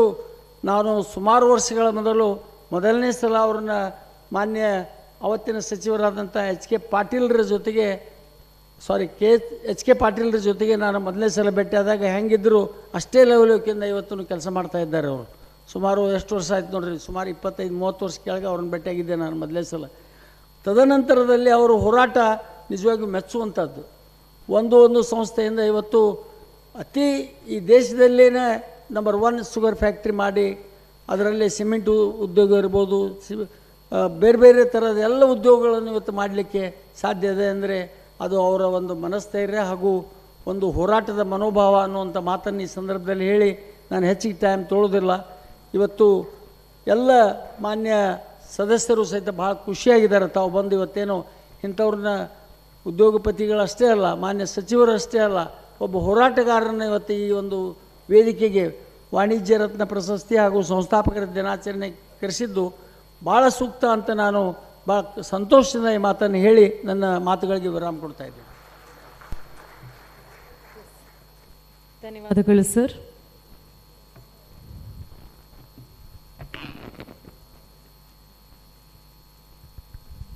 Yes, all right, ladies and gentlemen, it's the most awaited moment that we all have been waiting for. That's the VANIJYA RATNA Awards 2022. Barli salpa energy. Yes, navellaru tummane kaayta idvi idakke. We have 7 awardees for VANIJYA RATNA 2022. Nama first award banbitu Suresh Gowda Patil avrige. Before that, may I request Maltesh Alimandi sir to please introduce about our awardee Suresh Gowda Patil.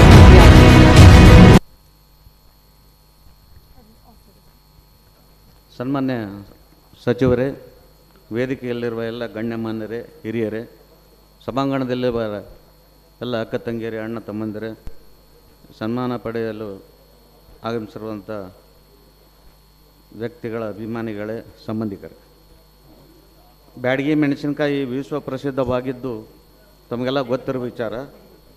ಸುಮಾರು 40 ವರ್ಷಗಳಿಂದ ಬ್ಯಾಡಗಿ ಮೆಣಸಿನಕಾಯಿ ವರ್ತಕರ ಸಂಘದ ಅಧ್ಯಕ್ಷರಾಗಿ ಸನ್ಮಾನ್ಯ ಶ್ರೀ ಸುರೇಶ್ ಗೌಡ ಪಾಟೀಲರು ಕಾರ್ಯನಿರ್ವಹಿಸುತ್ತಾ ಬಂದಿದ್ದು 30 ಕೋಟಿ ರೂಪಾಯಿಗಳ ವಹಿವಾಟನ್ನು 2,000 ಕೋಟಿ ರೂಪಾಯಿಗಳಿಗೆ ವಿಸ್ತರಿಸಿದಂಥ ಮಹಾನ್ ವ್ಯಕ್ತಿ. ಬ್ಯಾಡಗಿಯಲ್ಲಿ ಇವತ್ತು ತೂಕವಿರಲಿ, ಹಣಕಾಸಿನ ಪಾವತಿ ಇರಲಿ, ರೈತರ ಕಾಳಜಿ ಇರಲಿ, ಅದರ ಬಗ್ಗೆ ಸದಾ ನಿಗಾ ಮತ್ತು ಎಚ್ಚರಿಕೆಯಿಂದ ಗಮನಿಸುತ್ತಾ ಮಾರುಕಟ್ಟೆಯನ್ನು ದೇಶ ವಿದೇಶಗಳಲ್ಲಿ ರಫ್ತಿನ ಮುಖಾಂತರ ಪರಿಚಯಿಸುವಂಥ ಮಹಾನ್ ದಿವ್ಯಚೇತನ.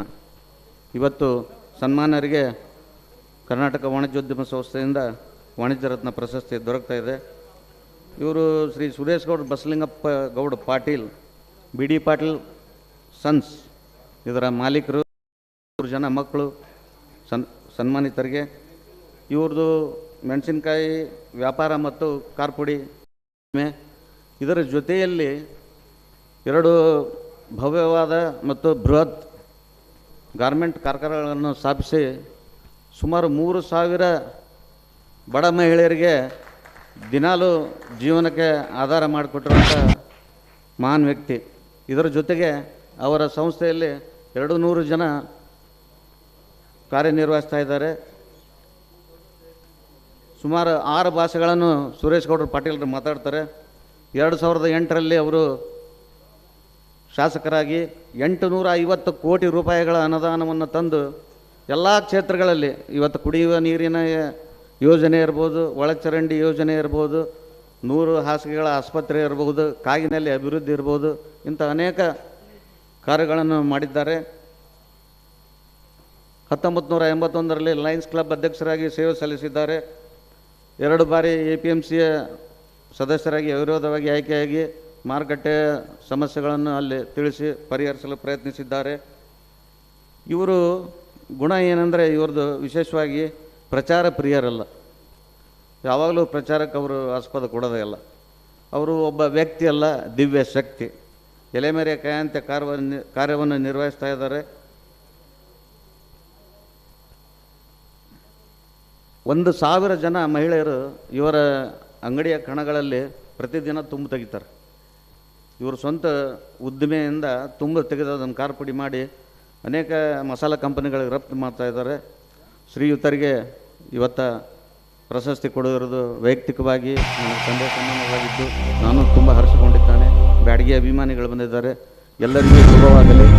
ಅವರು ಆರೋಗ್ಯವಾಗಿ ದೇವರು ಸಂಸ್ಥೆಯವರು ಅವರಿಗೆ ಧನ್ಯವಾದ. ಎಸ್,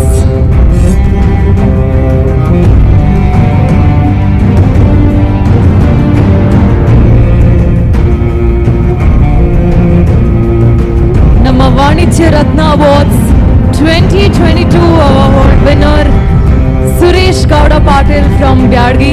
ಬಲಿ ಒಂದು ಜೋರಾದ ಚಪ್ಪಾಳೆ ಲೇಡೀಸ್ ಆ್ಯಂಡ್ ಜೆಂಟಲ್ಮೆನ್ ನಮ್ಮ ಸುರೇಶ್ ಗೌಡ ಪಾಟೀಲ್ ಅವರಿಗೆ.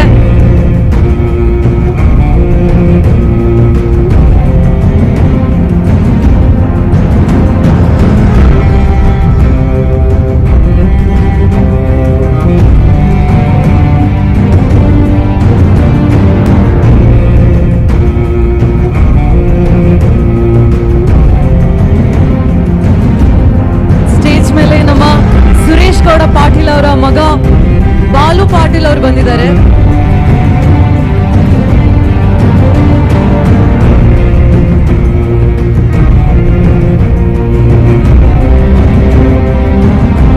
ಎಸ್, ಧನ್ಯವಾದಗಳು. And also one small announcement, ನಮ್ಮ ಅವಾರ್ಡೀಸ್ ಇದ್ದಾರಲ್ಲ, ದಯವಿಟ್ಟು ಅಲ್ಲಿ ನಾವು ರೈಟ್ ಸೈಡ್ ಒಂದು ಸ್ಟೇಜ್ ಹಾಕಿದ್ದೀವಿ, ಚೇರ್ಸ್ ಹಾಕಿದ್ದೀವಿ. ದಯವಿಟ್ಟು ನಮ್ಮ ಎಲ್ಲ 7 ಅವಾರ್ಡೀಸ್ ಸ್ಟೇಜ್ ಮೇಲೆ ಕುತ್ಕೋಬೇಕಂತ ಕೇಳ್ಕೊಂತೀವಿ.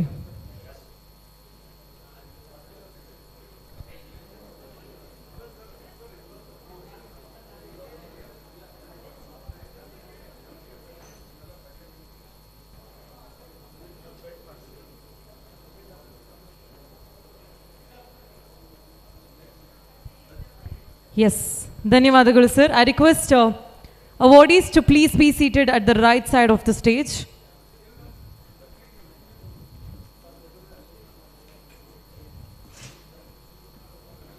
ಎಸ್, ನೆಕ್ಸ್ಟ್ ಅಪ್ ನಮ್ಮ ಸೆಕೆಂಡ್ ಅವಾರ್ಡಿ ಬಂದ್ಬಿಟ್ಟು ರಾಮಚಂದ್ರ ಕಾಮತ್ ಅವರು. ದಯವಿಟ್ಟು ಸ್ಟೇಜ್ ಮೇಲೆ ಬರ್ಬೇಕಂತ ಕೇಳ್ಕೊಂತೀವಿ. ಐ ರಿಕ್ವೆಸ್ಟ್ ದೀಪಕ್ ಪಾಟೀಲ್ ಅವರು ಅವ್ರ ಬಗ್ಗೆ ಒಂದು ಸ್ವಲ್ಪ ಇಂಟ್ರೊಡಕ್ಷನ್ ಕೊಡ್ಬೇಕಂತ ಕೇಳ್ಕೊಂತೀನಿ. I request Deepak Patil to please join us.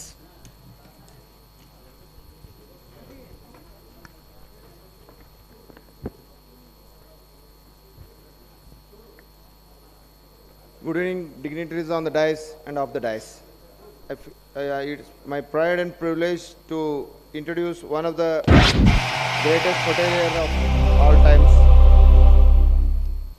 ಇವರು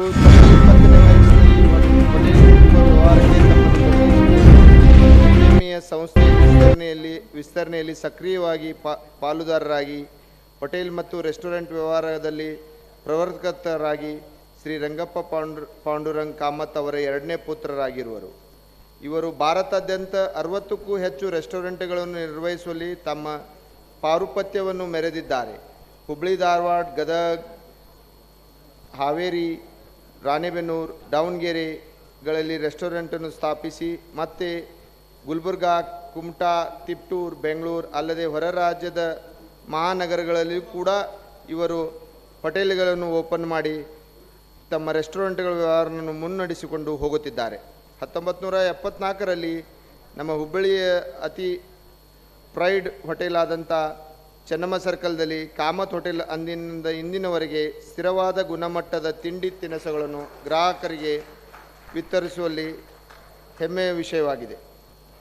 ಇದು 2024ರಲ್ಲಿ 50ನೇ ವರ್ಷ ಪೂರ್ಣಗೊಳಿಸುವ ಹುಮ್ಮಸ್ಸದಲ್ಲಿದೆ. ಇವು ಅಷ್ಟೇ ಅಲ್ಲ, ಇಲ್ಲದೇ ಸಾಕಷ್ಟು ಅವಾರ್ಡ್ಸ್ ಇವರನ್ನು ಹುಡುಕೊಂಡು ಬಂದಿದ್ದೇವೆ. ಇವರು ತಮ್ಮ ಪರಿವಾರದ ಹಳ್ಳಿಯಲ್ಲಿ ಇರುವಂಥ ಶಾಲೆಗೂ ಕೂಡ ಪ್ರೋತ್ಸಾಹ ಧನವನ್ನು ಎಲ್ಲವನ್ನು ಕೊಟ್ಟು ಆ ಶಾಲೆಯನ್ನು ಸಂಪೂರ್ಣ ಆಸಕ್ತಿಯಿಂದ ಮುಂದುವರಿಸಿಕೊಂಡು ಹೊಂಟಿದ್ದಾರೆ. ಹಾಗೂ ಇವರು ಮಹಾದಾನಿಗಳು ಕೂಡ. Here I present you Ramachandra Kamath. Thank you.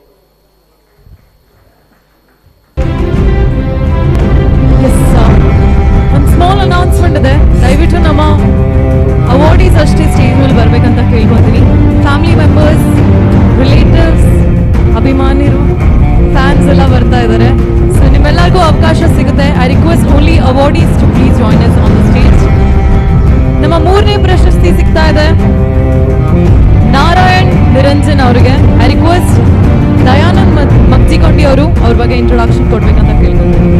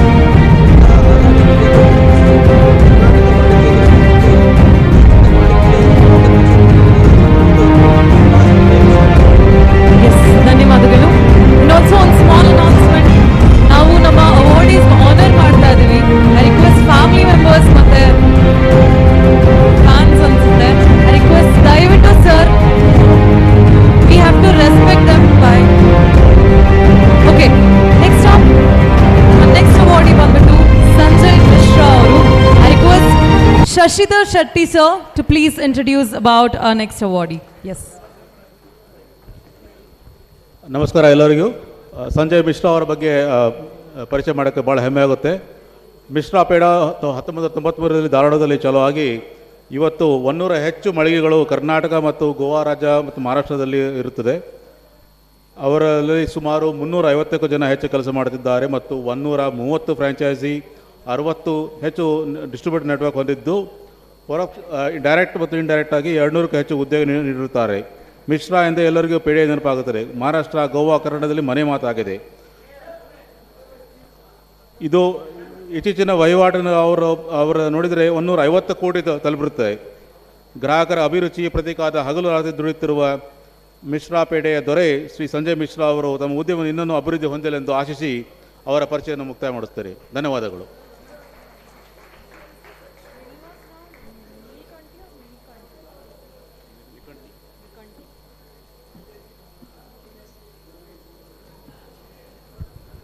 Yes, ಧನ್ಯವಾದಗಳು.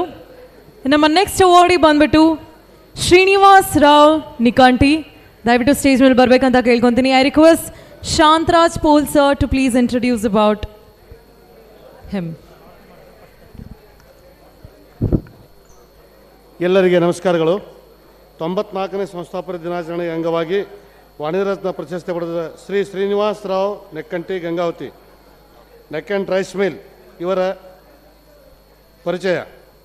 ಇವರು ವಿವಿಧ ಬ್ರಾಂಡ್ಗಳ ಉತ್ಪನ್ನಗಳನ್ನು ವಿಜಯ್ ಗೋಲ್ಡ್, ಮಾಸ್ಟರ್ ಕುಕ್, ವಿವಿಧ ಪ್ಯಾಕ್ ಗಾತ್ರಗಳಲ್ಲಿ ಎಲ್ಲ ರೀತಿಯ ಮತ್ತು ವಿವಿಧ ತಳಿಗಳ ಅಕ್ಕಿ, ವಿಜಯ್ ಇಡ್ಲಿ ರವಾ, ಅಕ್ಕಿ, ಗೋಧಿ, ಓಟ್ ಮತ್ತು ಮೆಕ್ಕೆ ಜೋಳದ ಚಕ್ಕೆಗಳನ್ನು ಉತ್ಪಾದಿಸುತ್ತಿರುವರು. ಅಕ್ಕಿ ಹಿಟ್ಟು, ಪೋಹಾ ಮುಂತಾದ ಹಲವಾರು ಇತರ ಉತ್ಪನ್ನಗಳಾದ ರಾಗಿ ಹಿಟ್ಟು, ಬೇಸನ್ ಹಿಟ್ಟು, ಜೋಳ ಮತ್ತು ಬಾಜ್ರಾ ಹಿಟ್ಟು ಮತ್ತು ಧಾನ್ಯಗಳು ಮತ್ತು ರಾಗಿಗಳಿಂದ ಮಾಡಿದ 100ಕ್ಕೂ ಹೆಚ್ಚು ಉತ್ಪನ್ನಗಳು ಉತ್ಪಾದಿಸುತ್ತಾರೆ. ಇವರ ಉತ್ಪನ್ನಗಳು ಆಸ್ಟ್ರೇಲಿಯಾ, ಸಿಂಗಾಪುರ್ ಹಾಗೂ US ದೇಶಗಳಿಗೆ ರಫ್ತಾಗುತ್ತಿದೆ. ಇವರ ಪ್ರತಿಯೊಂದು ಉತ್ಪನ್ನಗಳು ನಾವೀನ್ಯತೆಯಿಂದ ವಿಕಸನಗೊಂಡಿದೆ. ಬೆಂಗಳೂರಿನಲ್ಲಿ ಉತ್ಪನ್ನ ಅಭಿವೃದ್ಧಿ ಕೇಂದ್ರವನ್ನು ಹೊಂದಿರುವರು. ಕಾಲಕಾಲಕ್ಕೆ ಗ್ರಾಹಕರ ಅಗತ್ಯಗಳಿಗೆ ತಕ್ಕಂತೆ ನಿರಂತರವಾಗಿ ಹೊಸತನವನ್ನು ನೀಡುತ್ತಿರುವರು. ಮಧುಮೇಹದ ಆಹಾರಗಳು ಮತ್ತು ಕಡಿಮೆ ಕ್ಯಾಲೋರಿ ಆಹಾರಗಳನ್ನು ಉತ್ಪಾದಿಸುತ್ತಿರುವರು. ಇವರು NR ಫೌಂಡೇಶನ್ ಅಧ್ಯಕ್ಷರಾಗಿ ಸೇವೆ ಸಲ್ಲಿಸುತ್ತಿರುವ ಅವರ ತಂದೆ ರಾಮರಾವ್ ಅವರ ಸ್ಮರಣಾರ್ಥ 10 ವರ್ಷಗಳ ಹಳೆಯ ಫ್ಯಾಮಿಲಿ ಟ್ರಸ್ಟನ್ನು ರಚಿಸಿ ಈ ಟ್ರಸ್ಟ್ ಅಡಿಯಲ್ಲಿ ವಿವಿಧ ಸಾಮಾಜಿಕ ಸೇವಾ ಚಟುವಟಿಕೆಗಳಲ್ಲಿ ತೊಡಗಿಸಿಕೊಂಡಿದ್ದಾರೆ. ಇವರು ಅನೇಕ ವಿದ್ಯಾರ್ಥಿಗಳಿಗೆ ವಿದ್ಯಾರ್ಥಿ ವೇತನ ನೀಡುತ್ತಾರೆ. ಇವರ ಒಂದು ಕಿರು ಪರಿಚಯ. Thank you sir. Thank you. Yes, ಧನ್ಯವಾದಗಳು. ನಮ್ಮ ನೆಕ್ಸ್ಟ್ ಅವಾರ್ಡಿ ಬಂದ್ಬಿಟ್ಟು ಅಮಿತ್ ಪರ್ಮಾರ್ ಅವರು. ಜೋರಾದ ಚಪ್ಪಾಳೆಯಿಂದ ಸ್ವಾಗತಿಸಿ Amit Parmar. I request Kantilal Purohit sir to please introduce about Amit Parmar.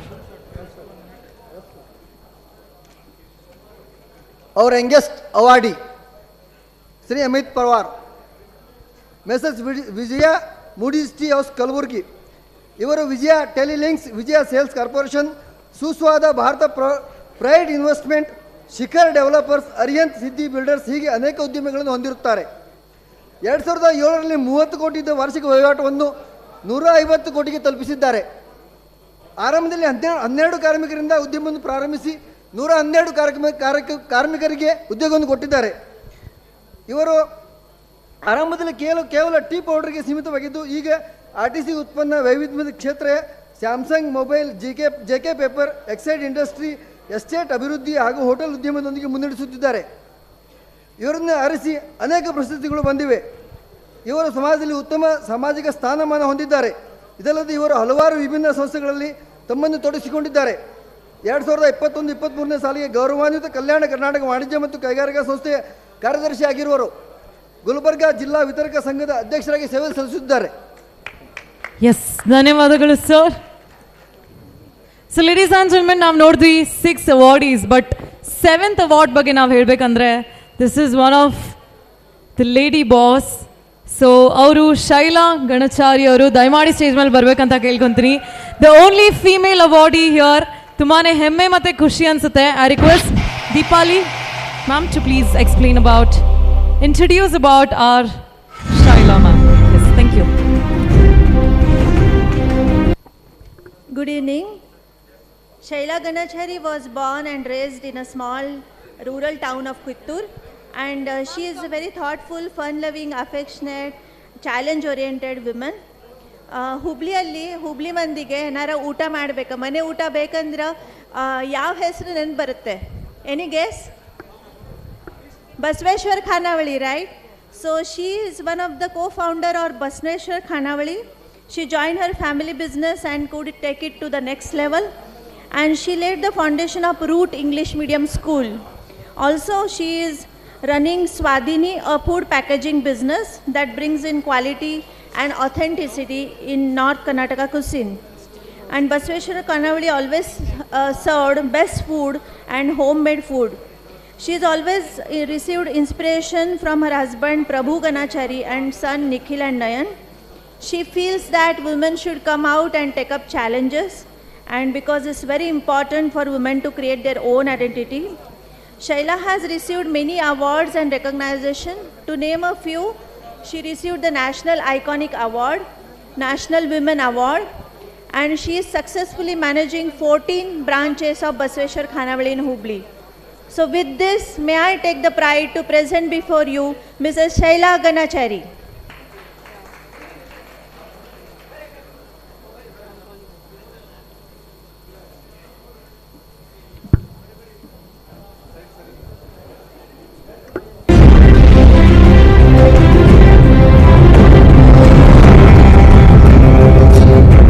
Yes, ladies and gentlemen, that's our lady entrepreneur who's winning the VANIJYA RATNA Awards 2022.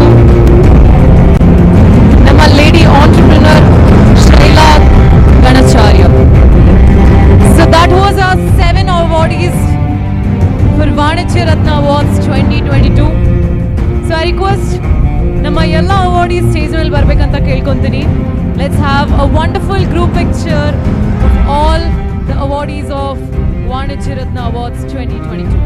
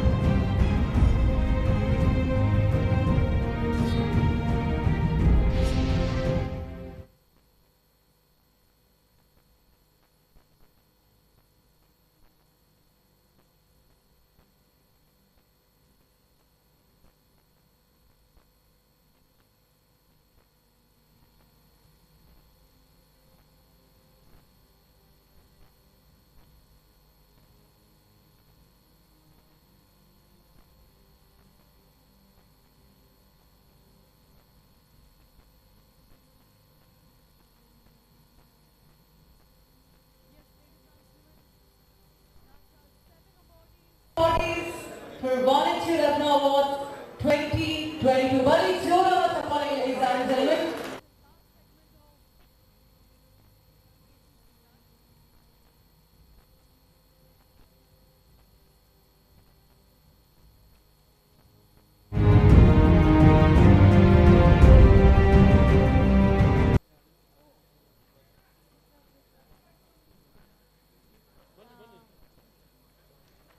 Yes, ladies and gentlemen.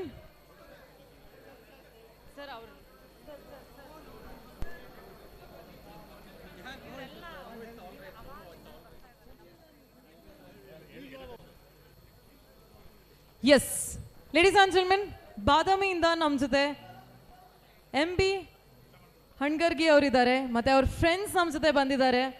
So ಅವರು ನಮ್ಮ ಶ್ರೀ ಮುರುಗೇಶ್ ನಿರಾಣಿ ಅವ್ರಿಗೆ ಸನ್ಮಾನ ಮಾಡ್ಬೇಕು ಅಂದ್ಕೊಂಡಿದ್ದಾರೆ. ಸೊ ಬಾದಾಮಿಯಿಂದ MB ಹಣ್ಗರ್ಗಿ ಅವರು.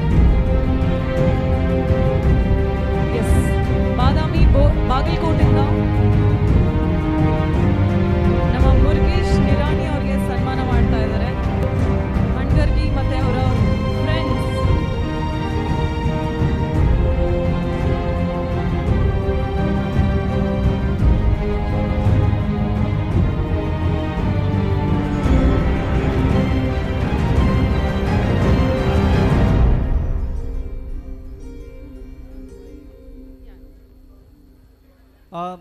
Friends, on behalf of Karnataka Chamber of Commerce and Industry, we would like to present a bouquet to the MOC. So I would request Shashi to please escort her and get the bouquet for the minister. Thank you so much.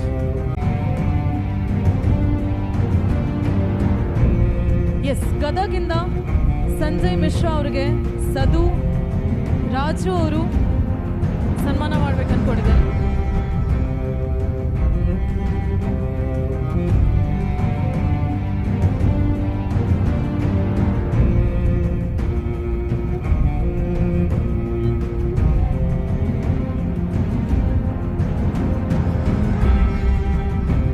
Hello, registration ನಂತರ ಇದೆ, ದಯವಿಟ್ಟು ಯಾರು stage ಮೇಲೆ ಬರಬೇಕು, ದಯವಿಟ್ಟು 2 ನಿಮಿಷ vote of thanks ಆದ ನಂತರ ರಿಜಿಸ್ಟ್ರೇಷನ್ ಮಾಡೋದ್ರಿ.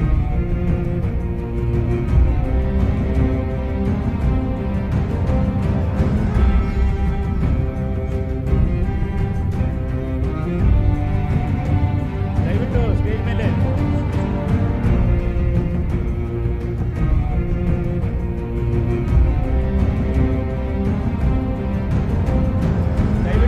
ದಯವಿಟ್ಟು ಸ್ಟೇಜ್ ಮೇಲೆ ಇದ್ದವರು ಕೆಳಗಡೆ ಬರಬೇಕು ವಿನಂತಿಸ್ತೇನೆ. ರಿಜಿಸ್ಟ್ರೇಷನ್ ನಂತರ ಇದೆ, ವೋಟ್ ಆಫ್ ಥ್ಯಾಂಕ್ಸ್ ಆದ ನಂತರ.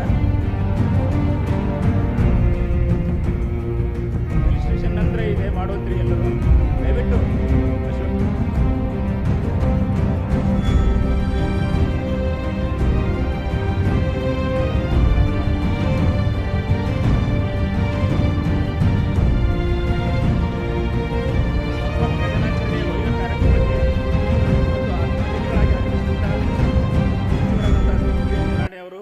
ತಮ್ಮ ಬಿಡುವಿಲ್ಲದ ಕಾರ್ಯಕ್ರಮದಲ್ಲಿ ನಮ್ಮೆಲ್ಲರಿಗೂ ಪ್ರೋತ್ಸಾಹದಾಯಕ ಮತ್ತು ಪ್ರೇರಣಾದಾಯಕವನ್ನು ಮಾತುಗಳನ್ನಾಡಿ ಮುಂದಿನ 25 ವರ್ಷಗಳಲ್ಲಿ ನಮ್ಮ ಚೇಂಬರ್ ಆಫ್ ಕಾಮರ್ಸ್ ಹೇಗಿರಬೇಕು ಅಂತೇಳಿ ಒಂದು ಕನಸನ್ನು ಕಟ್ಟಿಕೊಟ್ಟಂಥ ಮುರುಗೇಶ್ ನಿರಾಣಿ ಅವರಿಗೆ ತುಂಬ ಹೃದಯದ ಧನ್ಯವಾದಗಳು.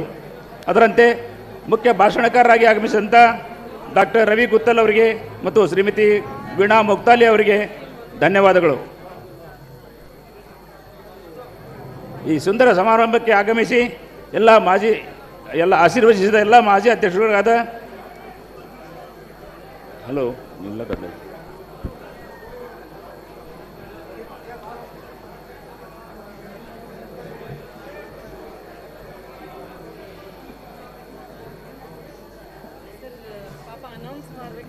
ಇಲ್ಲಿ ನಾನು ಮಾಡೋಕ್ಕಂದ್ರೆ ಯಾರು ಕೇಳೋರಿಲ್ಲ.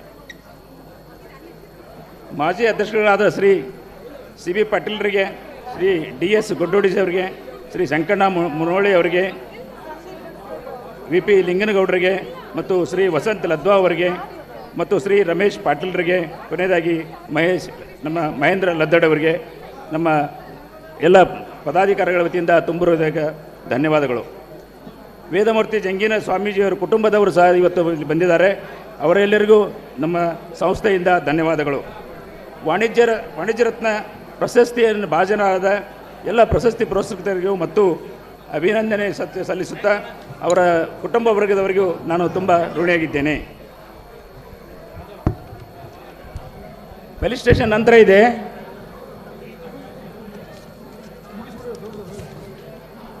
ಸಮಾರಂಭದ ಪ್ರಾಯೋಜಕರಾದ ಟಾಟಾ ಪವರ್ ಸೋಲಾರ್ ರೂಫ್ ಮತ್ತು ಸಹಪ್ರಾಯೋಜಕರಾದ Karnataka digital economy mission, Anand Rathi, ಕೈಗಾರಿಕಾ ಮತ್ತು ವಾಣಿಜ್ಯ ಇಲಾಖೆ ಅಧಿಕಾರಿಗಳು, ಇವರೆಲ್ಲರೂ ಚೇಂಬರ್ ಆಫ್ ಕಾಮರ್ಸ್ ತುಂಬ ಋಣಿಯಾಗಿದೆ. ಸಭೆಯ ಅಧ್ಯಕ್ಷತೆ ವಹಿಸಿದಂಥ ಶ್ರೀ ವಿನಯ್ ಜವಳಿ ಅವರಿಗೆ ತಮ್ಮೆಲ್ಲರ ಪರವಾಗಿ ಧನ್ಯವಾದಗಳು.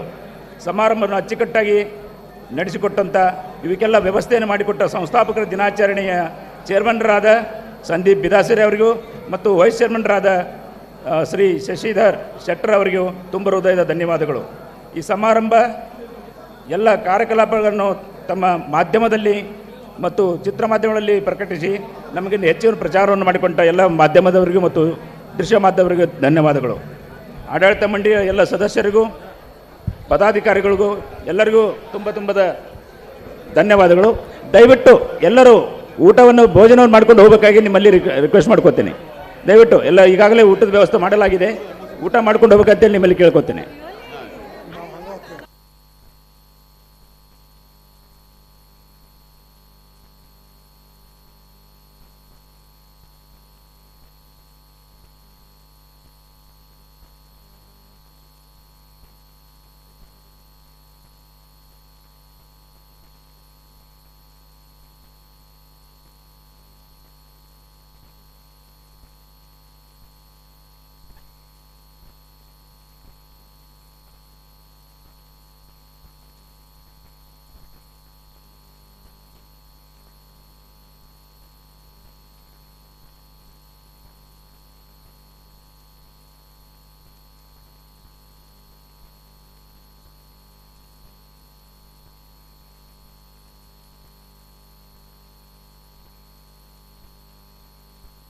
Hello, mic check. Yes, ladies and gentlemen, that was Karnataka Chamber of Commerce and Industry. So that was 94th Founders Day and VANIJYA RATNA Awards 2022. I thank each one of you for marking this spectacular evening by your glorious presence. And also a huge thanks to the entire team of KCCI for making this event successful. So one small announcement. So basement ಕೆಳಗಡೆ dinner arrangement ಆಗಿದೆ. ದಯವಿಟ್ಟು ಎಲ್ಲರೂ dinner ಮಾಡಿ ಹೋಗಬೇಕಂತ ವಿನಂತಿ. Signing off, your host Sanjana. Thank you so much everybody.